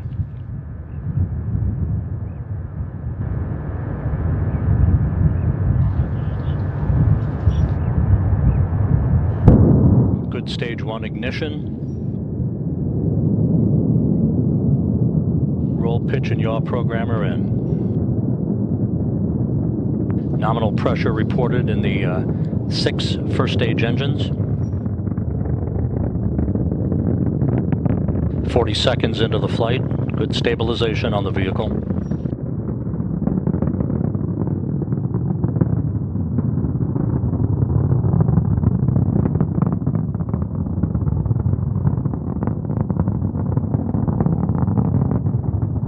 Coming up on the 1 minute mark into the flight. All engines running normally.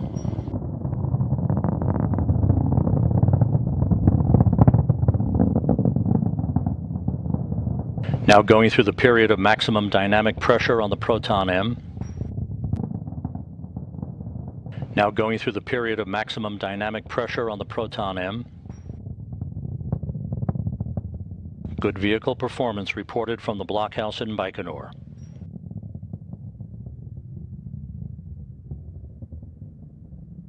One minute, 30 seconds into the flight.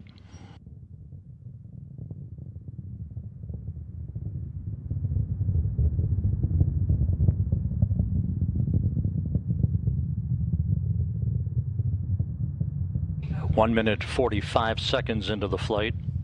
About 20 seconds left for first stage performance.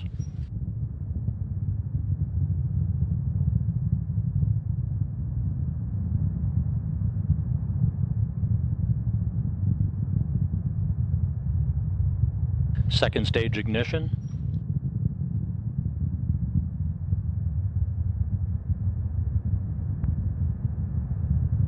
And first stage separation.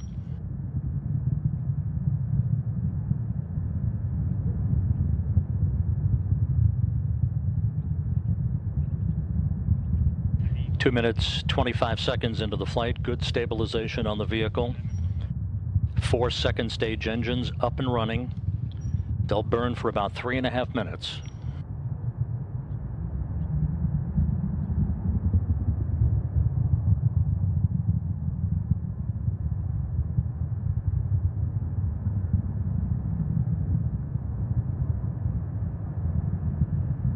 Yaw, pitch, and roll program reported to have nominal parameters so far as we approach the 3 minute mark into the flight.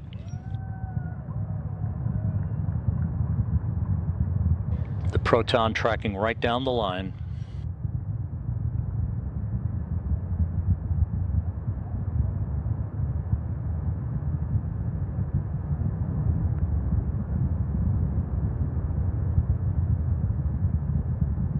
The flight is proceeding normally, coming up on the 3.5 minute mark into the flight.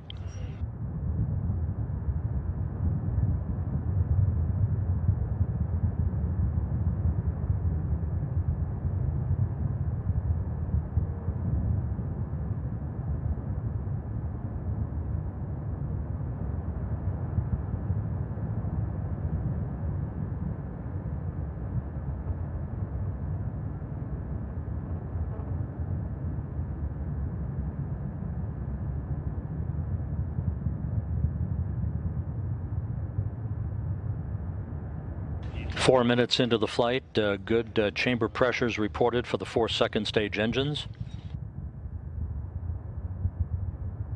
About 5 minutes and 40 seconds of powered flight remaining.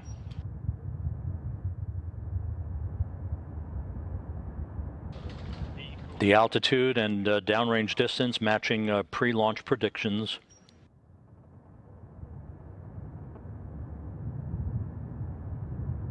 Four and a half minutes in, 5 minutes and 10 seconds of powered flight remaining.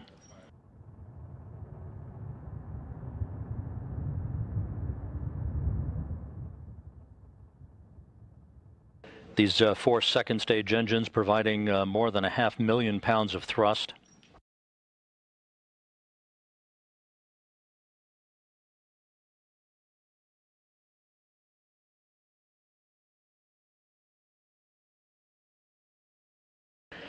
Good vehicle stabilization reported by the launch control team in Baikonur. So far, so good.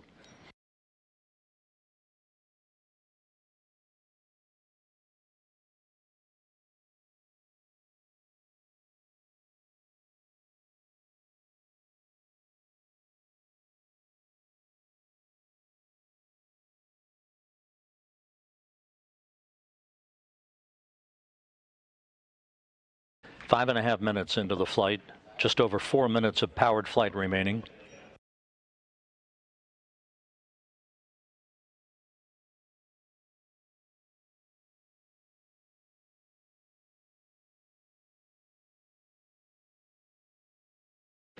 Third stage ignition and second stage separation confirmed.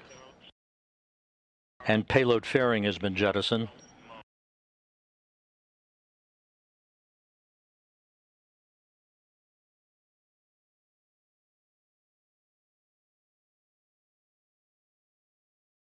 Just over 6 minutes into the flight, everything is reported to be proceeding in great fashion.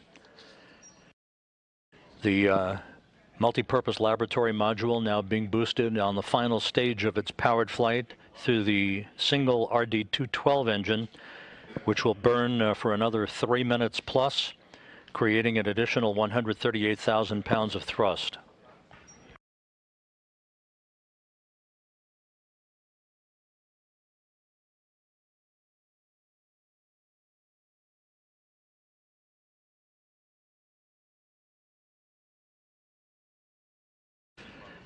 Good pressure in the third stage engine, coming up on the 7-minute mark into the flight.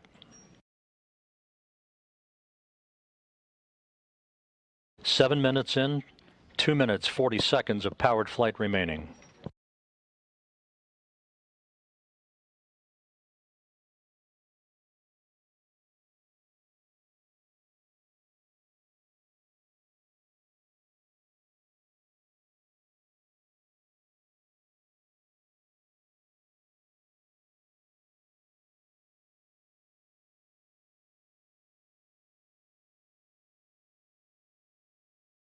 Seven and a half minutes into the flight, everything looking good. Just over 2 minutes of powered flight remaining.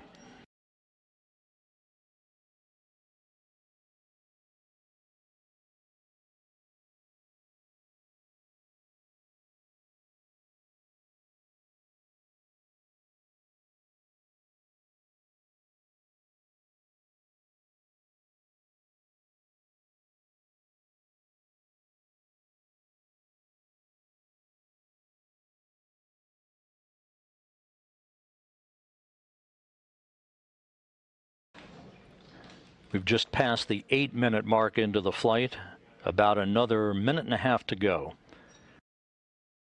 Once the third stage shuts down, there'll be another 12-second firing of vernier engines before spacecraft separation, and then the command to deploy the Nyoka's solar arrays and navigational antennas.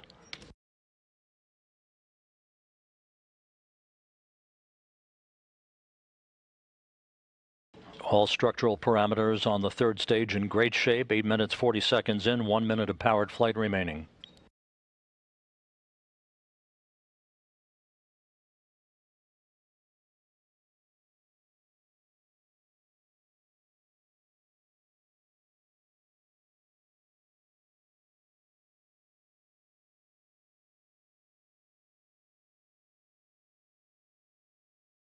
9 minutes, 10 seconds into the flight. 30 seconds of powered flight remaining.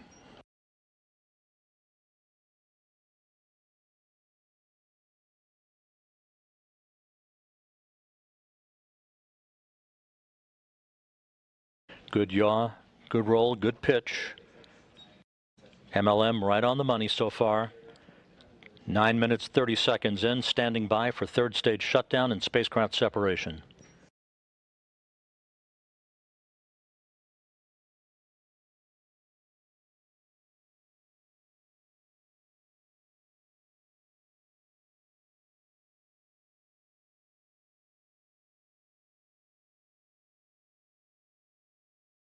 We have third stage shutdown and separation.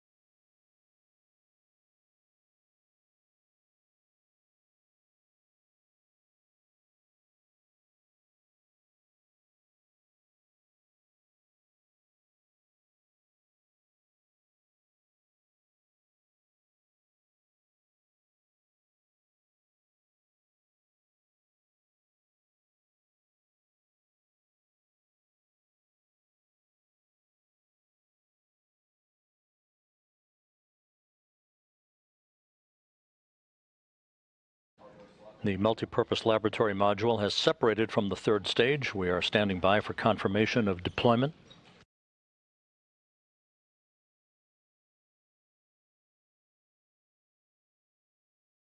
And we now have confirmation of solar array and navigational antenna deployment.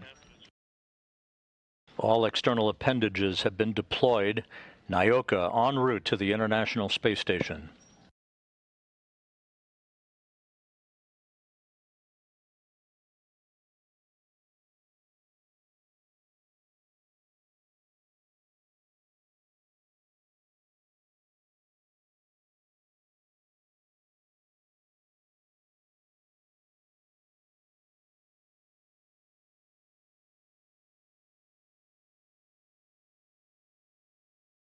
Flight controllers there at the Russian Mission Control Center outside of Moscow, watching the initial activation of all of NYOCA's systems, following a nominal ascent and a flawless launch on the Proton-M from the Baikonur Cosmodrome in Kazakhstan. And good morning. Thanks so much for being here with us on Live Now from Fox. We are taking a live look at this launch that took place again here on Live Now from Fox. We always like to go to these live events, but Russia has successfully now launched this long-delayed lab module for the International Space Station. It is intended to provide more room for scientific experiments and space for the crew, which is, of course, a lot of the work that they do there. So a Proton M booster rocket, which is carrying this model, lifted off as scheduled here from the Russian Space Launch Facility in Kazakhstan. And after a series of maneuvers, the 20 metric ton model is set to dock at the International Space Station just 8 days later. So it won't be docking here today, but this launch is also called the multi-purpose laboratory module, and it's been repeatedly delayed because of some technical problems. Initially scheduled to go up in space back in 2007. So in 2013, experts had found some contamination in its fuel system, resulting in a long and costly replacement. And then they also had to go through the systems and make sure that they had the modernization and repairs that were needed. So this is a long-awaited launch, but it is finally going to make its way to the International Space Station again in just 8 days. We took a live look at this, and that's something we do here for you, is take live looks at events happening not only across the country, but of course around the world. And what we're going to do is send some of our folks off into a quick 2-minute break. When we return, we're going to be switching gears bringing things back down here on Earth, not only on Earth, but going back into the U.S. to focus on just some of those top stories that are happening here across our country. So once again, some of you going into a quick 2-minute break. We'll have more coming your way here after that. On July 29th.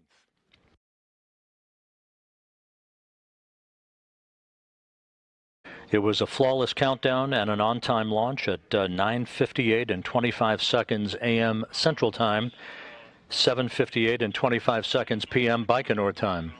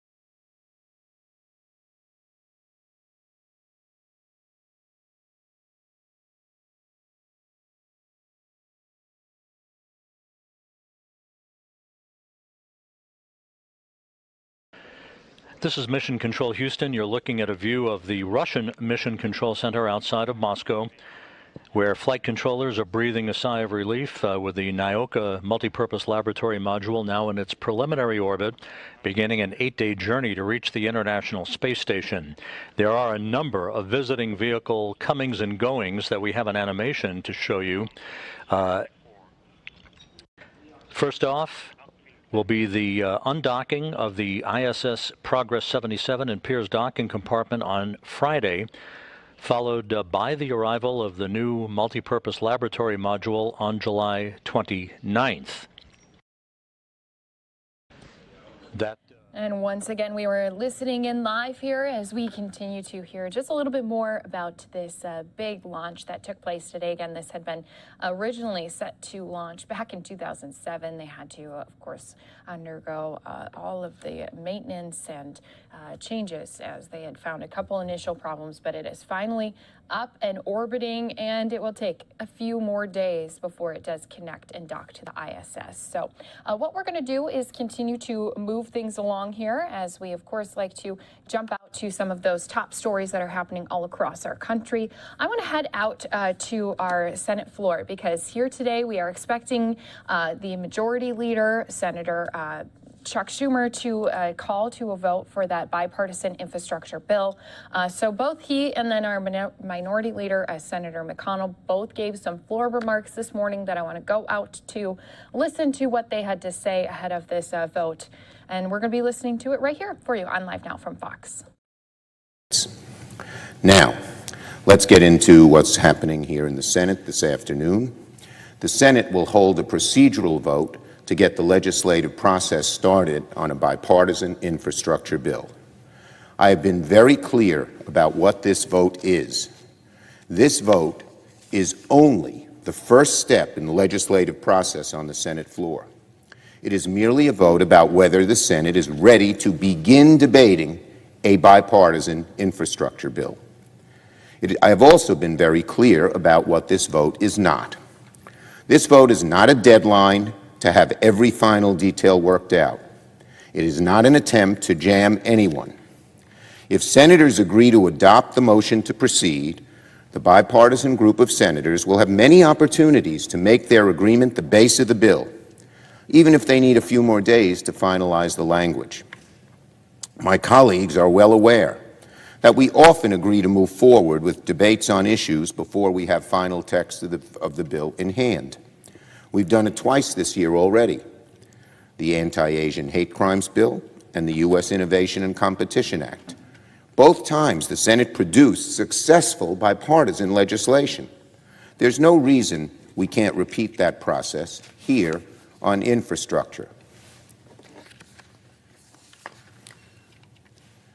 We are now in the fourth week of negotiations since the bipartisan group of senators reached an agreement with the White House on an infrastructure framework. 4 weeks.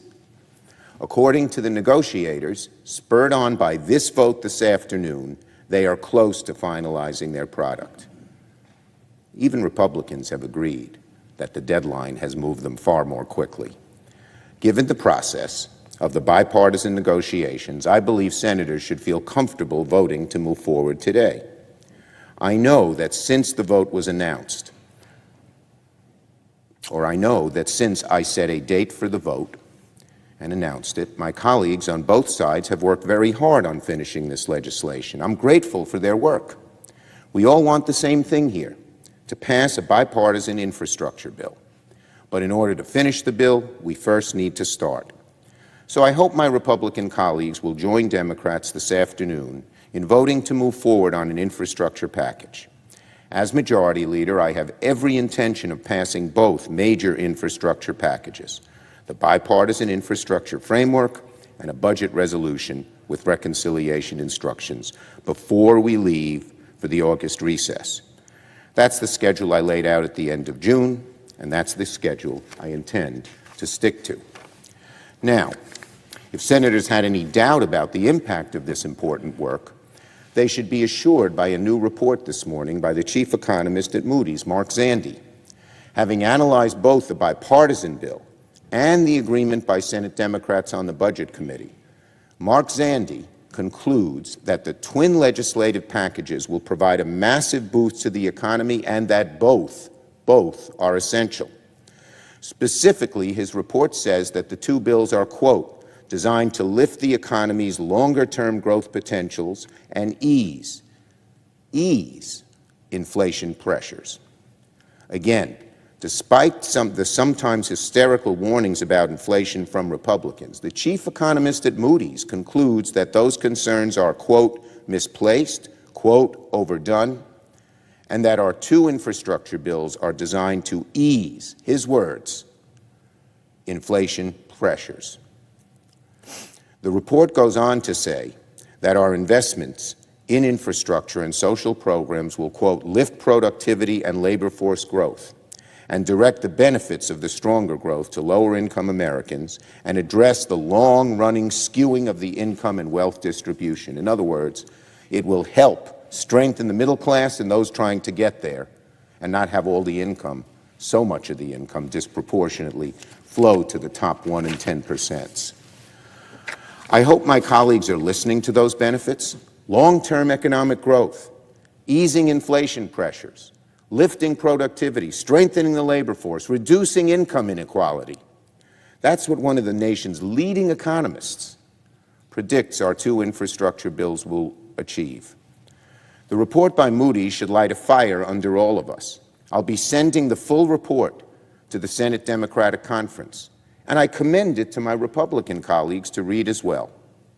It's been decades since this chamber has made significant standalone investment in our nation's infrastructure. We're the largest economy in the world, but our infrastructure ranks 13th. You'd find better infrastructure in the United Arab Emirates than the United States. Meanwhile, middle-class and working Americans have watched the American dream fall out of reach, as globalization, technology, and vicious inequalities of income have sapped much of America's fundamental promise of economic opportunity. We must restore that promise, that hope, that American dream. If we want Americans to prosper in the 21st century, if we want to restore that fundamental promise, we need to invest in our infrastructure, create jobs, support families, strengthen the backbone of the middle class, help underserved communities, and rekindle the sunny optimism that's been a hallmark of the American spirit for more than 2 centuries. I yield the floor. Note the absence of the quorum. Clerk will call the roll. Ms. Baldwin. And as we mentioned, we do also have our minority leader, Mitch McConnell. He also gave remarks on the floor. Let's jump into them right here for you on Live Now from Fox. I ask consent that further proceedings on the quorum call be dispensed with. Without objection.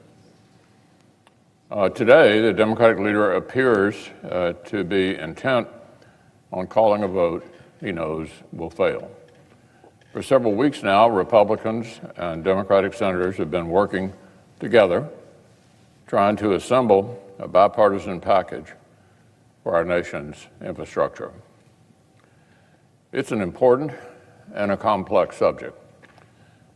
They're talking about big projects and big sums of money.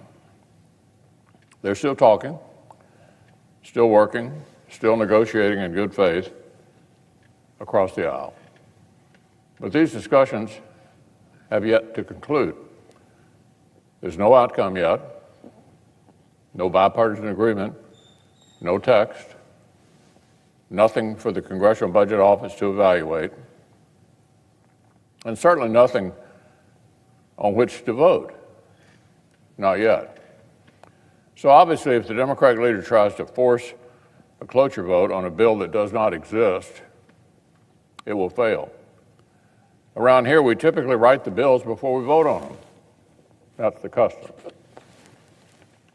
Of course, here in the Senate, a failed cloture vote does not mean no forever. In the middle of the early COVID crisis back in March of 2020, with Americans under stay-home orders and financial markets plummeting, Senate Democrats withheld cloture from the CARES Act multiple times so they could continue haggling behind the scenes. Now, this was during a real emergency. Every day, every hour was crucial.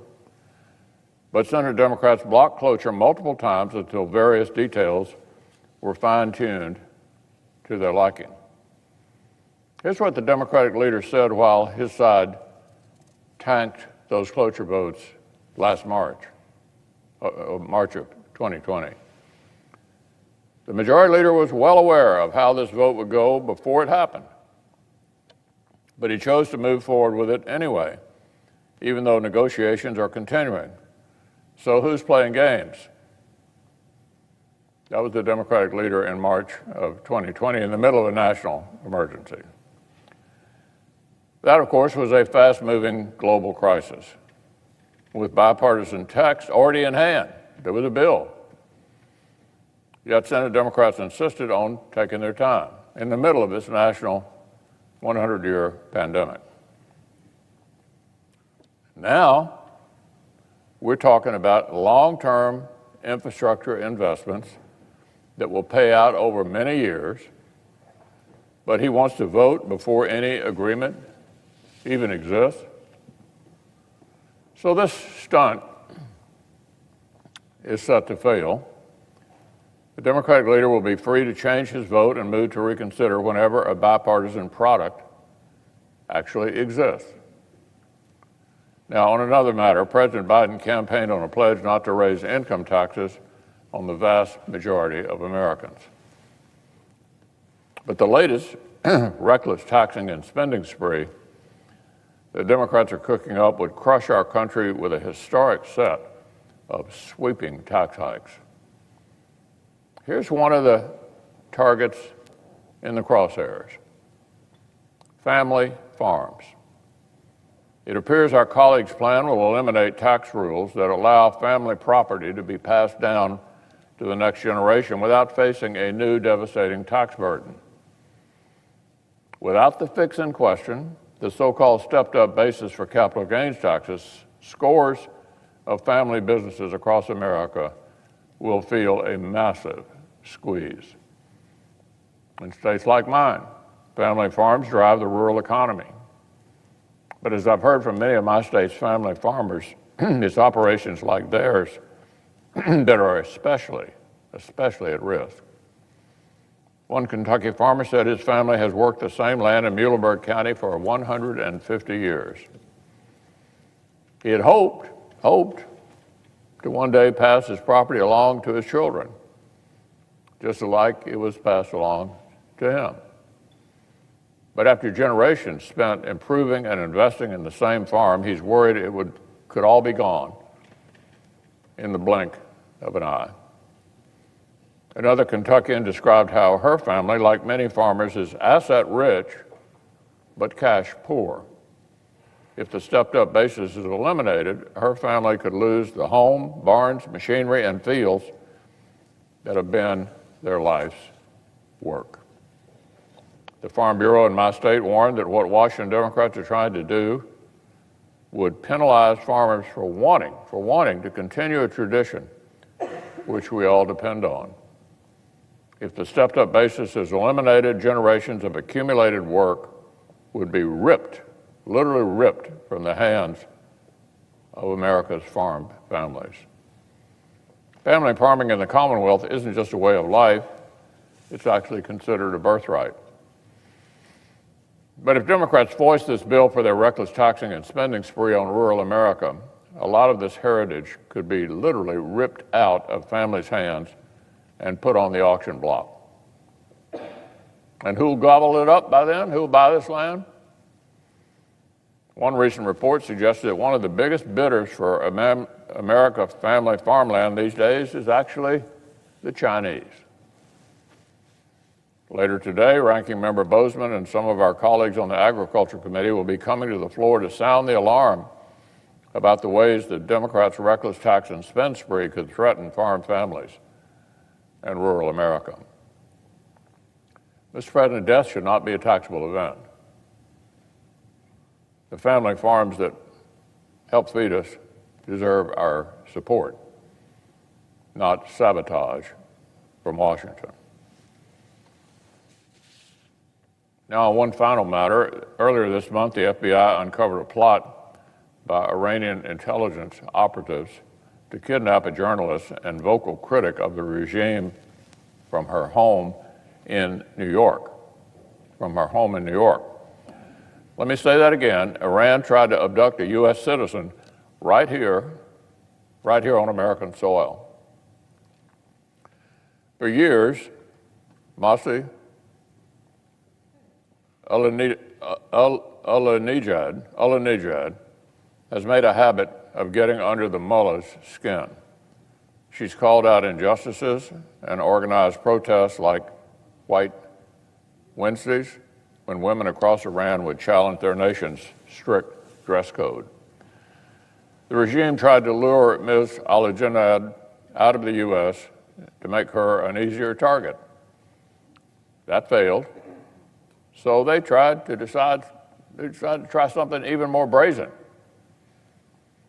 Federal prosecutors have charged 4 Iranians in a plot to kidnap her, but with the exception of one accomplice, those responsible for this outrageous planned assault on a U.S. citizen right here on U.S. soil won't see the inside of a courtroom anytime soon. So without non-judicial steps to impose consequences on the Islamic Republic, there will likely be no justice for Ms. Alinejad and her family. And why should Tehran think twice about trying again? Sadly, this has a familiar ring to it. Flagrant disregard for international law is certainly not a new addition to Tehran's playbook. Remember back in 2011, Iranian intelligence was caught up in a plot to murder the ambassador of Saudi Arabia to the United States by blowing up a restaurant right here in Washington. One of the Iranian officials indicted in that case is actually still at large. Of course, extrajudicial activities on American soil aren't the only bits of Iranian behavior that read like old news. Ms. Alinejad has been vocally reminding us that Iran's disgusting disregard for human rights is not unique to American soil. Obviously, it's felt in Iran itself and throughout the Middle East. This spring, the skies over Israel were filled with reminders of Iran's longstanding support for terrorist groups like Hamas and Hezbollah. Battlefields in Syria and southern Arabian Peninsula testified to the strength of Iran's proxies. And just this year, on President Biden's watch, we've seen a surge in attacks on U.S. interests and facilities in Iraq, not seen since the height of our military presence in that country. So, history continues to repeat itself in Tehran. And unfortunately, the Biden administration appears keen to follow a familiar playbook of its own. Inexplicably, the White House response to Iran's latest troublemaking, now listen to this, has been to consider lifting sanctions and offering new concessions to produce a new nuclear deal. But, Mr. President, Iran just tried to kidnap an American. Right here in America. This is not the occasion to desperately reward bad behavior. It's time to work even more closely with our allies and partners in the regions to stare it down.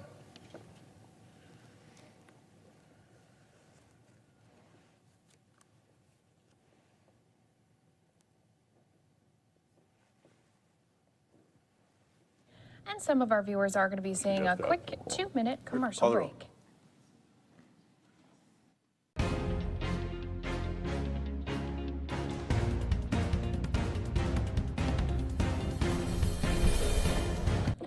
And for our viewers not in a break, let's go back to that Senate hearing as we do have our senators discussing illegal immigration farm workers. What we're going to do is jump into that hearing live for you on Live Now from Fox. We do have Senator Cruz, who is currently speaking.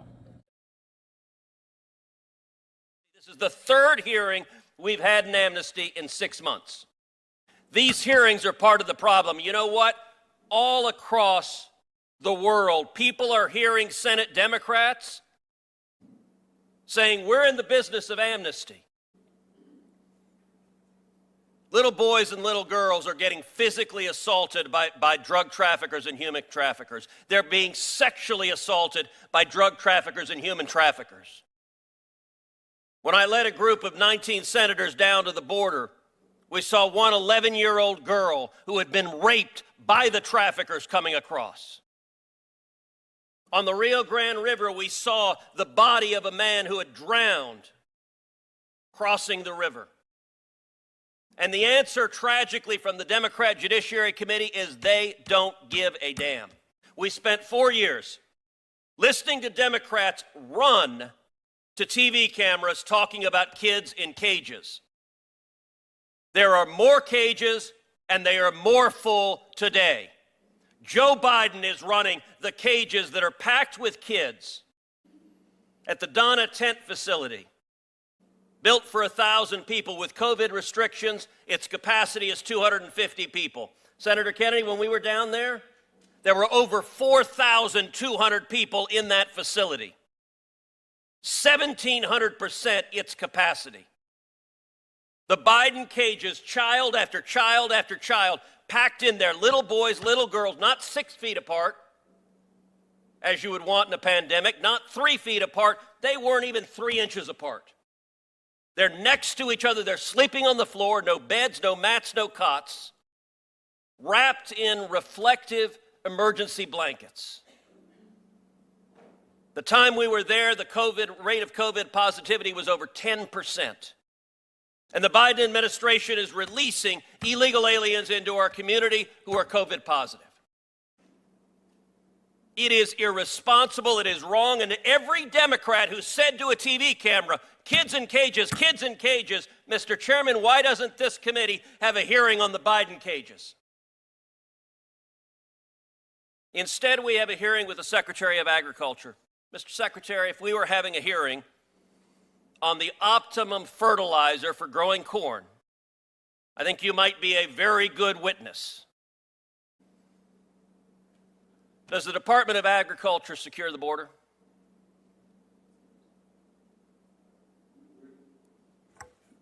we're not responsible for the law enforcement aspect of this, but So the no. Hold on. Well, you asked a question, Allow the Senator. witness to answer. Okay, my question was, do you secure the border? The answer is no. No. Do you run the cages? No. Do you prosecute the traffickers? No. Are you the Attorney General?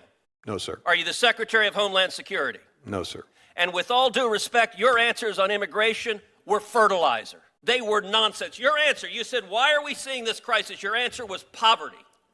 There are 7 billion people on planet Earth, many of whom were poor. And you know what? They were poor last year. And we had the lowest rate of illegal immigration in 45 years. They're poor this year. What's changed is this administration refuses to enforce the law, and Texas is paying the price for it. That's what's changed. Your other answer was the pandemic. Mr. Secretary, last year there was a pandemic, and we had the lowest rate of illegal immigration in 45 years. Poverty didn't magically appear on January of 2021, and the pandemic didn't appear on January 2021. What appeared was Joe Biden and Kamala Harris and policies that are inhumane, that are cruel, and that are failing. Senator, was the border secure last year? Last year, it was the most secure it's been in 45 years. If that's the case, why didn't you all pass the Ag Modernization Act last year after it passed the House?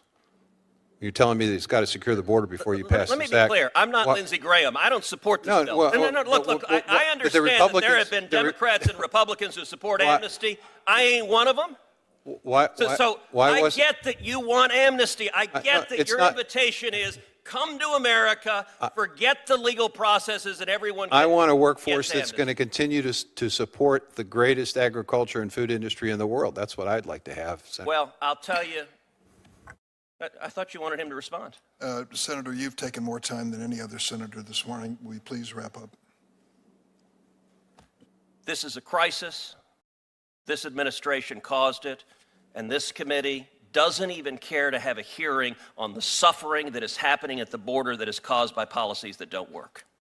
Thank you, Senator Cruz. Let me see. Senator Padilla is off the vote and will be back shortly, so he will preside at that point and ask questions. I thank Senator Vilsack for his patience. Let me address. Oh, I'm sorry, Senator. Wait, let me.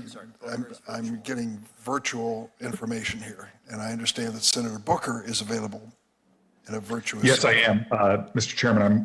I'm really grateful for you recognizing me. I'm also grateful for the Secretary of Agriculture. He and I haven't agreed across the board on things, but he is such a man of civility and dignity, and I know he is open to all senators to engage in constructive dialogue, especially on things that we agree on in this country and need to move forward. So I just want to give him a tribute. I know these hearings aren't always easy, but he has been so accessible in having substantive conversations about issues that matter to millions of Americans, and worked very hard with me and others to find common ground. Today is a day that I just especially want to celebrate his dignity and civility and his willingness to roll up his sleeves and work with anybody. You know, there are about 2.4 million farm workers in the United States. 3/4 of them are foreign born and half of them are undocumented. It's really undeniable that America relies very heavily on immigrants, documented and undocumented, to keep food on our tables. And from my vantage point, the issues have numerous implications. The sources of our food have humanitarian implications, economic health, and even has been discussed, national security. And so my first question is, Secretary Vilsack, what concerns you most right now about this labor crisis in the agricultural sector? What are some of the things I think that are sort of having you worried and concerned? A couple of things, Senator. First of all, obviously always concerned about the safety and protection of workers to make sure that they are in safe and decent working conditions. But to the extent that we don't fix this particular broken system, it compromises the ability of us to continue to have this incredibly strong food and agriculture industry. It compromises our ability to have supply. It compromises our ability to have choice. It compromises our ability to have less expensive food in the grocery store. It compromises our ability to have the jobs that are connected to these workers when they pick the fruit. It has to be processed, it has to be canned, it has to be transported, it has to be stored, it has to be shelved. All of those are jobs that are connected to their work. And so it has a rippling impact and effect on the economy. If we fix this system, then we have stability in that food and ag sector, which obviously provides enormous choice for consumers, less expensive food for consumers, and better jobs and better protections for workers. Thank you, sir. You know I have a tremendous concern about the growing corporate consolidation in our food system. It's stunning now that about 4 companies control 90% of the global grain market, and the top 4 beef packers in the United States now control 85% of the beef market. We have seen the stunning disappearance of independent family farmers being driven out of business as the market power of these large multinational corporations have transformed American agriculture in a matter of decades. I just want you to know that this is an ongoing, I see as a crisis, and I'm wondering if you could just give for the record your opinion on what this market consolidation, the kind of impact it's having on small family farmers. Senator, I don't know if you were with us earlier when I indicated that 89.6% of American farms today don't produce the majority of income for the farm families that operate them, which means that these people have to work 2 and 3 jobs to continue to do what they want to do and what they love to do. I think that's one of the reasons why the president signed the executive order on competition. It's one of the reasons why we recently announced utilizing some of the American Rescue Plan resources to expand processing capacity so that we have a more transparent, more competitive, and more open market for our producers. It's one of the reasons why the executive order also directs us to take a look at this issue of consolidation in the seed industry, which we intend to do.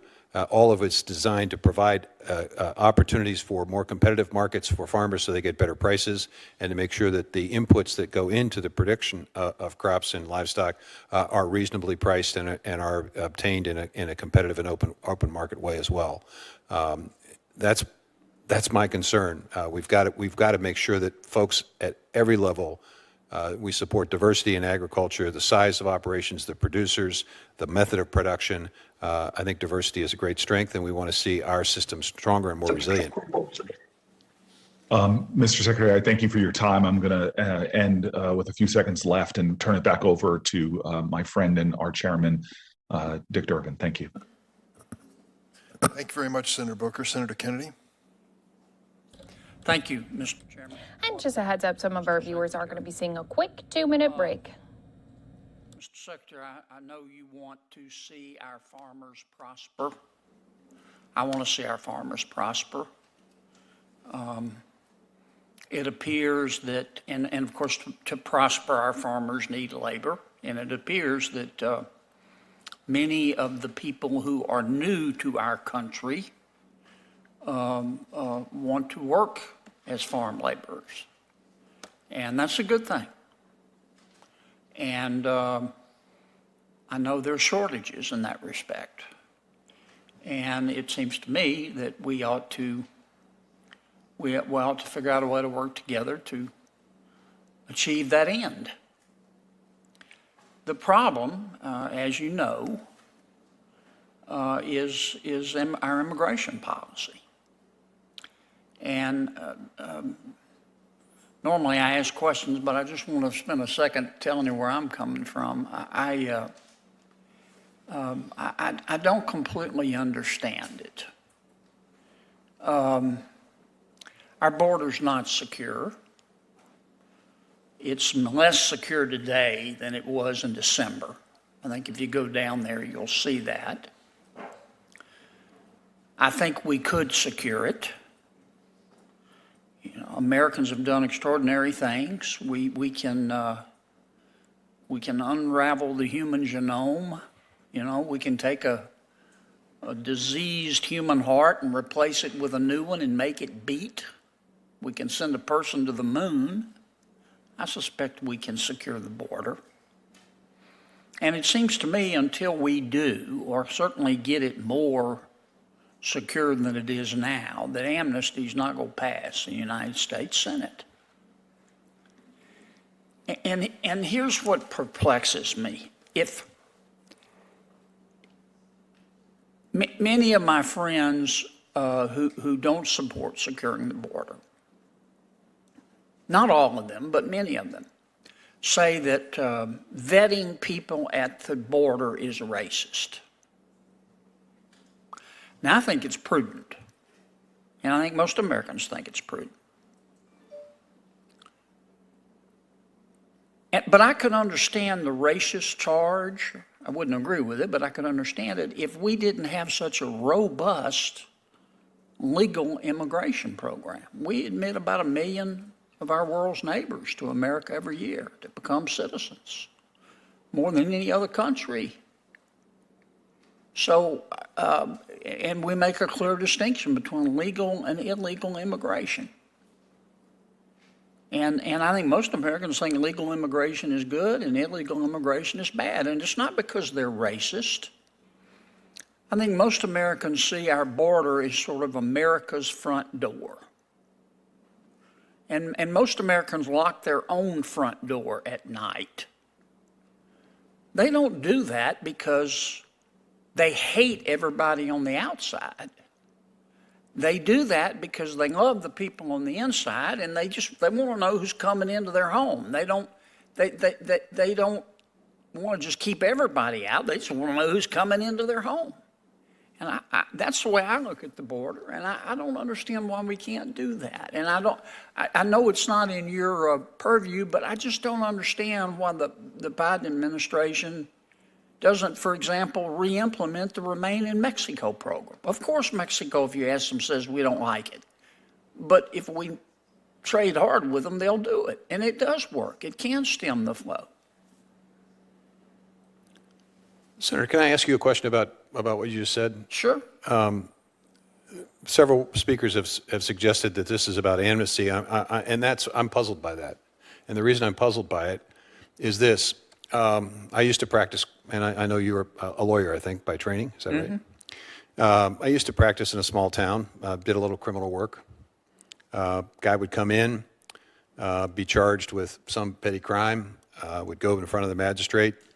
Magistrate would say to me, look, here's the deal. If your guy pays a fine, pays court costs, we'll put him on probation and we'll let him go. Now, I didn't perceive that to be amnesty. I perceived that to be a system that basically created some mechanism for acknowledging wrongdoing, providing something of value. In our criminal justice system, is either you provide your time by being locked away, or you pay a fine, or in some cases you do both. Yes, sir. So when this bill provides for the payment of a fine of $1,000, I don't quite understand why we're talking about amnesty. Okay. So can you help me understand that? Is that okay, Mr. Chairman? Briefly. Because it is amnesty. And I think most Americans see it as amnesty. I see it as amnesty. They see it as you came into our country illegally. You didn't follow the law, as many people do, get in line, wait their turn, fill out the forms. And now, by just paying a fine, you get to jump the line. No. And they also know what is going on at the border right now, and people are pouring across. There are a lot of reasons for it, but I know it could be slowed down. And I just think it's a practical matter, and also as a principled matter. I'm not going to support any form of amnesty. You and I may disagree on the definition, until I see a concerted effort to secure the border. And clearly, there isn't one. I've been down there, Mr. Secretary. If you go down, you'll see. Now, I don't know the reason for it. I don't know whether it's politics or what. But I know we could do better, because in December we were. But yet, even though that was the case, there was no effort in the Senate to pass this bill before. Well, it's not just as simple as saying, well, the border, we had done a better job in December. The American people, this is what the American people want to see. First of all, they don't trust Washington. There's a reason that you and I and all of us in Washington, D.C., and part of government poll right up there with skim milk. The American people don't trust us.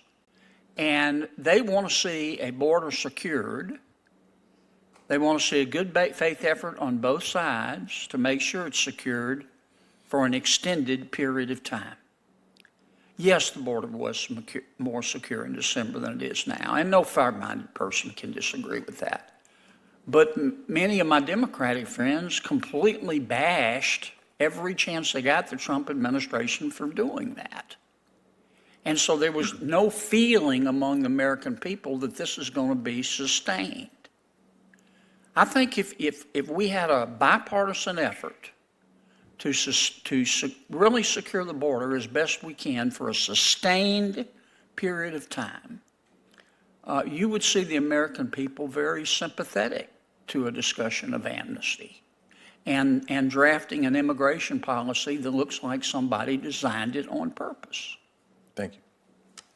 Thank you for your indulgence, Mr. Chairman, and thank you for being here, Mr. Secretary, Governor, whatever I should call you. Thank you. It's now my turn not just to preside as Senator Durbin is off to vote. He'll return in a few minutes. It's also my opportunity to ask questions before recognizing Senator Ossoff, and then we'll proceed to the second panel. But first, a couple of points of clarification. I think some of my colleagues, through their questioning, through their statements, have caused a little confusion. Not sure if it's intentional or unintentional, but Secretary Vilsack, can you clarify for everybody watching us here today, are you the Secretary of Homeland Security or are you the Secretary of Agriculture? I'm the Secretary of Agriculture, Senator. Thank you very much. That's what I thought coming into this hearing. And so I will focus my questions appropriately so on issues of agriculture and the agricultural industry and your portfolio of responsibility. Second, I just feel compelled to respond to some of the comments some of my colleagues on the Republican side of the aisle have made regarding the appropriateness of considering the reconciliation process to advance the elements of the Farm Workforce Modernization Act or other elements of immigration reform. Their suggestion that this is best done on a bipartisan basis through bipartisan negotiations, which, if I felt they would be fruitful, I would absolutely welcome. It's not like we haven't been trying for the last 6 months, but it's clear that while some of our colleagues suggest, well, I support this, I support that, I support Dreamers, I support farm workers, they're quick to raise excuses and pretexts for why we can't do anything. And finally, just can't help but observe the contradiction. I believe it was Senator Durbin described Senator Graham's comments as, well, it makes no sense to say we can't do anything unless you do everything, while Senator Tillis, among others, have suggested, well, when you try to do everything, we've been unsuccessful for years and years and years, so let's sort of ratchet down the scope of what we're trying to do to more of a piecemeal approach. You can't have it both ways. Turn it to agriculture. Mr. Secretary, in 2019, California produced $50 billion in agricultural commodities. California alone. As I mentioned earlier, the state is also a major exporter of agricultural products and makes up 16% of total U.S. agricultural exports, totaling $21.7 billion. In addition, more than 1/3 of the country's fruits and nuts are grown in California, including 80% of the global supply of almonds and nearly 90% of U.S. grown strawberries. Yet California and other states across the country are facing the chronic labor shortage that you've spoken to already. The American Farm Bureau Federation estimates that in total, U.S. agriculture needs 1.5 to 2 million hired workers each year. But farmers are struggling to fill these positions. In 2019, prior to the pandemic, 56% of California farmers reported being unable to find all of the workers they needed for their main crop over the last 5 years. Again, that was prior to COVID. Mr. Secretary, about 400,000 workers represent California's agricultural workforce. More than 60, upwards of 75% of these workers are undocumented. Given the overrepresentation of undocumented immigrants in this industry, how could providing a pathway to legalization for farm workers bolster the U.S. economy and trade relations? It would provide stability to Western growers, Senator, and that's one of the reasons why the Western growers have been at the front of an effort to try to get this compromise formed and ultimately through the House and to the Senate. I think they recognize that with that stability, they can plan, they can make determinations about expansion opportunities, they can figure out ways in which they can be more productive, which creates more opportunities not only for domestic consumption, but also exports, and in turn supports all of the jobs that are essentially in the supply chain that results from the fruit that's being picked and grown in your state. So at the end, and your state is the #1 agricultural state in terms of productivity, in terms of sales. So obviously anything you all do that can benefit and expand opportunities in California will have a positive impact on agriculture generally. And as I indicated, the agriculture and the food industry is roughly 20% of the American economy. So at the end of the day, it would provide for a more robust and stronger and more stable American economy. Great. Appreciate your description on the benefits of this act should it become law. Can you shed a little bit more light, describe in slightly more detail, short of passage, what some of the challenges, operational and otherwise, in the agricultural sector because the workforce is not currently stable? Well, many of the farmers that we're talking about are people, the average age of the American farmer today is nearly 60 years of age. And many of these farmers are now trying to determine what they do next in terms of the next generation. If they don't feel that they have access to additional workers, they may constrain the size of their operations. And at the end of the day, those operations may not be as profitable. They may not be able to support as many families as necessary in the family farming operation. That may result in the sale of those lands and the reduction of agricultural activity, agricultural land in the country. We lose about 2,000 acres of land every single day already, so that would probably potentially see an acceleration of that. And ultimately over time, if we don't deal with this issue and don't provide stability, ultimately over time we'll continue to see the economic challenges of agriculture continue to mount, and eventually it could compromise the security that we currently enjoy, which is the ability to essentially produce all the food that we need for our own people as well as for exports. Okay. Thank you. Thank you. Next, for questions, I recognize Senator Ossoff joining us virtually. Thank you, Mr. Chairman. Thank you, Secretary Vilsack, for your service and for your testimony today. Farm workers in Georgia and across the country make it possible to feed the American people and indeed for the United States to help feed the world. And yet the stories that I've heard from so many farm workers are truly appalling. 20-hour shifts, folks who are sleeping in vans exposed to extreme heat, exposed to pesticides and chemical fertilizers without adequate protection, making very little money, often paid less than a minimum wage, often subject to other forms of abuse and harassment. Do you believe that these conditions do prevail, as I've heard from so many farm workers in too many places across our country? And what policy reforms must Congress enact in order to ensure that those who are working in the fields to feed our country are treated with the respect and dignity that every human being deserves? Senator, the Farm Workforce Modernization Act does provide an opportunity for additional support for these farm workers. It obviously provides an opportunity for them for decent housing. It creates the ability to ensure that they have adequate opportunities for protections in the event they get hurt in workers' compensation, things of that nature. It reforms the H-2A system, which provides a series of protections as well so that more folks can benefit from that system and makes it easier for farmers to utilize that system. Nearly 50% of the H-2A workers we have today come from 5 states, one of which is your state of Georgia, as well as the chair's state of California.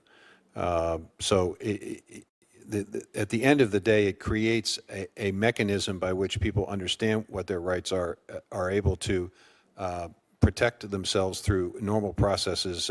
There's a mediation process. There's a shortening, if you will, of the ability to raise concerns about working conditions so that people can get relief sooner. There are a series of steps. Again, this is a compromise bill, and I think it's really important to emphasize the fact that people from all political spectrums have come together in support of this bill because they understand and appreciate how central it is to better working conditions and a stronger and more stable farm economy. And so I would hope that what you've explained are very limited circumstances in agriculture today, and the hope would be with this act that we would see even fewer of those circumstances.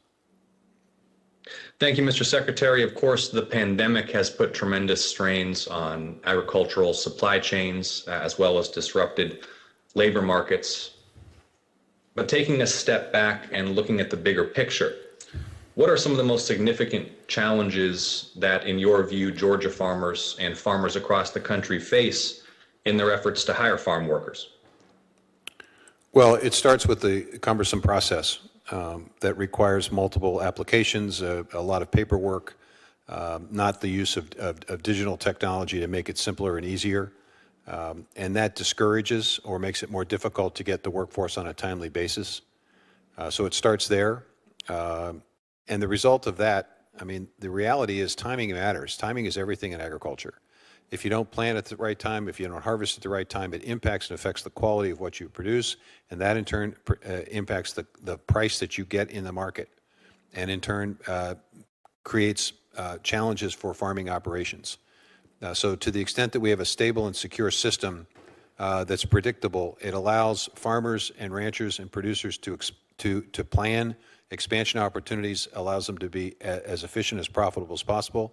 It also creates the protections we talked about for workers and ensures that there's an adequate wage, decent housing, and things of that nature for our farm workers who work incredibly hard. And I think it begins to send a message about the significance and importance of this essential workforce from a perspective of respect. I think for far too long we've taken these people and those who work in our processing facilities for granted. We've not paid as much attention to them as we need to, but you know, when it came to protecting our food supply during the midst of the pandemic, the height of the pandemic, those folks showed up, and they showed up at the risk of their own lives, and did so in large part because they were motivated by making sure that they could take care of their families. And that's a value system I would hope that we would continue to support in this country. Well said, Mr. Secretary, and we should indeed be guided by our commitment to the human rights and human dignity of each individual, and these farm workers deserve far better. And with the chairman's indulgence, my final question for you, Mr. Secretary, grateful for your recent trip to Georgia, your visit in particular to Fort Valley State University, and your continued expressed commitment to Georgia farmers. Will you commit that the next time you come to Georgia, you'll sit down with me, local agricultural leaders, as well as those who are leading Georgia's trade efforts? Of course, we have the Port of Savannah, one of the fastest growing ports in the country, to discuss how we can work together to expand Georgia farmers' access to export markets around the world. Senator, if you sweeten your offer with a slice of pecan pie, it's a deal. Done. Looking forward to seeing you there. Thanks for your help. Take care. Thank you. Let the record reflect the commitment that has been made here today. I want to thank Secretary Vilsack for joining us. We're grateful for your testimony and insights. We'll now proceed to the second panel. Senator Durbin has returned. I'll return the gavel to him to introduce the witnesses for the second panel. Those of you who are here in person, please come forward at this time.